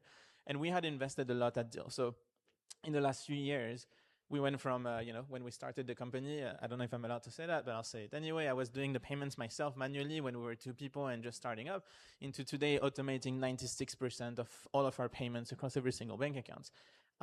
But what happens is you get to a point where deterministic code only gets you to like increase your percentage of automation by like X%. Like my team used to come to me and say, this quarter, we're going to automate 0.3% more than we did last quarter. And you're like, okay, I guess that's great. Because in the grand scheme of things, that is like tens of thousands of payments. But it's like, it's like every quarter you feel like this is the marginal improvement you're making, which is not really great. So one thing that was very important to me is actually when to get someone, and I love my engineers that work on that. If they listen, they'll get pissed at me. But yeah, I went to get someone that had nothing to do with payments. And I said, look, you don't know anything about payments, and I actually don't want you to talk to anyone on the team that manages payments. I want you to tackle this problem very naively from the get-go with AI and see what we get to and how we get to it. And a week and a half later, we're at 98% plus automation. And that is really the power that I've seen, where the thing is, when you build so much bias into what you're building, everybody will tell you it's not going to work, it's not going to go, you're wasting your time, it's not the right way to do it. But because the technology is so game changing, you can actually like do things in a completely different level. And we're kind of like the living proof of that. And we've reapplied that standard across the whole business, and it's making significant improvements and drastic change in how we operate. Thank you. And I guess, Alex, one more question. I want to shift gears to capital raising. Then we're not going back to AI then. Yeah, it also ties to AI. I mean, so you guys raised a lot of capital over the years, and you scaled a remarkably high growth and very profitable business. We heard, give or take, almost 80. You have one of my board members here. He's giving me a lot of money. You guys should all try to grab him. It also ties, right? We had 80 startups today in the crowd, and probably many more that didn't attend the pitch. But what advice would you give them when it gets to capital raise? What did you do well? You didn't do well. And then, especially today, when there is so much disruption coming from AI, how do you think the capital raising strategy should change? I get that question fairly often, and I think my answer is always the same. It's like, it depends on your stage, right? Like when you're very early, anyone willing to give you a little bit of money to go and build something instead of having a 9-to-5 job. If you're an entrepreneur, take the money, go and build whatever you can and say thank you, and don't be too complainy, right? Like that's probably how I would structure the early stage raises. As you start building something more valuable, the first thing that we did very well at Deel, and I would advise every entrepreneur to do the same, is we were always super smart on how we spent our cash, right? When we arrive our Series A, and Anish is a judge, so he's not in the room, but he's around, he'll tell you, we're arriving our Series A having raised a seed round coming out of Y Combinator of $4 million. I think we had spent like $200K a year and a half later. And generating revenue. And I think that was one of the things that he really wasn't used to, right, as a Silicon Valley-based investor, is where like the sustainable growth and the culture that we have around this, which is still today, right, Deel has been profitable for 3+ years, is something that really helped us. So first round, raise what you can, and then try to get to something that actually has meaningful traction, where you get to a point where you're actually in control of your faith, right? Like, I think that's the most important thing is, I've always, and there's different ways of fundraising, but I've always found that every one of my friends that comes to me and say, I'm going to raise X for the next 18 months, I always think this is the right mindset, right? I assume every single raise we've done as a company could and should be potentially the last one, right? And you can see in our numbers and how we've raised that we've always kind of thought that way. So that's the first one. I think as you think about your next stage of growth, the way I kind of think about fundraising is more, okay, like who would I sell a piece of my company to? And what price am I willing to sell it at? And I think that changes a lot of the dynamics that you have with your investors, because it's not about like, oh, please, I need your money to get to X or Y. It really becomes do I want to partner with you for the long term, right? And today we're 7 years in, Anish invested a year plus in, right? So like, it's been 6 years with us. It's really a long-term investment. It's a long-term relationship you're building with people. You go through ups and downs. You go through so many different things. So it's important that you really understand that the dynamics, unless you need the money, which is not somewhere in my opinion, you should try to avoid to be, should really be, who am I giving? I think the chance is a big word, but let's take it as like, who do I give the chance to jump into our journey and into that whole thing with us? When it comes to AI fundraisers, well, to be honest, like, to some extent, I wish I would have been through that one. Like, I think it looks like a lot of fun. A lot of my friends are getting term sheets at evaluation that makes no sense, which is like 2020 all over again, or 2021 all over again. I think it's kind of like a mix. I think this is the moment where you can get a lot of capital for a lot cheaper because a lot of funds are trying to allocate. So if you can leverage that through a great story, great background, you should. But at the same time, you kind of need to be cognizant that the higher your valuation is, the harder it is to potentially exit the business as well. So I would tread carefully there, but it's a fun time to be an early stage entrepreneur, let's say. Oh, for sure. It's a tough time to be an investor, but yeah. I'm not sure it's a great time to be an investor, to be honest with you. I think it's very much a lot of uncertainty with very few winners, but the people that are going to find that, one of my other board member was the first VC investor in Anthropic. So, she actually got it right. Like if you can make those bets, then you're going to have a great time. I agree. And actually, thanks, because you already touched base on a topic, which is, it's not only about money, but it's also who you decide to partner with. But so when you look at your experience, what's the right partner and investors have brought to you day to day, and what are the typical things you expect them to do to help you grow the business? Day to day, I actually expect them to do nothing because investors are not running your business, you're the one running the business. I think on a longer view, like quarterly or monthly or whatever the right cadence is for you, it really depends on where you are as a business, right? You go through different phases.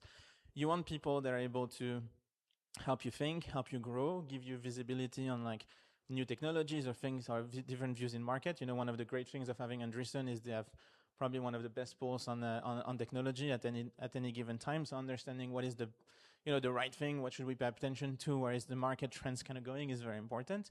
And then, you want people to be very present when things go wrong, right? And I think that happens at some point for every single company. And this is when really like boards and investors really get tested, right? Who are the people that really stick by their entrepreneurs and are here to help them and lift them up when things go wrong versus the opposite, right? So look, I think the best way to find a great investor, if you can, right, if you have the choice, is through references, right? And you can always ping me. I think I've been very lucky with all of the investors we have across the board, where through all of our journey, which has been a crazy roller coaster, they've always been with us. They've always been helpful, and this is the best type of investors, the ones that know when to step in and not to step in, so that they don't negatively affect the company. Amazing, thank you. And Alex, maybe going back to just advice to the crowd here. I mean, so from looking at the presentations today, it seems like many companies got to a relatively progressed stage. It's very impressive. Incredibly quickly, right? And with very, very little capital. So how should they think about capital raising strategy now? Should they raise more because, frankly, you can iterate incredibly quickly. Everyone's going to try to iterate the same, so you're going to have more competition. Should they raise less? Yeah, I remember when we used to be, for a very short amount of time until the guys at Wiz decided to annoy us, the fastest company to get to 100 million in ARR. That was a long time ago. Since then, before Anthropic. Yeah, well, before 10 different companies. It's crazy how people have grown, and it's so super impressive, to be honest. It's hard to say. I think it depends on the market. It depends on the type of business. It depends how capital intensive you are. It depends on what you want. This is a thing I think about a lot recently. I mean, not recently, but I've thought about it a lot over the last few years, which is like raising your next rounds determines where you're going next for multiple reasons, and understanding whether or not this is the right path for your company is something that you should definitely consider as an entrepreneur. It's easier for me to say now, but it's something that I always thought, hey, like, we decided to raise X and YZ very, very quickly. What would have been the outcome of the company if we had kind of gamed this out a little differently? I wouldn't change anything, to be honest with you. I think we had a huge shot at building something big, and I think we can actually build $100 billion plus company if we keep executing. So I think for us, it was the right thing, but I can definitely maybe look at some of the companies or some companies I've met with, which is like, hey, I think there's some efficiency in terms of how you structure your capital, how you structure your valuation that could lead you to a better outcome. Recently we tried to acquire the company. I thought they were amazing guys, and I would have loved to work with them. And they decided to raise a Series A, and eventually kind of came to us after that for an acquisition. The price was too high, first, and second, we kind of ran them through the math. If they have actually had taken our first offer, they would have made a lot more money than the Series A that they actually raised and the outcome that they're getting to. So I think it's important to, as an entrepreneur, you need to dream really big and to go for the furthest you can think. And the furthest you can go. But at the same time, there's definitely some game theory behind this for sure. Oh, for sure. Thank you. Thank you. And so now going a bit to building Tula. So basically, you've grown this company massively in a few years. And so what's the strategy? And this is what we will touch base, but what's the strategy to make it last, obviously? And then we'll go you need to talk to me in 30 years. Yeah. I think this is a bit early. Yeah, but so we'll go step by step. But so basically, what are the different tips that you can give here to the different companies and founders? So first of all, well done to all of you, because there are 80 founders in the room. You are the best of all the competition that are here today. There was 35,000 applications. To be honest, I didn't think there were going to be that many. So I'm very impressed and very proud. And this is massive achievement to already be here. And so the key question, we're bankers. So the question for us is, how do you make that cut? And what makes the difference between the one that were in the 35,000 application to the one that are here today?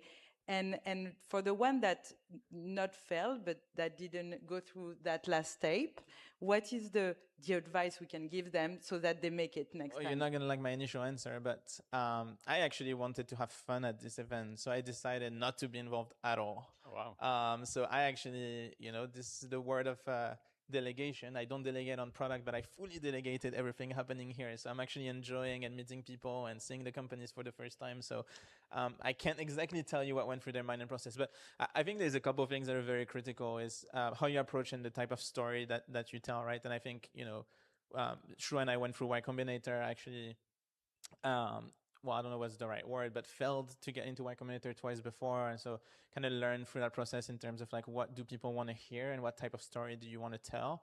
I think the one thing that's super important, specifically given the cost of software is so low nowadays. Like, I mean, I wish I could have built some of the stuff that you can build today 7 years ago, right? Like, because the cost of software is so low, you guys can actually get to product market fit a lot faster than I think a lot of companies used to go. So, whenever I see like I need X amount of money to go and build an MVP, no, you need nothing. You need a freaking afternoon and go and talk to customers, right? And so those are like kind of like the initial thing that whether it's Deel, whether it's Speedrun YC, like what they're looking for is great founders. They're very excited about the problem, but more importantly, they're biased to action to actually get stuff done. And to be honest, in today's world, there's literally nothing holding you up to getting stuff done, right? Like your goal shouldn't be, I want to get an MVP out. Your goal should be, I've closed all of this business. I can't sell anymore because there's too much of it. Let me hire myself for salespeople, and I need some money to be able to do that. Got it. Okay. And then one more question, I guess. You guys grew at a neck-breaking speed. I think you're probably the first company to get to 1 billion ARR that is not an LLM company. I need to double check that, but maybe. That is not what? That is not an LLM company. That is not a model company. Yeah. So I don't know. Ask my data incomes team. But jokes aside, Alex, what advice or examples can you give to the people in the crowd of things that did not go the way that you expected?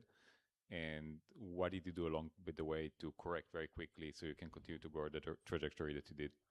Yeah, I'm kind of, which might be a good example on its own. Like, I'm not really much of an advice guy, but what I can tell you is I actually don't look back very much at the things that go wrong, right? Like, my team do a lot of postmortems, and they should, but I tend to be a default optimism type of person. It's actually one of the guiding principles at Deel. And what that means is I don't actually dwell on things that go wrong. So my first reaction usually is like, oh, what could we have done better, and kind of forget really fast. So, people always tell me, like, for example, what would you do different in terms of all the mistakes that you did while building Deel? Not very much, because I think it also guided everything that we've built as a company. So I think my only advice, rather than giving you something very pragmatic, because I don't have anything actually that comes to mind, which I think is a good representation of our mindset as a company, or maybe my mindset as a person, is just whatever goes wrong, just actually, you know what? My grandmother had a saying, which I think is very strong. My dad reminded me of it not too long ago, which is like, "Suck it up, you'll cry later." So just go and fix the problem, and you'll cry later. And I think that's a good advice for life. I think for entrepreneurs, you could probably cry about something on a daily basis. So the whole "suck it up, you'll cry later," I think is a great mantra for solving problems. Indeed, thank you. And Alex, you have a very international background, grew up in France, studied in Israel, studied in the US as well. You've built that company obviously from scratch, but you decided to build it on a global basis. No local market first. And that was the strategy. Some other entrepreneurs are deciding to go to their own market first and then expand. What's the best playbook to you, according to you? And what's the strategy if you want to start global? Yeah, I think, well, first of all, you should use Deel. But I think the one thing I think has been very different is, the thing is the US is very focused on the US because it's such a great market, so much revenue to be made there. So it's very obvious that when you're an American-based company, you want to go after that, and your mind doesn't go straight into new countries. When you're, for example, an Israeli company, well, it's very obvious that selling into Israel is too small and gonna be hard to sell around your neighbor countries. So you probably go to Europe or the US straight away. So in my case, I think we kind of had the best of both worlds. Of course, there's a lot of like tangent to who we are as a company. We're a global company first, right? So it made sense to go global, but what I usually tell people is when you have a form of product market fit, you know that your product works, assuming there is not a lot of localization that needs to happen, and usually there's not as much as people think. Another company in Peru will need your product. And when people tell me Deel is a very international company, you sell into different markets, like what I love to tell them is the very non-obvious case, which is a Peruvian company that uses Deel to hire people in Chile, or a Singaporean company that hires people in Japan, right? It's not just about an American company that hires someone in Germany. So I'd say if you have a form of product market fit, the cost of trying into a new market, if you have enough money for it, is just literally hiring a decent salesperson and say, go and try to figure it out. And if they do, amazing. You've opened up a new market, you can actually double down on that market. If they don't, then they're probably not that great. You can hire a new one until they crack the market. And I think that's a philosophy that's much lighter weight that a lot of people are not willing to make the jump on. And as long as it doesn't like actually bring you defocus, which for me it never did, right? Because good salespeople are usually self-sustainable, right? Very early on, then you can actually start expanding very quickly. Well, thank you very much. And maybe just to end at a conclusion, which is, at which moment during your journey you were like, okay, I know this is gonna work. This is that moment where I'm totally know it's gonna work. So the good part of the default optimism thing I said was that it was very early. But I think what changed is my definition of work, right? Like, what does it mean it's gonna work? I definitely did not plan for it to work to the extent it does today. But at the time, what I knew is I had a very strong intuition, in my guts, that the product we were building was needed, right? Like the very first product we built was helping companies hire freelancers around the world, right? Contractors around the world. And I can tell you that American companies have no idea of what auto-entrepreneur here is in France, and what documents they need to have, and how to pay them, and what they need to collect, and stuff like that. So it's very easy for me to tell you, I know for sure there's something there, and I know for sure there is something that could be done and be better. So I'd say I always knew that was going to work. In terms of how big we are today, I think the ball is always kind of moving forward. Someone told me, I can't remember who, the definition of product market fit is when you're pushing a boulder up a hill, and it's very heavy and it's very hard, and you're pushing everything and it takes time. And eventually when you get to product market fit, it's the opposite. It's the boulder that's running after you, and you're going down the hill and running. And that is when you start really realizing you've got something really cool. And eventually things, they go big over time. And even today, I don't think I have a true realization of how big Deel really is already. We did our global SKO recently where we brought 2,000 people plus in a room, and it was a lot of freaking people. And then I realized we actually have 7,000 of them, so that would have been even bigger. So in the same way that you don't look back at the things that didn't go right, I think it's not a great trait, to be honest. I wish I could change it, but if you don't over-celebrate either, you keep focus and you keep building, and that's the most important. And I guess, Alex, just one last question, and I think this event is a great testament for that. I mean, you guys are doing something really, really special. So when we think about your strategy... You say so. I believe it. But Alex, if you think about your strategy, how important M&A and investments is a strategic measure for the company? Because the whole event is part of it. It's super important. I think I've said it before, I think as a founder, my brain, I spent 7 years truly go deep on understanding payroll, right? All I did was payroll, HR, those are the main topics I want to truly, truly understand. And this is what I'm kind of passionate about and what I want to solve. And I wish I could do like Elon and be across 20 different types of companies and being able to suck up all of that knowledge. I'm not there just yet. So the best way to solve that is bringing people that spend the last 5 to 10 years thinking about a problem as much as I thought about the payroll and HR problem. And the best way to do that is for M&A, is for investing into their business, is to listening to their pitches, is to trying to contribute however we can and bring them closer to the business so that we can do more things together and solve the problem of our customers, really. So are you saying that I need to stay here for more questions, Sami? Okay. I'm happy to entertain as much as you guys want. We wanted to offer actually the room. Yes, oh, sure, exactly. We can I think. But to go back to your own thing, I actually it's super strategic and it's amazing. And I learned, sitting through all those 80 pitches, I learned some stuff I'm probably never gonna use again. But I also learned a ton of things, and I'm like, holy shit! Like this is probably gonna change that space and that realm completely. And the proximity that we can have with those companies is something that keeps us grounded. So we want to have it. Perfect. Thank you. So maybe open to the crowd. Judges are still deliberating, and I mean, it is amazing company, so I understand why it takes so long. Yeah, so they'll need at least another 15 to 20 minutes. 15, okay, sure. If not 20, okay. They said 15 a while ago. Happy to entertain. What we have is 2 runners with mics. I'm going to steal yours, and if you guys don't mind sharing. That means you're done asking questions for today. And then, guys, put your hands up. We've got these 2 lovely ladies here who basically run up and hand you the mic, say who you are, what the question is, and who it is for. Hey. Oh, you can hear me. This is fun. I can stand up. I'm to your left. Yes. Can I start? You also stood up, so it's complicated. Oh, yeah. Go for it. All right. Hi, I'm Mark Miltner. I'm the CTO and founder of Pangai. We do AI agents for geospatial. But thank you so much for your insights, Alex. It's wonderful to see your journey. And you've shared a lot of, positive experiences and what worked for you. I'm wondering, what's the worst advice that you got?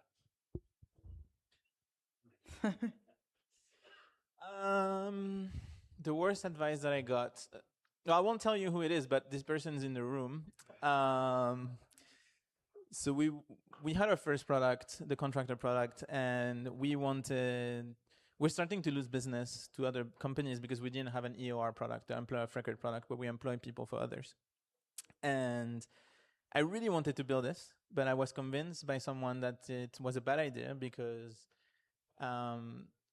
it's very risky. There's a lot of infrastructure. It's very demanding, very cash intensive. You shouldn't be building that part of the product. But I was super convinced that we should do it. I got myself convinced that partnering with other companies was the right move. After 3 months, I went back to this person and I said, no, screw that. Like the level of care that we want to provide to our customers is just not through partners. It's just never going to work. And we decided to build that product ourselves end to end with the risk and the infrastructure. And today it generates almost $40 million a month. So that was the right move, I think. So you listen to your guts, even if everyone around you tells you it's a stupid idea. He's still here, so he didn't get fired for that. First of all, hi, my name is Jonathan. I'm here, first of all, to meet all of you guys and to see this amazing event. Unfortunately, I registered late. But my question to you is, basically every startup has kind of a lifetime. Now, I've seen, first of all, we are also in the pre-seed raising level. And when a startup has kind of a limit time that that it ends, how can startup basically run the business when it's simply on the hardest position that he is, when it's raising money and waiting and that his time is limited, while he also need the money for raising and all the ideas that we have? So sorry, just so I understand the question, you're saying when you're out of cash, you need to raise but need to grow, what should you do? You need to grow and raise at the same time when you know that your time is limited. I think you should cut your burn rate. That's usually the right answer. It's what I was talking about earlier, which is you need to consider that the last round you raised is probably the last round that you'll ever raise as a company. So we raised our last one in October. I actually had never planned to raise another round after a round in 2022, I think, or 2023, whenever that was. So the answer is you probably put yourself in that situation, to be very transparent, right? Like you should never get to a point where you're spending too much money and the company is about to die. You should always find a way to cut your burn much earlier, go smaller, go leaner, and try to sell as much as you can. So I can't give you advice on how to solve that specific problems because I actually think you're most likely default dead and you're going to need an angel to come and save you if you get to that point. But what I can tell you is that 12 months earlier or 6 months earlier, if this is where you're kind of headed, you should be very aggressive and actually go and not let yourself get into that situation. Thank you. Hi, Alex. My name is Christian Kabashi from Saibi.ai. So I'm following Deel and yourself for quite a long time, but I have a very different question. You're working with your father together. So how is it actually working with your father in a business like you are actually having right now? You should ask him.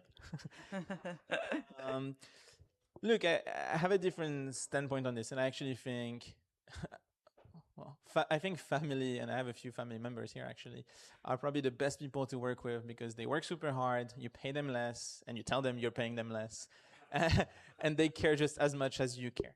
And I think that's a superpower. I actually think that some of the biggest businesses in the world are usually, de facto, by some way, a family business as well, right? Like, you're in France, look at LVMH, right?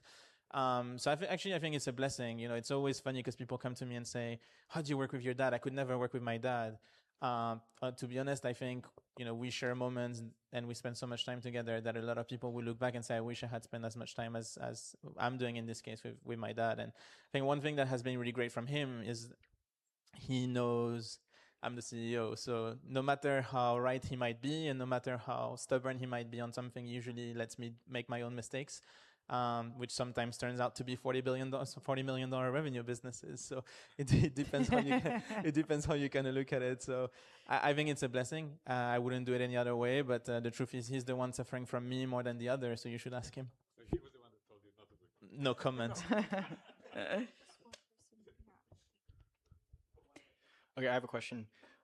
Firstly, this is for Alex. Thank you, Alex. You're a huge inspiration. Don't want to ask questions to the bankers?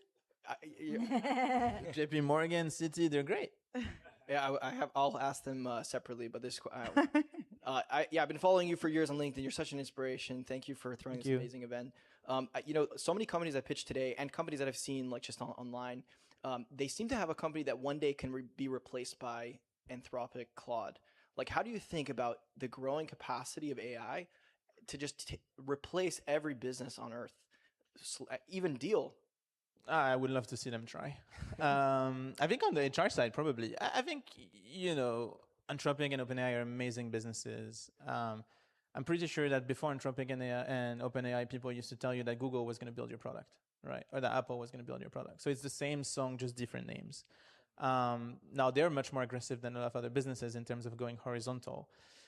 And I think the technology does allow them to be able to do that through the fact that they can build software at a much cheaper cost. But I don't think it takes away from the fact that you can build amazing businesses. I think they'll never, one thing I see is everyone comes to me and say, "Hey, Deel is probably going to build that." And probably we will, right, when it comes to HR and whatever.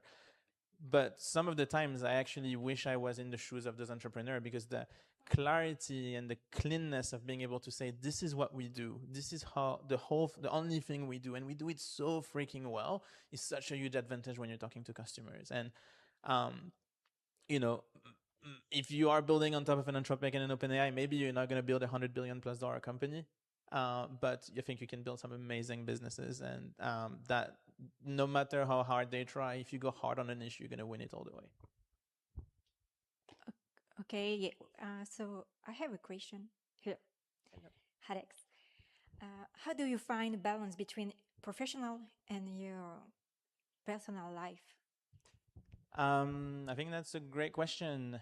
I think, the same way you should ask my dad, you should ask my wife. I don't think I have much balance, to be honest. But that's my choice, right? I think the life of an entrepreneur is very hard. And I think there's different moments in your life where you can be more intense or less intense. I also think it depends on your personality. I love what I do, and I'm very thankful to have a family and a wife that's very supportive of how I work and understands how my brain, over the years has understood how my brain works and how to kind of position yourself around it. So I'd say being an entrepreneur is a very lonely journey and you kind of need to be ready for it. And that's why it's important to be at events like this. You can meet other people and you can commiserate together on how hard it is because no one else is going to listen. But I think I think it's very cliche because I think everybody in the room understands that when they're going on a journey like this one, it's going to be tough. And, personal life is a bit harder than if you are an employee, right? So I think I'm the worst person to give you advice on this, transparently. And maybe Alex, to extend this topic, but what's the culture at Deel, and how would you define it? And as a pure banker, you know, our CEO has been very vocal on 5 days a week in the office, for example. Yes, I and know. on I've your seen, side is I've seen some of your friends at JP Morgan not working on Friday, even though they are at the office. So yeah, it's 7 days a week, you know, 2 days from home. But no. Maybe in the investment banking Yeah. team. Look, I think Deel is a very unique culture in a space where we actually do let people, 7,000 people, 120 countries, no offices apart from a few where we couldn't terminate the leases because the startup acquirers decided to rent them for 10 years. But apart from that, no offices anywhere, and I think it's been a blessing for us. Deel is very intense as a company because, one, we're in a market where if we mess up payroll, you're going to come to our throat, and justifyingly so, right? You trust us with your employees, with the core of your company, so we have that responsibility. So it is a very intense company in terms of how much we're building and how much we're growing at the same time and the type of responsibility that we have.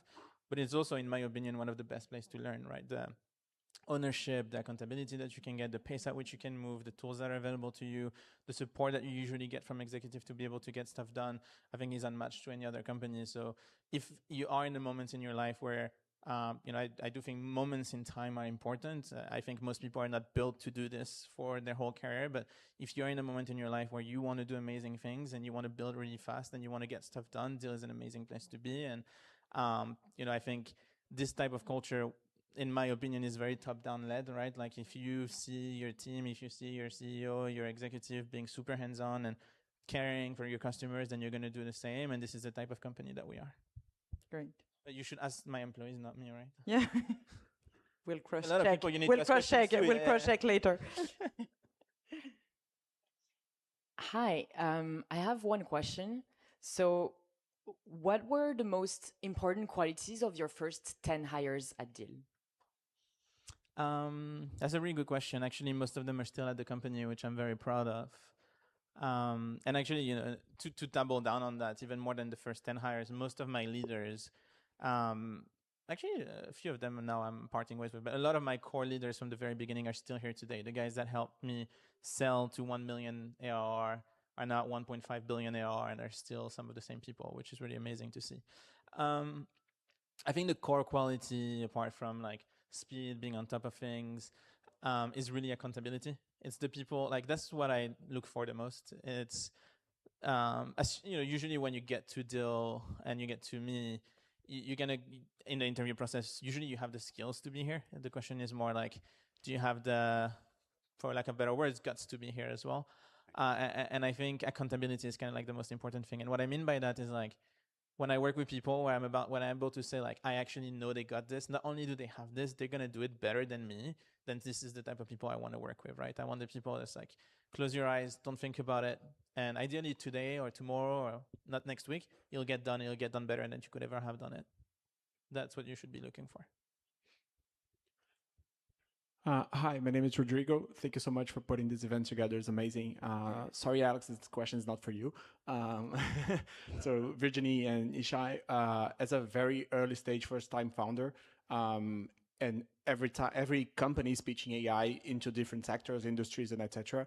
How do you split the difference between the hype as the new company breaking HR, advertising, marketing, etc., to real strong signals? Like, what do you look for? They don't talk to you until you raise a lot more money, usually. Do you want to take it first? Maybe I grab yours. Sorry. Yeah, no, I can do it. I mean, you're right, actually, in a way. I mean, I think on the investment banking side, we typically start to work with company when they have, I would say, even for private capital raises, I would say probably somewhere to the tune of 100 million ARR plus. So we need to see that scale and stage. I think for the corporate or commercial banking, I mean, we sometimes start earlier than that, but the bar is incredibly high. So even if you were to take a mandate for an agentic AI software company, for example, that focuses on, legal tech, customer support, health tech, it's really tough to get deals done. And so, we need to be incredibly careful and selective on the type of mandates that we take. But look, I mean, the cadence of innovation now is unprecedented. It's something that we've never seen before. So, in this market environment, just being super, super careful. And sometimes you look at a lot of proxies, right? Who are the investors around the table, who the executives are, where did they come from? I mean, so utilize these proxies or heuristic to help you make a decision that kind of de-risks it to a large degree. And at JP Morgan, we also have developed some teams specialized in innovation economy. And so one of the jury here was specialized in that. And so we have early stage team as well as more mature innovation economy. And so we work with them early stage already on cash management, how to manage the cash, how to optimize treasury, how to optimize the different processes, etc. We get to know the different clients that way also, building long-term relationship. We obviously, as you, Yeshai mentioned, the people, the reference, the executive, the people is also very important at the early stage, and to understand, what is the track record and how we can sustain long-term. But then we can go into helping them raising funds, which is something difficult, as you said. And then, going to sell and going or buy or IPO or whatever could be needed for a very larger scale. Just so you know, my 2 cents for you is most of those large banks, everybody is working with them and they're really amazing. But the situation you want to be in, and correct me if I'm wrong, the situation you want to be in is the same thing with venture capital, is your business, your focus on your business is so strong, your traction is so strong, your direction is so strong, that they need to be the one knocking on your door and not the opposite, right? And this is when you get them excited, and this is eventually when you start building a relationship. Thank you so much. Yes, hi, Wajih Hakari. Thank you for organizing this event. I'm sorry, the question is for you. Oh, please. As sovereign technologies like quantum computing and cybersecurity, etc., become critical for Europe, how do you see global talent and organizational models evolving for founders in these fields? And where do you think platforms like Deel can play a strategic role in that shift? Thank you so much for the question. I wish I was very strong in quantum computing and cyber. Sadly, I'm not. But what I know for sure is those are fields where talent is really scarce. And when talents are scarce, this is where we thrive, right? When you have the ability to stop competing with the San Francisco only AI talent and be able to hire people regardless of location, but based on their actual talent. And when the world becomes your playground, then you're able to compete, right? Like one of the things I love, the stories I love, is when I see smaller companies that can't afford the $100 million MLAI engineer and being able to hire an amazing hire from ETH, right? Zurich, or from Egypt, or from and US and Singapore. And this is where I think we're going to play a big part into democratizing access to the right talents. And this is what excites me the most, right? Is just rebalancing a little bit of the balance of power of who can afford the people to build new technologies and giving it back to the hand of the smaller companies so they have a very strong shot at it.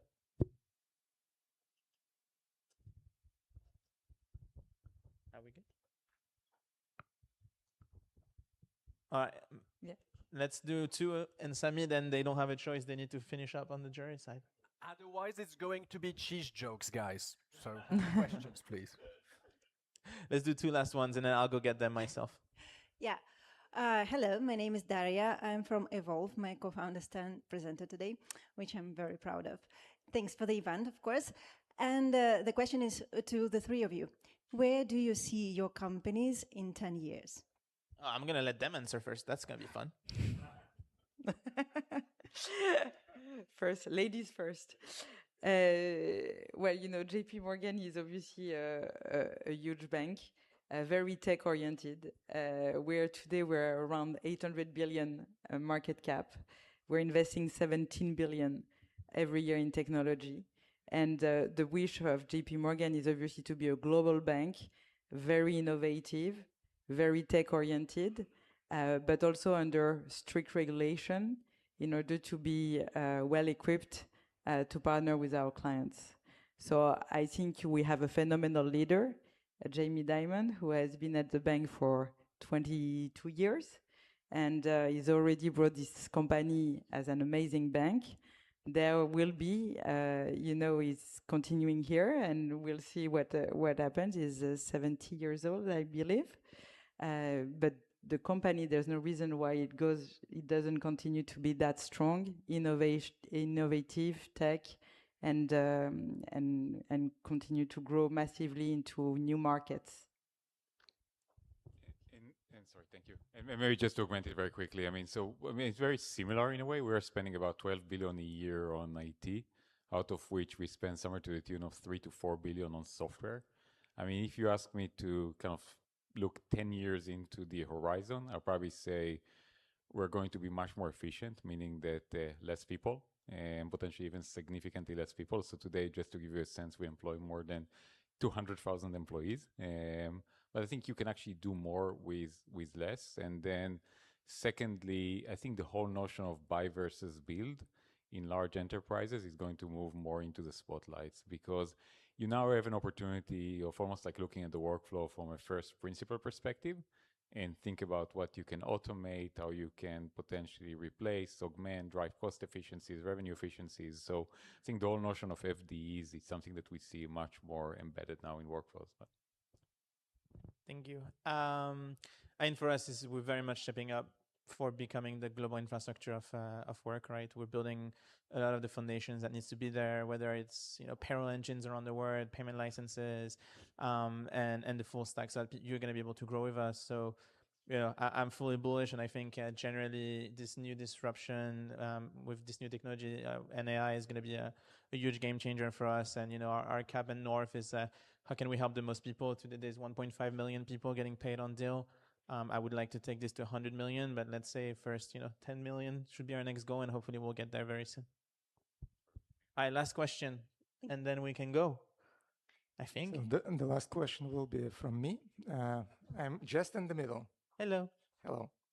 My name is Ilya. I'm investment director in a family office. We invest in early stage startups. And the question... How many checks are you writing today? 100 to 200K. No, I mean today. Today. Yeah, probably we will write some checks afterwards.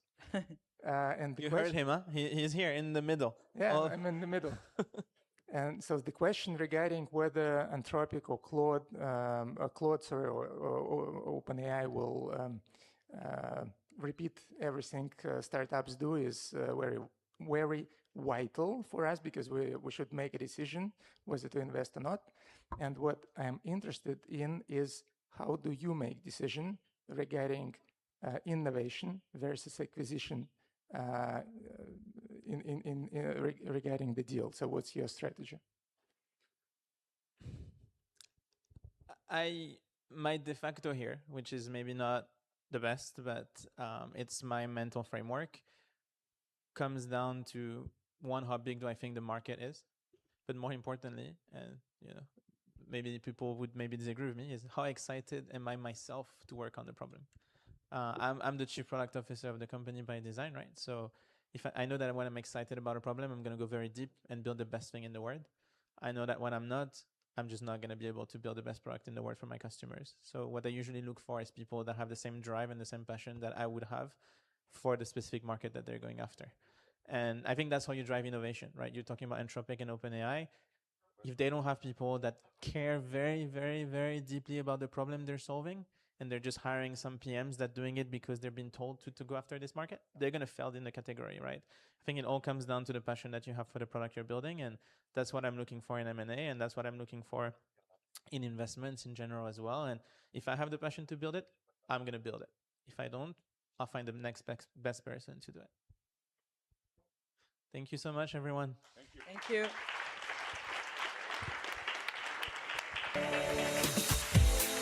Okay, so you can have a mic. I don't need a mic. We have good news.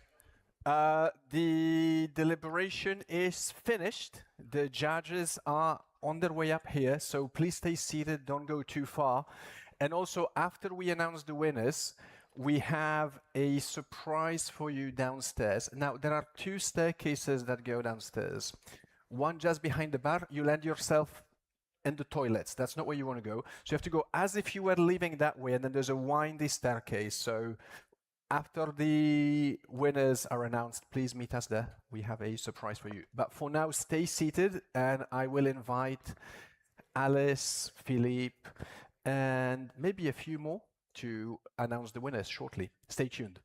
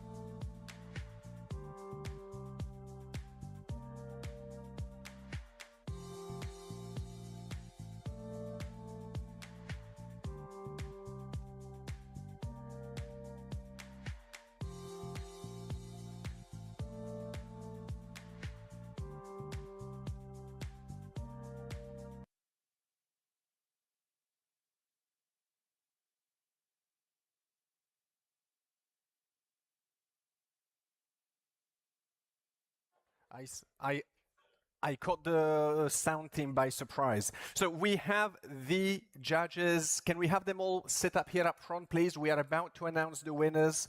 We are just miking up Philippe. And yeah, this is going to be big. Judges, if I could have you join us again in the front row, please. Thank you. No cheese jokes. I did have one more.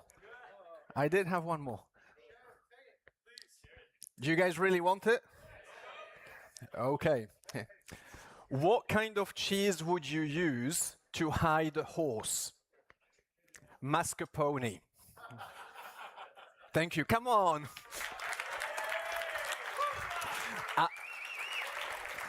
I'm embarrassing myself on stage for you guys. You could at least clap.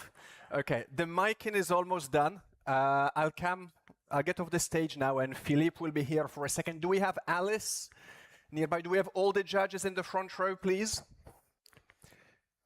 Alice, where is Alice? Hurry up.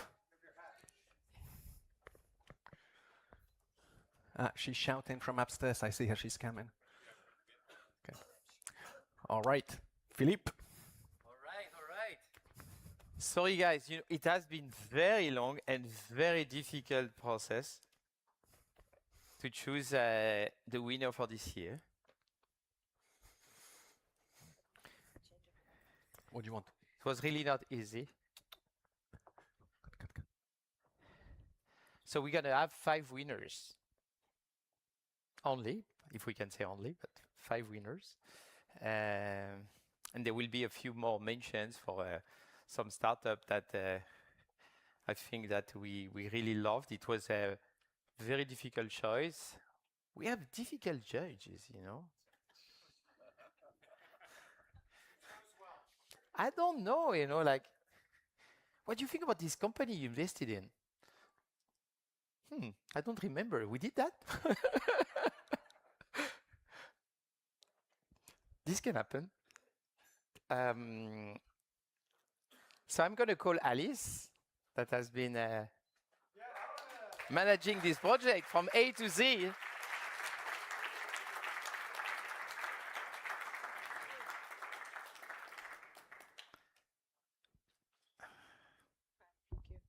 Good. And then I'm going to call Virginie from JP Morgan.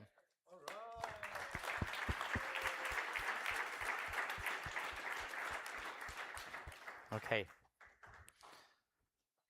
Okay, so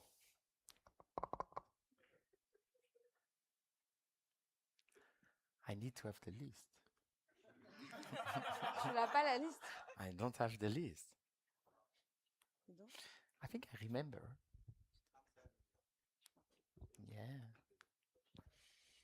I remember. I think no, but I need the list because I need Virginie to read it with me. So David, can you send me the list? Not for me because I know them. Only 5. Should I take my phone to get the list? Now wait. So, yeah. I'm gonna save for this one. Okay.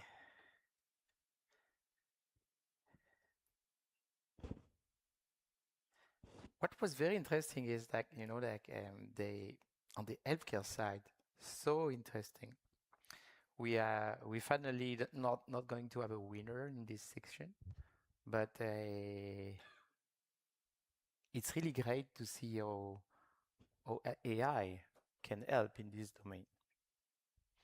And we see, the evolution of all these projects on we saw radiology and cardiology and respiratory, and it was really very, very interesting. So the number 5, I'll pick.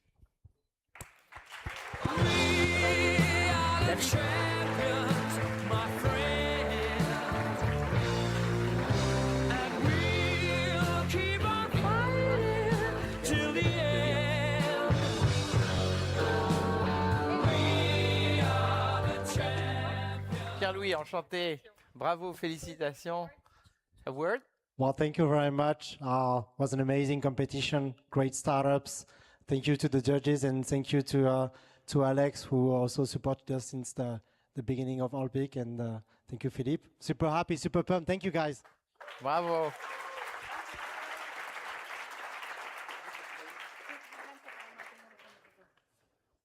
Okay.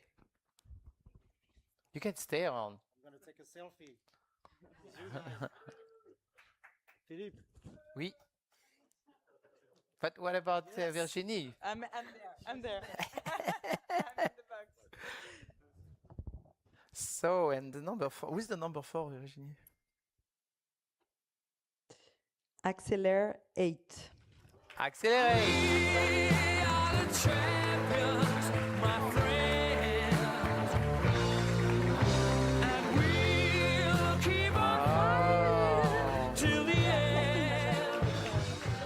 Someone said that you're so impressive. Congratulations. Ah bah oui, je ne sais pas. Merci beaucoup, Paris. Merci.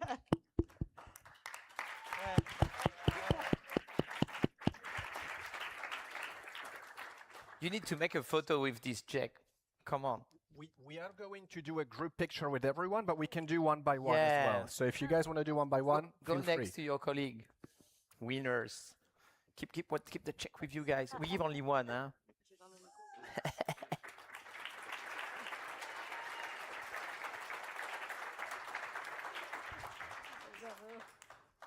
This is not a winner, but this is a very special mention for one of the startups that got the heart of Alex, the CEO of Deel. Muniz. Sleeping. We are the champions, my friend. It's no winning, but it's winning by a person for the family office. So Yeah, I agree if you want to say a few words. Congratulations. Thank you. I came all the way from Korea, and it's great that we have this opportunity to talk to many founders and investors, that we're building something in the other side of the world, but we are doing really passionately. Thank you that Deel made this amazing stage for us. Thank you. So thank you for coming. Thank you. Good luck. Stay. So the third, wow, we are getting in the third one. Alice will tell us. Yeah. And why? NYBL. Yeah. We are the champions, my friend. And we'll keep on Congratulations. till the end. Congratulations. So just one thing, when the investor, they all noted, you said IPO 10 to 15 billion. Yes, maybe even more. You said it, dream big, right? Yeah. Want to thank first to all my team at Nibble who's watching. We wouldn't be here today without an incredible team. Thank you to Deel and everybody here and all the amazing startups that we met and made friends and created partnerships. So thank you guys, and this is so exciting, and congratulations. Yeah.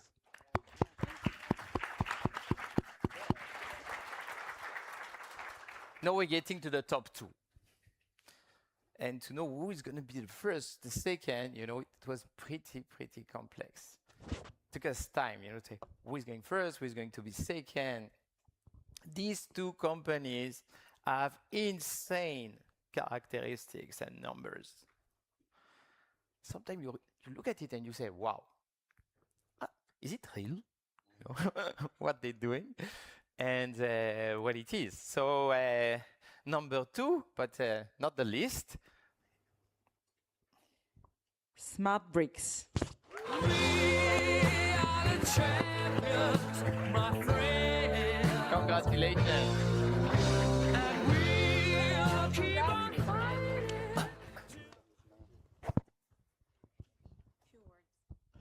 fighting. We only had our semi-final on Thursday. This has been one of the craziest 42 or 72 hours of my life. Thank you to everyone. Thank you to all the judges. This is great. Thank you.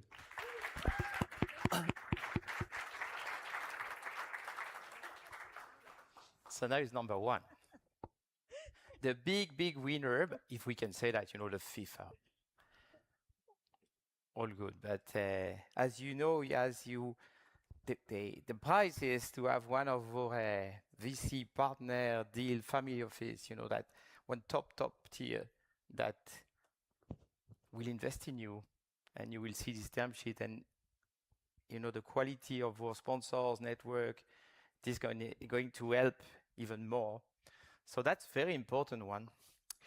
And it's a funny story here, These guys almost didn't make it. And finally, it did happen.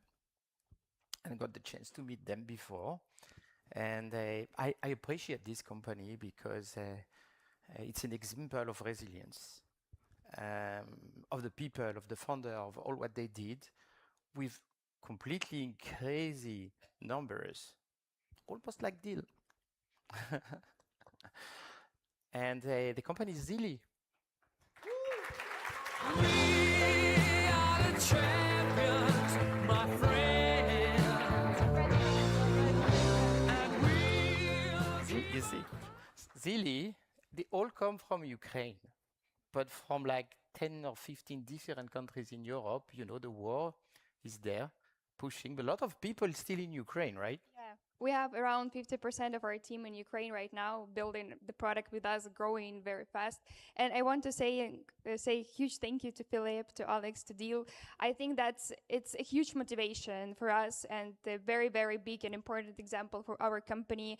And you have a great culture, great business, great product, great execution, and the rhythm, the dynamics you have, having already this huge valuation is amazing. Thank you so much, and thank you for believing in us. Thank you. Well done. Congratulations. we are the champions, my friend.